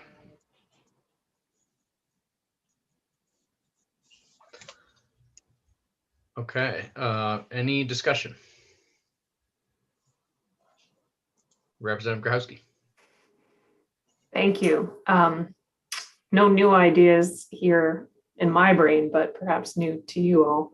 I just wanted to start by saying that I've spoken with the Public Utilities Commission about the bill, and I think it would be fair to say, and if you question this, you can certainly ask them, that they think that through the multiple years of revision that we've had on this bill, that it's in a place that they think they understand it and can work within its confines, but not overly explicit confines, looking to know that microgrids might not happen for 5 or 10 or however many years, to put the right guardrails on a microgrid. A lot of the concerns that were brought up by the utilities, I think, are valid. I don't know that we need to say specifically the PUC needs to think of X, Y, Z, A, B, C, et cetera. I think that something like who is responsible for the maintenance of microgrid and a regular maintenance and storm maintenance is something that the PUC would want to have answered before they would approve it. So I just wanted to offer to you all that the PUC, which would be in charge of deciding if this was in the best interest of the public, and worked for the utilities and the microgrid operator, felt confident that they could work within this for the benefit of all. And then I did have some proposed amendments to share with you. I haven't drafted those up with Deirdre yet, but if it makes sense, I could just say what I think they are and get your general feedback, and then I could work with her on that. And we might even just be able to move this today unless there's big questions, but they're all things that come from the testimony. So no new ideas in that regard. Great. Shall I proceed? Yeah, I would like to move this along to a vote today if possible. So why don't you go ahead and do that?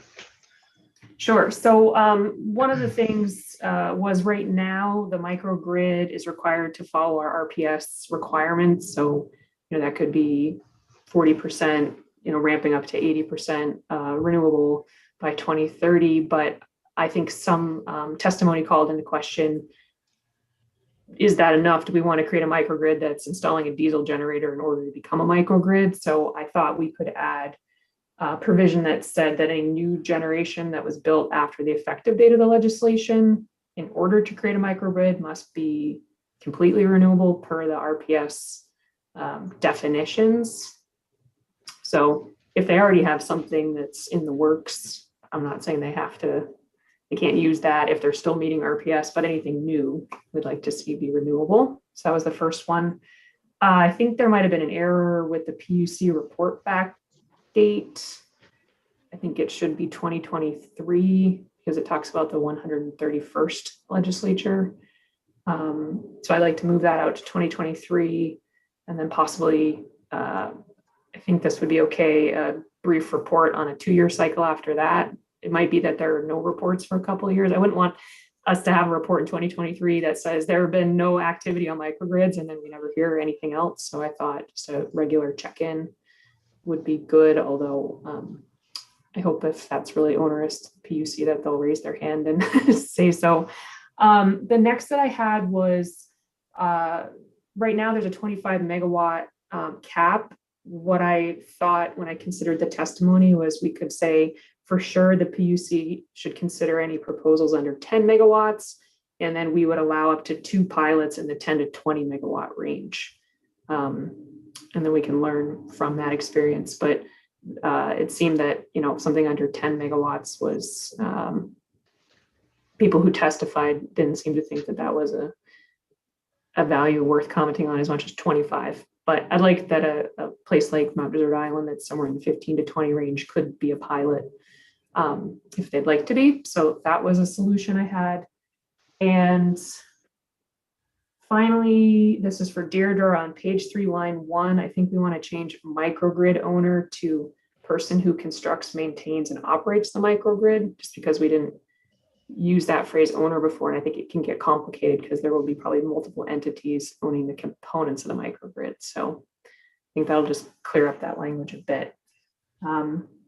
And that's what I came to believe were, really positive improvements to this bill that's already been through the through the works a few times. But if anyone had any other concerns based on the testimony and wants to know why I'm not reacting to those in this proposed amendment, please feel free to ask. Great, thank you, Representative Grochowski. Any further discussion, questions for the sponsor? I will say, Representative Grochowski, that you have clearly done your homework on this, and I think this committee has also done a lot of homework on this bill in previous legislatures. This is the third time I've seen it. It was voted with a majority report in the 128th, and then had a strong vote as well in the 129th. And but for the pandemic, would doubtless have passed into law. I think a lot of the support, and there were no opponents, as Deirdre noted. A lot of the support is indicative of that, but also I just want to say thank you to those that testified and made suggestions to improve it. I think other than what Representative Grochowski has further amended here or suggested for amendment, we really are looking to the PUC to make some of those judgment calls about what is in the public interest, and trusting in their professional judgment on some of those details that were raised in some of the testimony. So I'm quite confident, that there won't be, some kind of a cost shift here. Nothing crazy is going to happen. This is going to be in the capable hands of the PUC to adjudicate. So I think it's a good bill, and I appreciate you bringing it forward, Representative Grochowski. Other discussion or a motion? Ms. Schneider. We have lost our senator again, and it sounds like we don't have any at all. So at this time, I'm not sure, based on the joint rules, if you can actually vote because there's not a senator present. Hang on a second. We can continue to discuss because yes, we do that very well. Yes. All right. Representative Foster. I can help with that. Thank you, Mr. Chair. In moving to a vote now, and as you said, we worked on this a lot in the 129th, and I know it came up before, and there were some changes made that satisfied some of my concerns. But I'm a little bit, I guess, confused about now what Representative Grochowski has just talked about, what that does to the overall appearance of the bill. Whether we vote on that today or not, I would at least like to have Deirdre go through it again, go through the bill and show us where that these changes that Representative Grochowski has just mentioned would fall and what exactly she sees that they are. Representative Grochowski. I'm not sure if that was a question I'm sorry. for me, but I also am willing to, I think if we get a senator, they might want to hear that same exact run through of the proposed amendment. But Deirdre, if you have any questions for me about what I outlined, I'm happy to try to actually answer them. Yeah, I only have one, and I think I could do what Representative Foster requested to if I pulled up the bill and sort of said, I think here's what would go. I think we can do that. But before we do that part, you had mentioned sort of the cap, and so that the PUC could approve projects up to 10 megawatts, but then you mentioned, but allow pilots that are between the 10 and 25 megawatt range. And I just wasn't sure if we were putting in some pilot thing or just saying they could do some pilots for bigger microgrids that are allowed and use the same parameters and however they're going to go forward with that. So it's sort of just another. Yeah, and pilot might not be the right word. It might just be no more than 2 that are between the range of 10 and 25 megawatts. Okay. And then at that point, whatever they've learned from that, and if there's more proposals, somebody's going to come back to the legislature and say, can you take this cap off? And we'll say, the future legislature will say, well, what do we know about this? Is this a good idea to take the cap off? Okay. Of 2. That's what I was thinking. So pilot maybe isn't the right, if that insinuates some sort of, incentive or something other than it's just a cap. Okay, that's clearer for me. Great.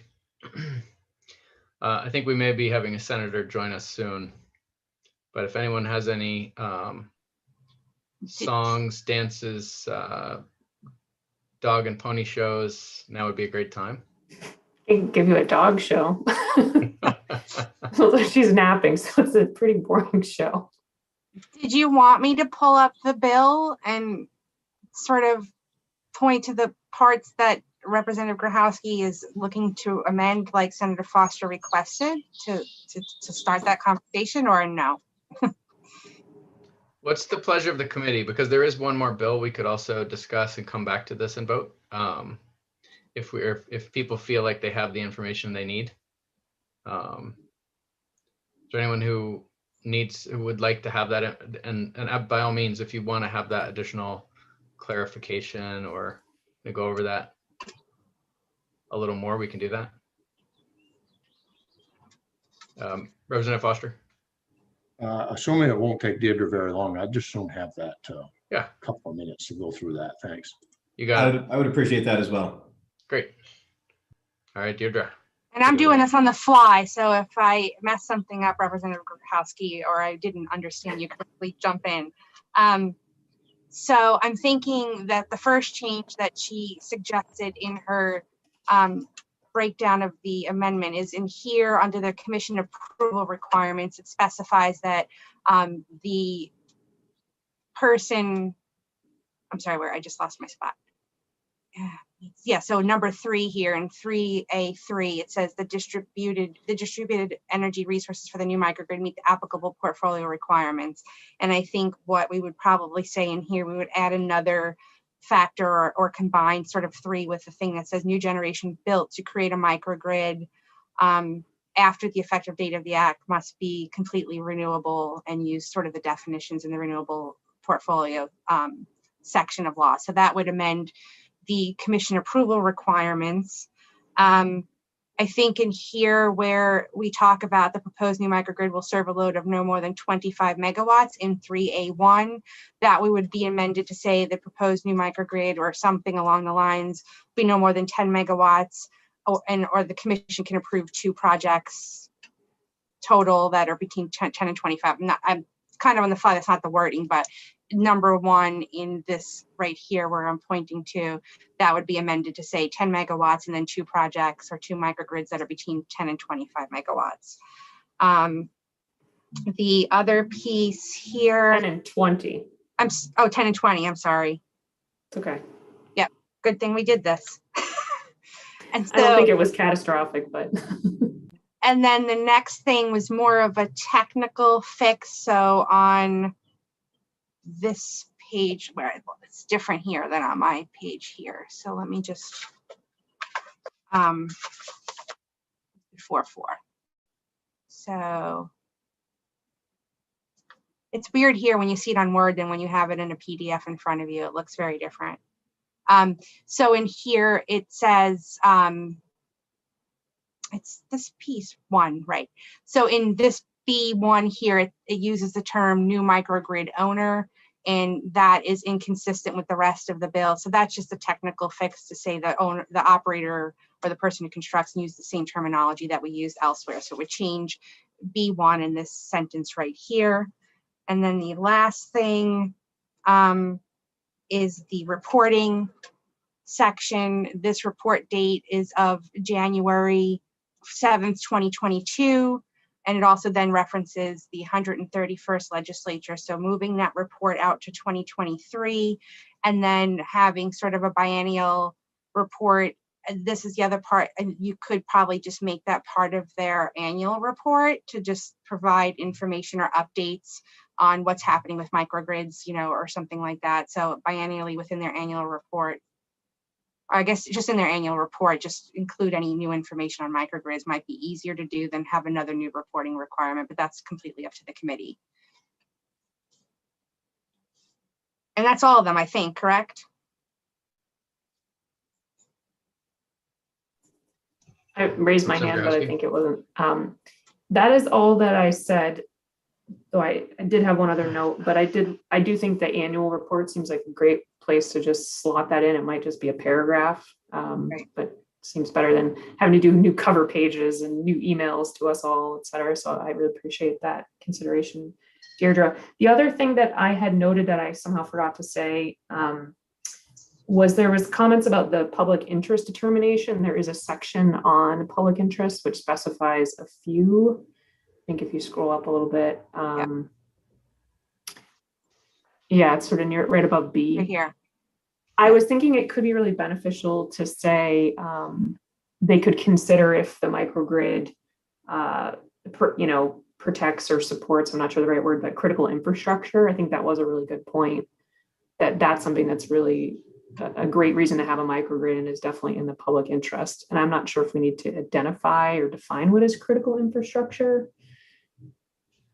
We have that somewhere else in statute, but I'm thinking the hospitals, the emergency shelters, our own police and fire and EMS stations, things like that. So I thought that was a really good point somebody made, and I'm sorry I forgot to mention it earlier. This is the process, so thank you for walking us through and jogging my mind. That sounds good.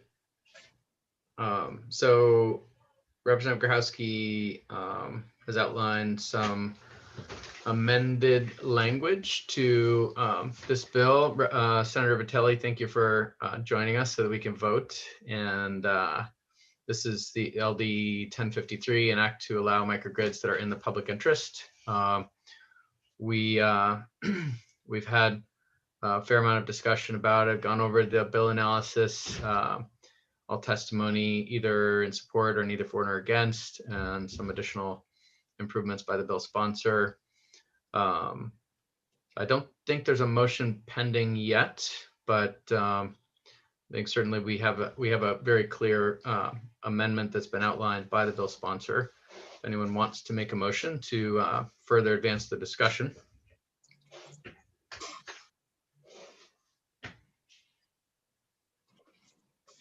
Representative Cuddy.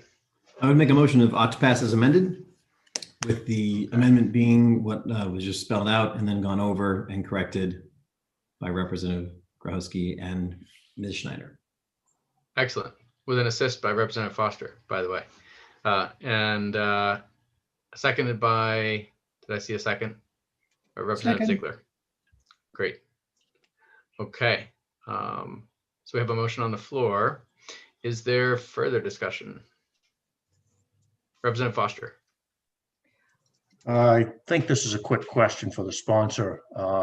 With the language requiring that there be fully renewable energy generation for microgrid, I believe that Brunswick, that microgrid has, I think, diesel backup generation capacity. Obviously, they're grandfathered.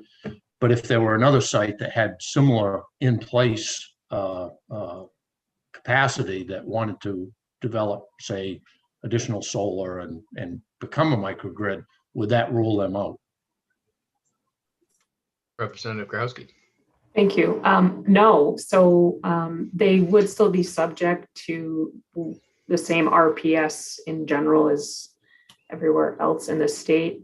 And then if they're building new infrastructure, then I'd like to see it be renewable. But if they have, if 40% of their electricity might be coming from an existing non-renewable generator, but they're still otherwise meeting the RPS, then that would be fine. I hope that is, I'm not sure if that was a concise enough answer, but whatever they've already got, I'm fine with them using it as long as it's following the same rules as everybody else is following.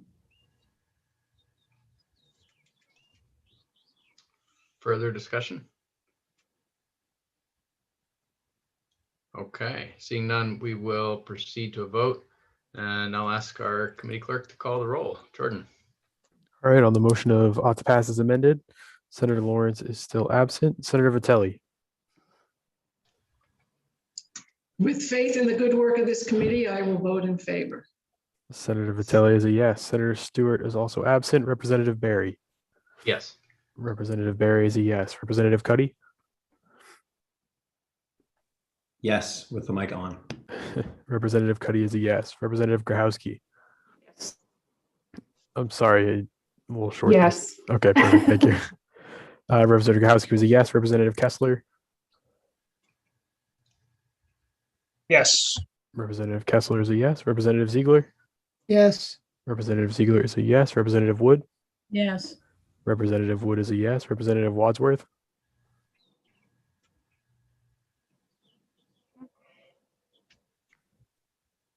Hit the wrong button. No, please. Representative Wadsworth is a no. Representative Grignan is also absent. Representative Foster. No. Representative Foster is a no, and Representative Carlo. No. Representative Carlo is a no. There was 7 in favor of the motion, 3 against. Was there a motion of those opposed? Ought not to pass. Ought not to pass. Thank you. Okay, and just to be sure, there's no disagreement. Everyone who voted no is ought not to pass. Okay, so great. That brings us to the final bill for the day, and it's LD 1328, which is an act to protect Maine electricity customers from threats of disconnection in the wintertime. Deirdre.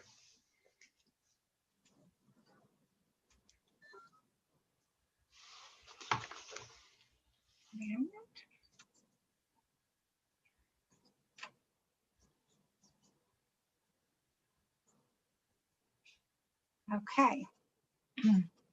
This bill prohibits a transmission and distribution utility during a disconnection prohibition period from sending or delivering in any format to a residential customer of that utility any notice or communication that specifies a date or a time interval for the disconnection of electric service, unless the utility has received prior permission from the Consumer Assistance and Safety Division of the PUC to make the disconnection on the specified date or during the specified time interval. It also prohibits the utility from sending any notice or communication that makes any reference to disconnection or involuntary termination of service during a disconnection prohibition period, unless the notice or communication includes a prominent statement that disconnection of a residential customer's electric service during the disconnection prohibition period cannot take place without the advance permission of the Consumer Assistance and Safety Division, that the customer will be notified of any requests for such permission, and that the customer will have the opportunity to be heard by the Consumer Assistance and Safety Division. It also specifies that notwithstanding any provision of law to the contrary, a notice to a residential customer from a transmission and distribution utility that their account is past due and that is not paid could result in the termination of service after April 15th is sufficient evidence to establish eligibility for general assistance and for fuel assistance. It establishes a civil penalty of no more than $2,500 to be assessed against the transmission and distribution utility who sends a customer a prohibited communication, and that penalty is payable to the customer who received the prohibited communication. Leave up here for a second, once I can scroll down, the list of those submitting testimony at the hearing, either testified in person or submitted written. And then I'm going to go through some of the notes, issues, and suggested amendments from testimony.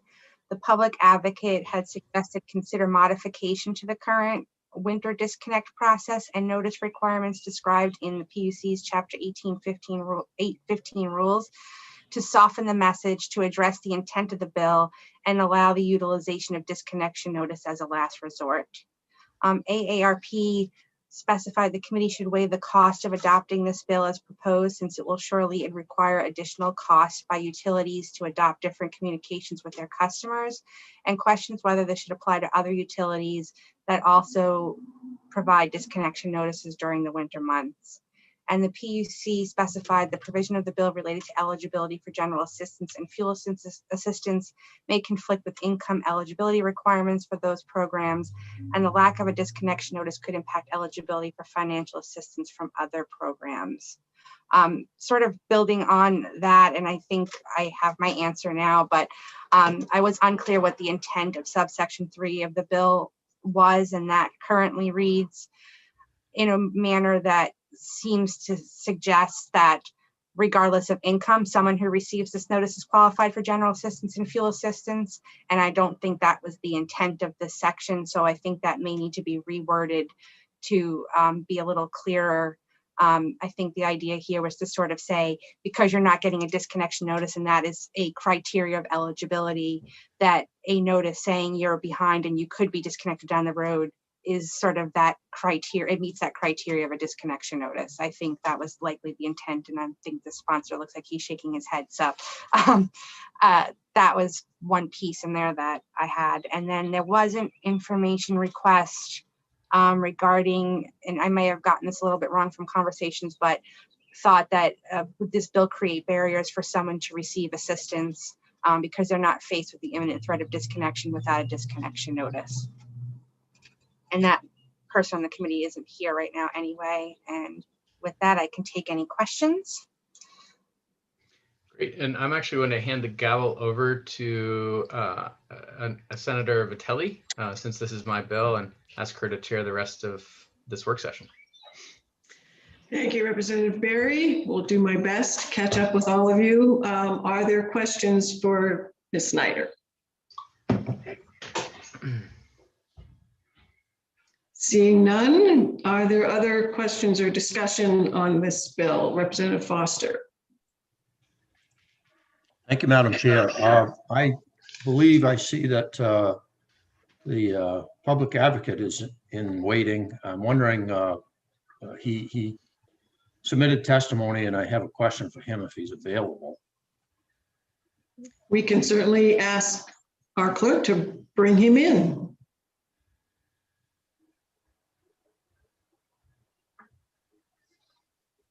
He's on his way.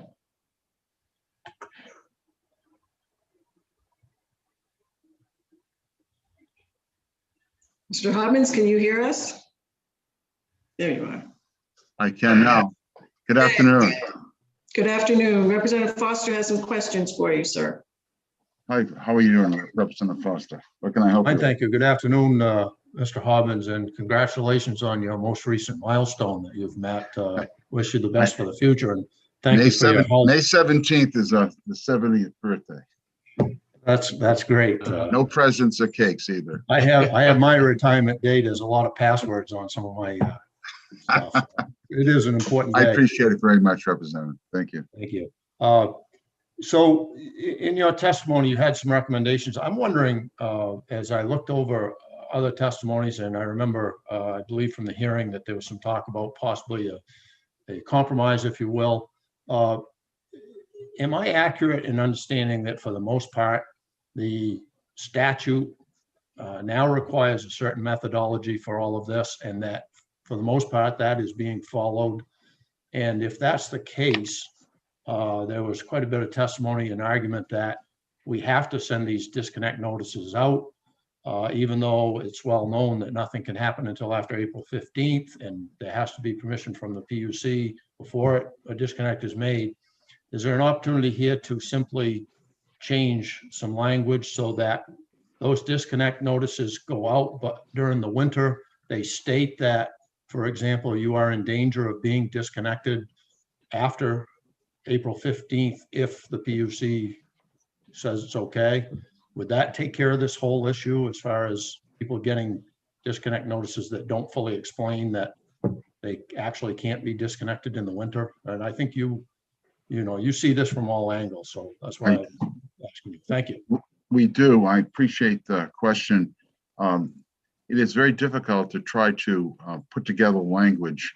Our office worked on, our consumer advisor, Kira Reardon, worked with CAD on much of the revised language to the positive. I think there's one issue that I think Senator Stewart raised regarding the idea that if someone is facing immediate threat or disconnection, without the notice, there's some possibility of exposure. I don't know whether the chair or the chairs have got that information back from Representative Stewart. That would be interesting information to have. As far as your question is concerned, part of it is that people call and they feel like they're getting gang tackled. You know, they know they owe the money. They, you know, they can't, if they couldn't pay, they'd pay it. And it's like rubbing it in every time. I understand there's a due diligence responsibility of Central Maine Power Company, but they're not building very goodwill. To be honest with you, they should be the first ones to be lenient about these cases. And I'll bet you their favorability would go up probably 10 or 15 percentage points. And they've got some rough roads ahead of them.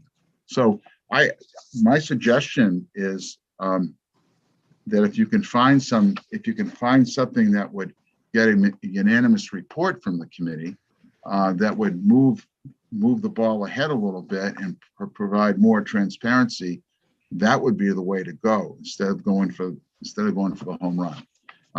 And I respect Representative Barry. There, you know, it's difficult to hear the stories that we hear or I hear in the grocery store too, about, oh, they're sending me another disconnect notice. I think they made a big mistake. They paid dearly for it. They got a $500,000 penalty. That probably could have been more. Maximum is 500,000, but there were a lot of incidents. You could each one of those notices could have been one event. But I would think that before the end of the session, and we'll help you. I'm sure that our office will be of help. And Representative Barry, you could be active in it, and the whole committee. We might be able to do something that will at least be, I think, just and fair. When people are down, it's not a good time to keep them down, and that's probably my old blue collar background. But I do think there could be language that could be improved. Whether it's the language, as you know, whether it's the language that was suggested in the bill, word for word, probably could be improved. But I appreciate the question. I really do appreciate the question, Representative Foster. I know you have the same, viewpoint. You don't want to kick someone when they're down, but again, you balance the corporate interest and the utility interest, and I respect that. So my suggestion is we take a little time. You don't have to report this bill out right now, and get it right. That way it can be introduced in a way you can go to the respective leaders of the parties and the unenrolled, the independents, and see if you can build some consensus. I think you need to have that because it's not good. It's not good long-term, and I don't mean to be disrespectful. It's not good all the time just to have a minority report for the sake of it. It's sometimes there's middle ground, and I want to tell you, and I don't mean this to brag, but if I told you that in 2009 and 10, we had 128 bills, all unanimous reports, because everyone would take half of the loaf and full of the loaf and get things done and get things passed. But that's just that times have changed in 10 or 11 years. Please understand, I know that. But my co-chair was Representative John Hink, who was probably the most progressive liberal person in the Maine legislature, and he would just cringe at voting no for something. But something, he was a co-chair and did an excellent job bringing consensus within this. So I would ask you, Representative Foster, if you could help with the language, it would be very helpful. You've got some good, you've got some good wordsmiths here that I'm looking at. But I wouldn't just vote down party lines in a bill like this. There's thousands of people are getting these notices now. And it's probably not the best thing and best time to do it. If I had my druthers, there would nothing that talked about disconnect would be in a window period of time sent out, or at least not having the disconnects within where they got in trouble within the October 15th through April 15th deadline, that period of winter period. So that's what I have to say. If you ask me off the top of my head, could I give you the language? I can't do that, but I can tell you It's there, and I would hope that we can find it. Thank you, Mr. Hobbs. Mr. Foster, you have follow-up? Yes, thank you, Madam Chair, and thank you, Mr. Hobbins, for that. And I agree, and I would point out, maybe, I don't know if you've read the testimony, but even the COUs, Ms. Hart put forth testimony that indicated that how important the disconnect notice is, and as they do their business as well. And I think it's just a matter of making sure that the consumer doesn't feel like they're getting beat up time and time again. That, however, at the same time, making sure they are aware well before April 15th that this is coming, and certainly not giving any indication that they've already received approval from the PUC for the disconnect or anything like that. But some of us can put things off and just need that to be reminded, if you will, in a proper way. And I think she pointed that out, that is it's a major issue for them also. They don't like to see their customers end up in those positions, and likewise hate to have to disconnect anybody as well. So I appreciate your taking a view that we need to coordinate this and try to come up with something we can all agree to. Thank you. And if I may, I bring the COUs and the IOUs into the discussion. There has to be some middle ground, and I think that could be found. I just don't think at some point they don't have to be continually hounded or the appearances that they're being victimized, and that's too bad. So, but I agree with you, Representative Foster. If you notice the testimony, though, everyone was sympathetic. It's just that they didn't want an absolute prohibition, but there was some, I think, some room for some middle ground there. Thanks. Any other questions for Mr. Hobbins before we? Long day today. Thank you. Representative Barry, do you have a question? Actually, it's not a question. I just want to say it's great to see you, Mr. Hobbins, and I want to add my voice to Representative Foster's congratulations. That's quite a milestone. You've had a storied career in Augusta, and sort of bittersweet to end it on Zoom. But you know, I know you'll be back to visit the State House when we hopefully are back in there someday.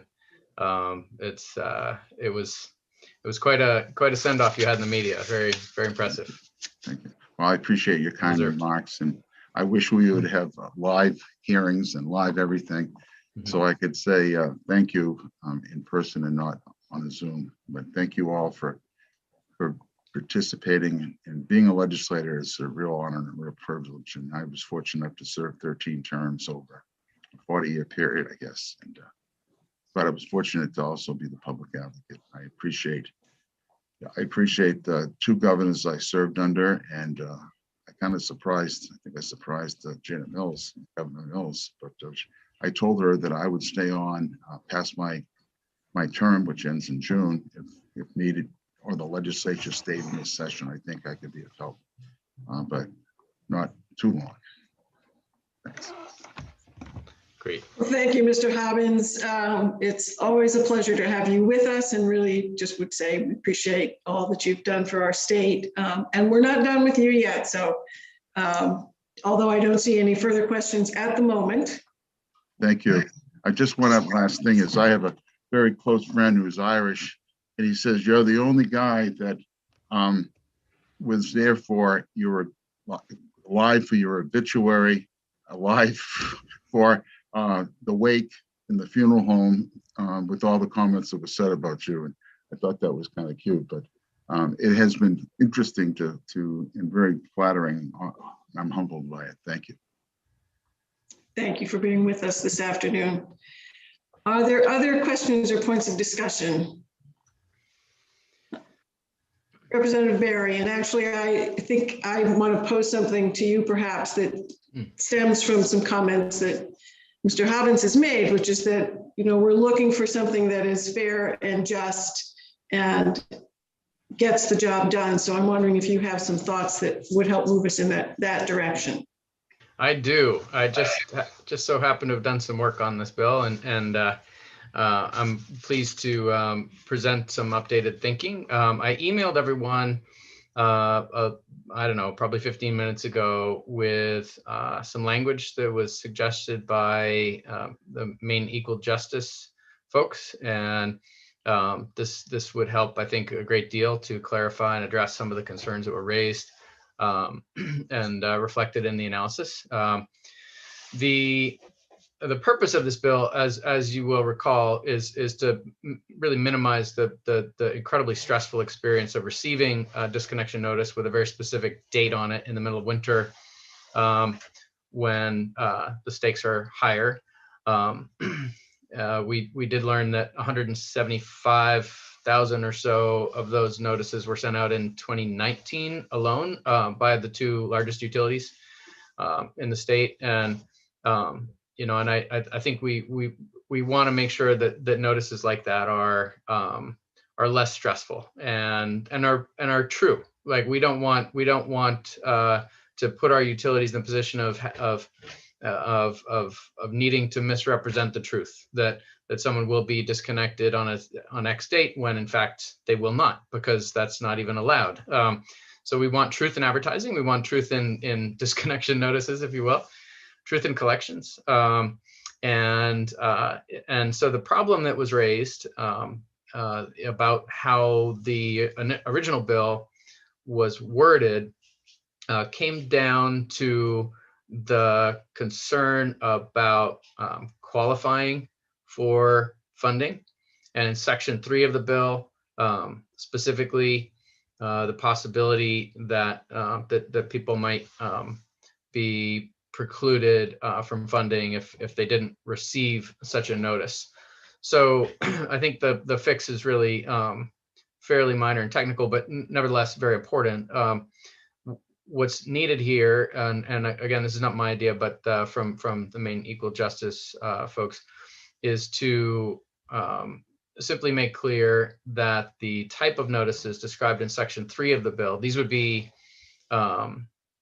notices of potential disconnection, notices that you're behind in your bill, notices that you can qualify for assistance, that you need to contact us, but not lying, not saying a specific disconnection date, truthful notices, that those notices would be considered just the same as a disconnection notice that was less truthful, for the purpose of establishing eligibility for programs like emergency general assistance or energy crisis intervention. I think it's important for us all to be aware that these are not automatic qualifiers. They're accepted as partial evidence to establish eligibility. But we do want to make sure that people are connected, and there is absolutely a role for a possible disconnection notice, a truthful disconnection notice, to help to provide that information that you may qualify for assistance, and please contact us so we can help to connect you to that. I think we all share that goal. I'm quite convinced that that's not always what has been happening, and I think the goal here is to just make sure that it's a more appropriate tone that is struck with these individuals who are struggling through the winter months to pay their bills. So I want to advance that as a possible amendment, a recommended amendment to the bill, as suggested in that email that I forwarded to you.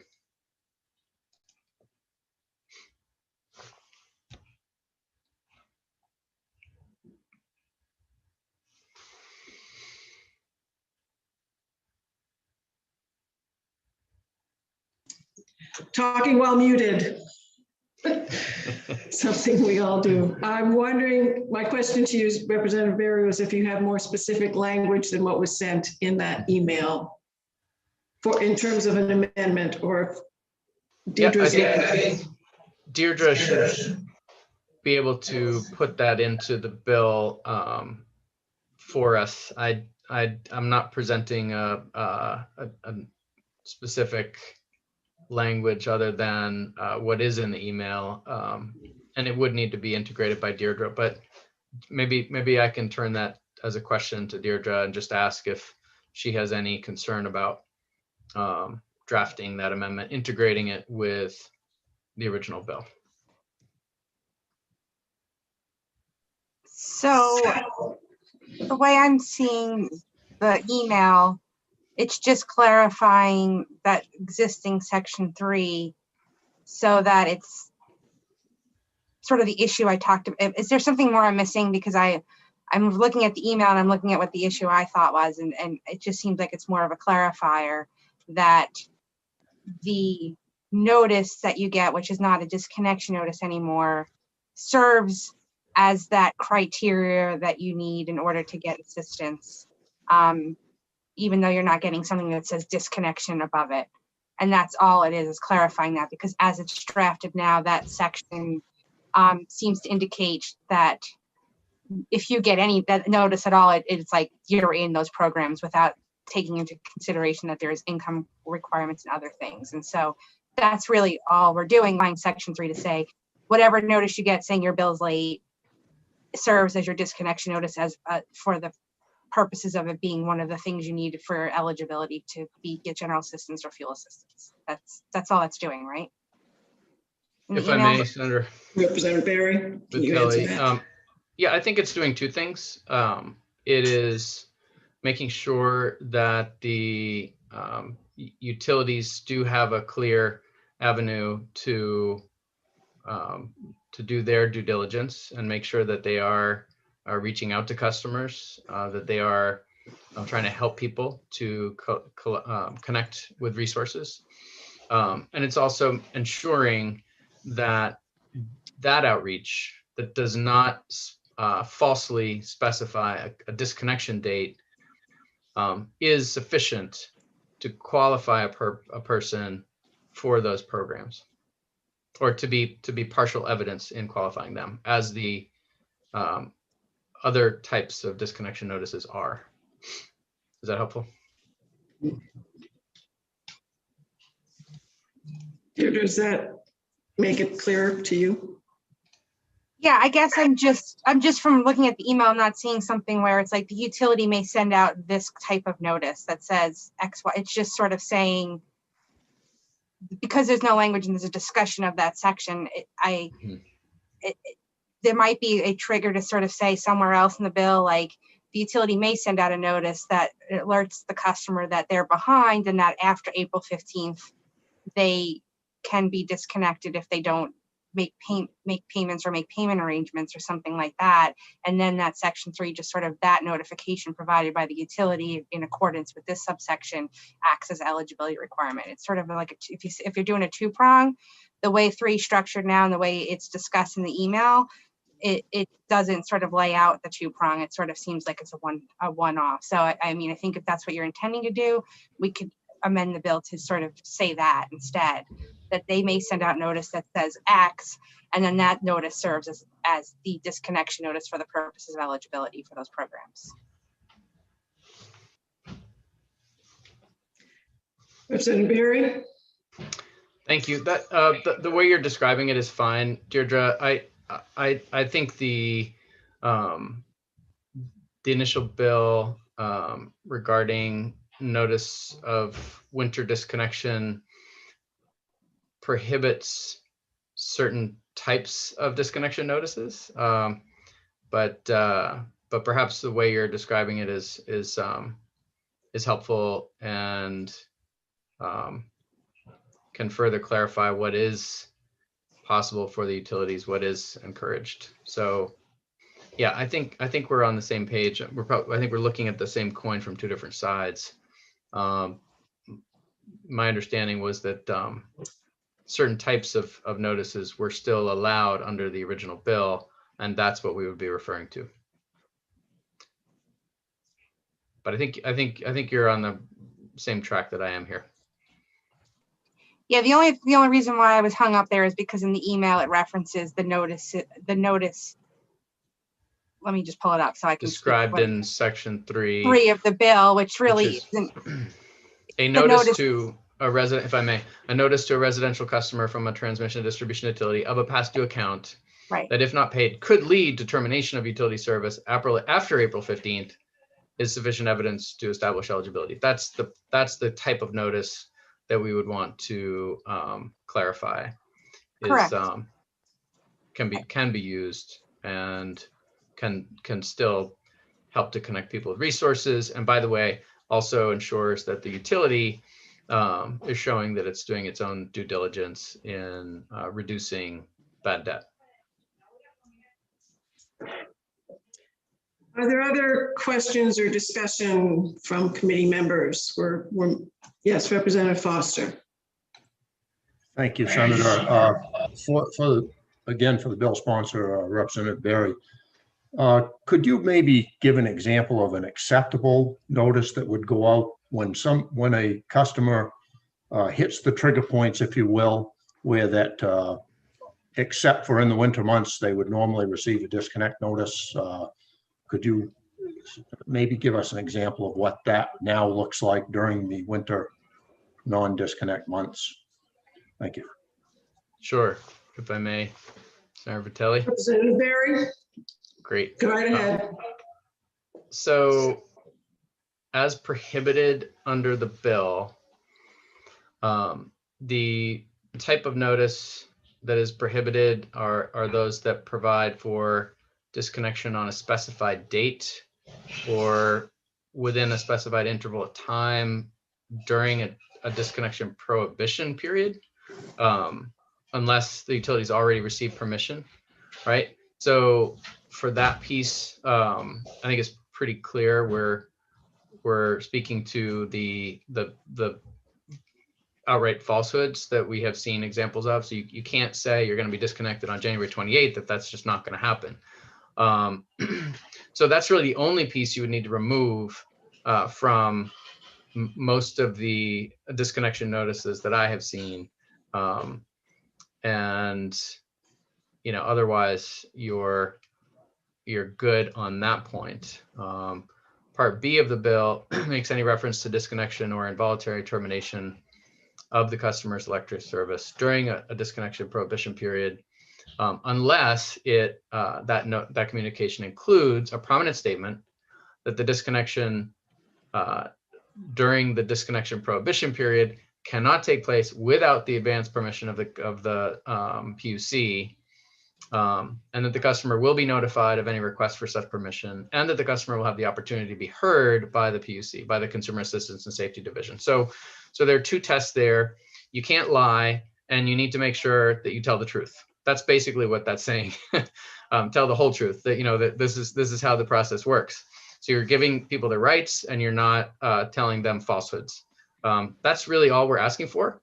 So the bill would simply, you know, the notice might simply say, hey, you're in danger of being disconnected after April 15th. We really would like to make sure that doesn't happen.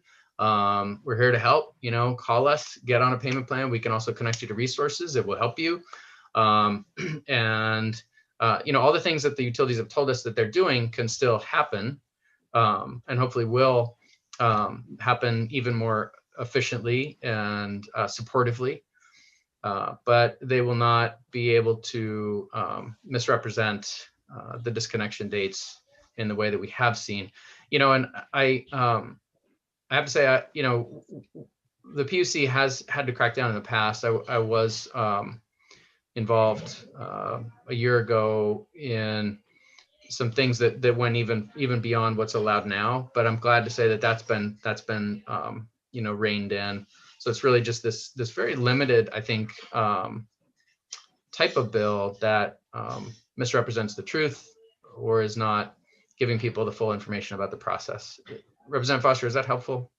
Sorry for the long answer. Yes, and if I may, Madam Chair, just to follow up. So it's my understanding from looking at other triggers, if you will, that there are some rare circumstances where the PUC can authorize a winter disconnect. Probably not most of what we would normally think about circumstances. But what I just want to make sure I clarify, because I may not have understood this fully before. All you're saying is that they cannot give a specified date, which is unrealistic because it can't happen during certain months, winter months of the year. That can't be listed that way.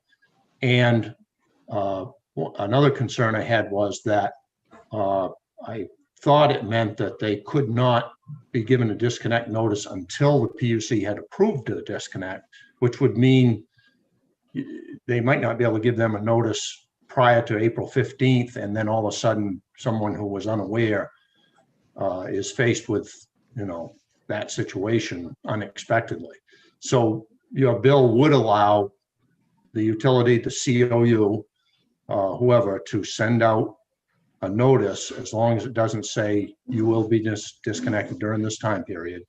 And they can still warn them that after April 15th, that period of time ends. Is that correct? Representative Barry? It absolutely is. That's exactly right. And just to further, define the universe of customers we're talking about, it's only residential. So, business accounts can be disconnected, anytime. That would not change. But the PUC, and we can double check with them, but I think they'll confirm this for us, would absolutely be encouraging, efforts to reduce bad debt, efforts to reach out to customers who may be in arrears proactively during the winter months. And the bill wouldn't prevent that. I think I would argue it would make it more effective, more supportive, and more truthful.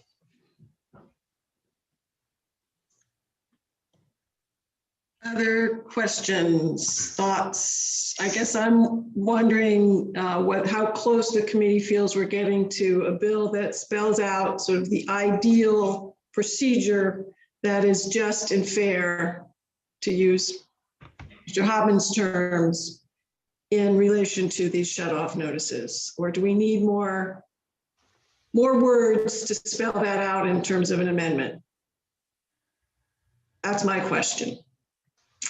And I'll pose it to whoever wants to answer it.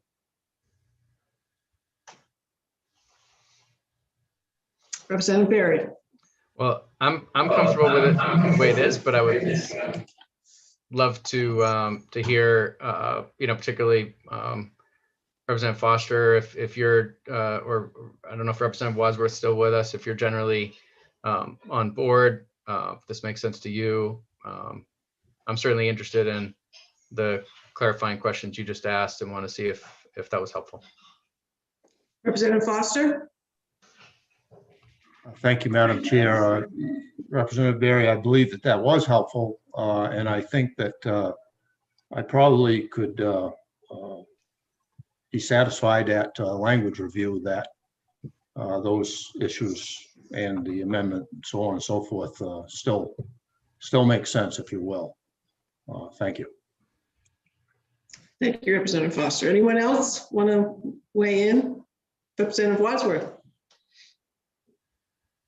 Thank you, Madam Chair. Yeah, I'm just having a hard time focusing. We've been at this for quite a while on this bill. I'm going to follow Rep. Foster's.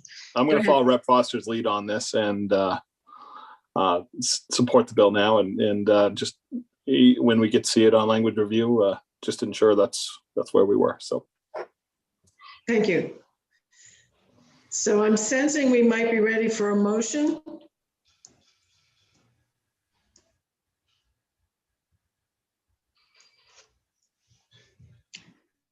Representative Barry? I'll go ahead and move the bill to pass as amended with the amendment that was suggested by Maine Equal Justice and will be refined by our able analyst. Second by Representative Wadsworth. Thank you. Any further discussion? Seeing none, and I will ask our clerk, Jordan, to call the roll. Sounds good. So the motion is ought to pass as amended. Senator Lawrence is absent. Senator Vitelli? Yes. Senator Vitelli is a yes. Senator Stewart is also absent. Representative Barry? Yes. Representative Barry is a yes. Representative Cuddy? Yes. Representative Cuddy is a yes. Representative Grahowski? Yes. Representative Grahowski is a yes. Representative Kessler? Yes. Representative Kessler is a yes. Representative Ziegler? Yes. Representative Ziegler is a yes. Representative Wood? Yes. Representative Wood is a yes. Representative Wadsworth? Yes. Representative Wadsworth is a yes. Representative Grignon is absent. Representative Foster? Yes. Representative Foster is a yes. And Representative Carlo? Yes. Representative Carlo is a yes. That is 10 in favor with 3 absent. Great. Senator Vitelli, do you want to Well done. say anything? And that was the final bill. Deidre, sorry. I do have one other quick thing before you guys go, so I just don't want you to jump off, but Got it's it. Tell me when I'm ready to go ahead with that. I didn't want to lose the opportunity. You'll be right up next. I think I will close the work session on LD 1328. And we'll now ask if Deidre has something additional to share with us. I do. So it's just a final fiscal note and a final language on 2 of the bills you voted. We've already done regular language reviews on these, so I'm going to just pull it up really quickly.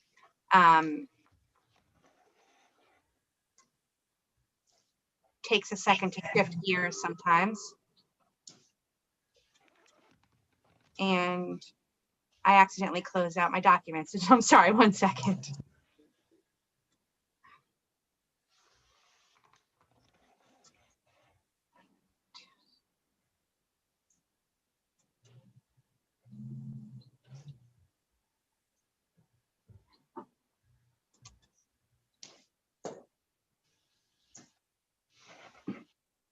It's just loading. Sorry. All right.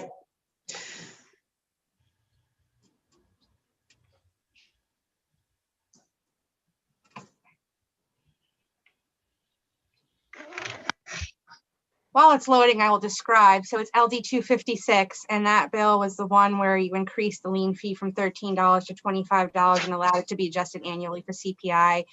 There's no fiscal note required on that, and just was going to show the final language because it looks a tiny bit different than language review. It didn't change, just sort of the structure of the way the revisor's office puts that together. And I don't know why it's taking 500 years for a PDF to load this afternoon, but it is. And then the second one I'll describe is LD 508, and that was related to the consumer protections for the competitive electricity provider with the third party door-to-door salesman. Does have a fiscal note, and that fiscal note is one that can be absorbed within existing budgeted resources, and they finally loaded. So there's 256, no fiscal note needed. It's just, that's it. You did a language review on it already. So if there's no questions or concerns, I'll move on to the next one. Any questions, concerns? And then, hold on 1 second. I'll pull the next one up. And then you guys can go home. Well, you're already home, but you could be done. All right. So here's 508 again. This was the door-to-door salesman with the additional consumer protections and the ability for the commission to require registration for third-party sales agents.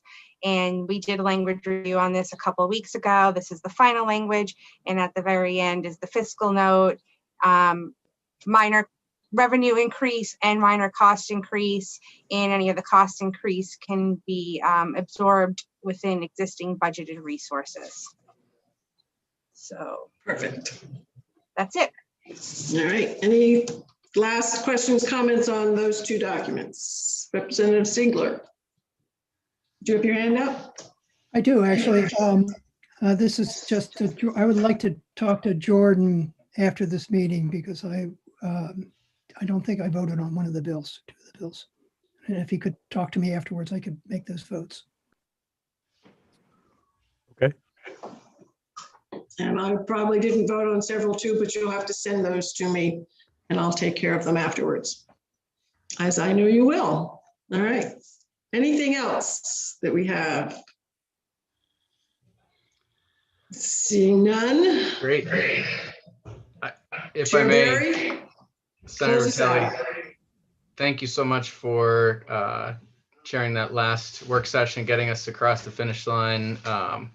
I think we all felt some Zoom fatigue as the afternoon wore on, but it was worth it. I just want to say congratulations. We just voted 8 bills today, which is a new record for this committee, and really pleased that we could start to pick up the pace. And I know that we'll all be glad we did when it's June and we're finally at some point finished. So thank you all for hanging in there, and thank you especially Senator Vitelli for jumping in and being that senator and that chair that we needed to finish our work today. Tuesday is a long day of hearings. We have quite a few bills scheduled. I think there'll be some bills you don't want to miss. The first 4, I think, are broadband related and really take up some big issues there. And then some other exciting bills starting around 11. So probably a long day of hearings Tuesday. And then on Thursday, we plan some work sessions. So looking forward to seeing you all there and in person at the State House on Wednesday as well. So Deirdre, anything else? Nope, there's nothing else. All right, great. All right, just checking one last time.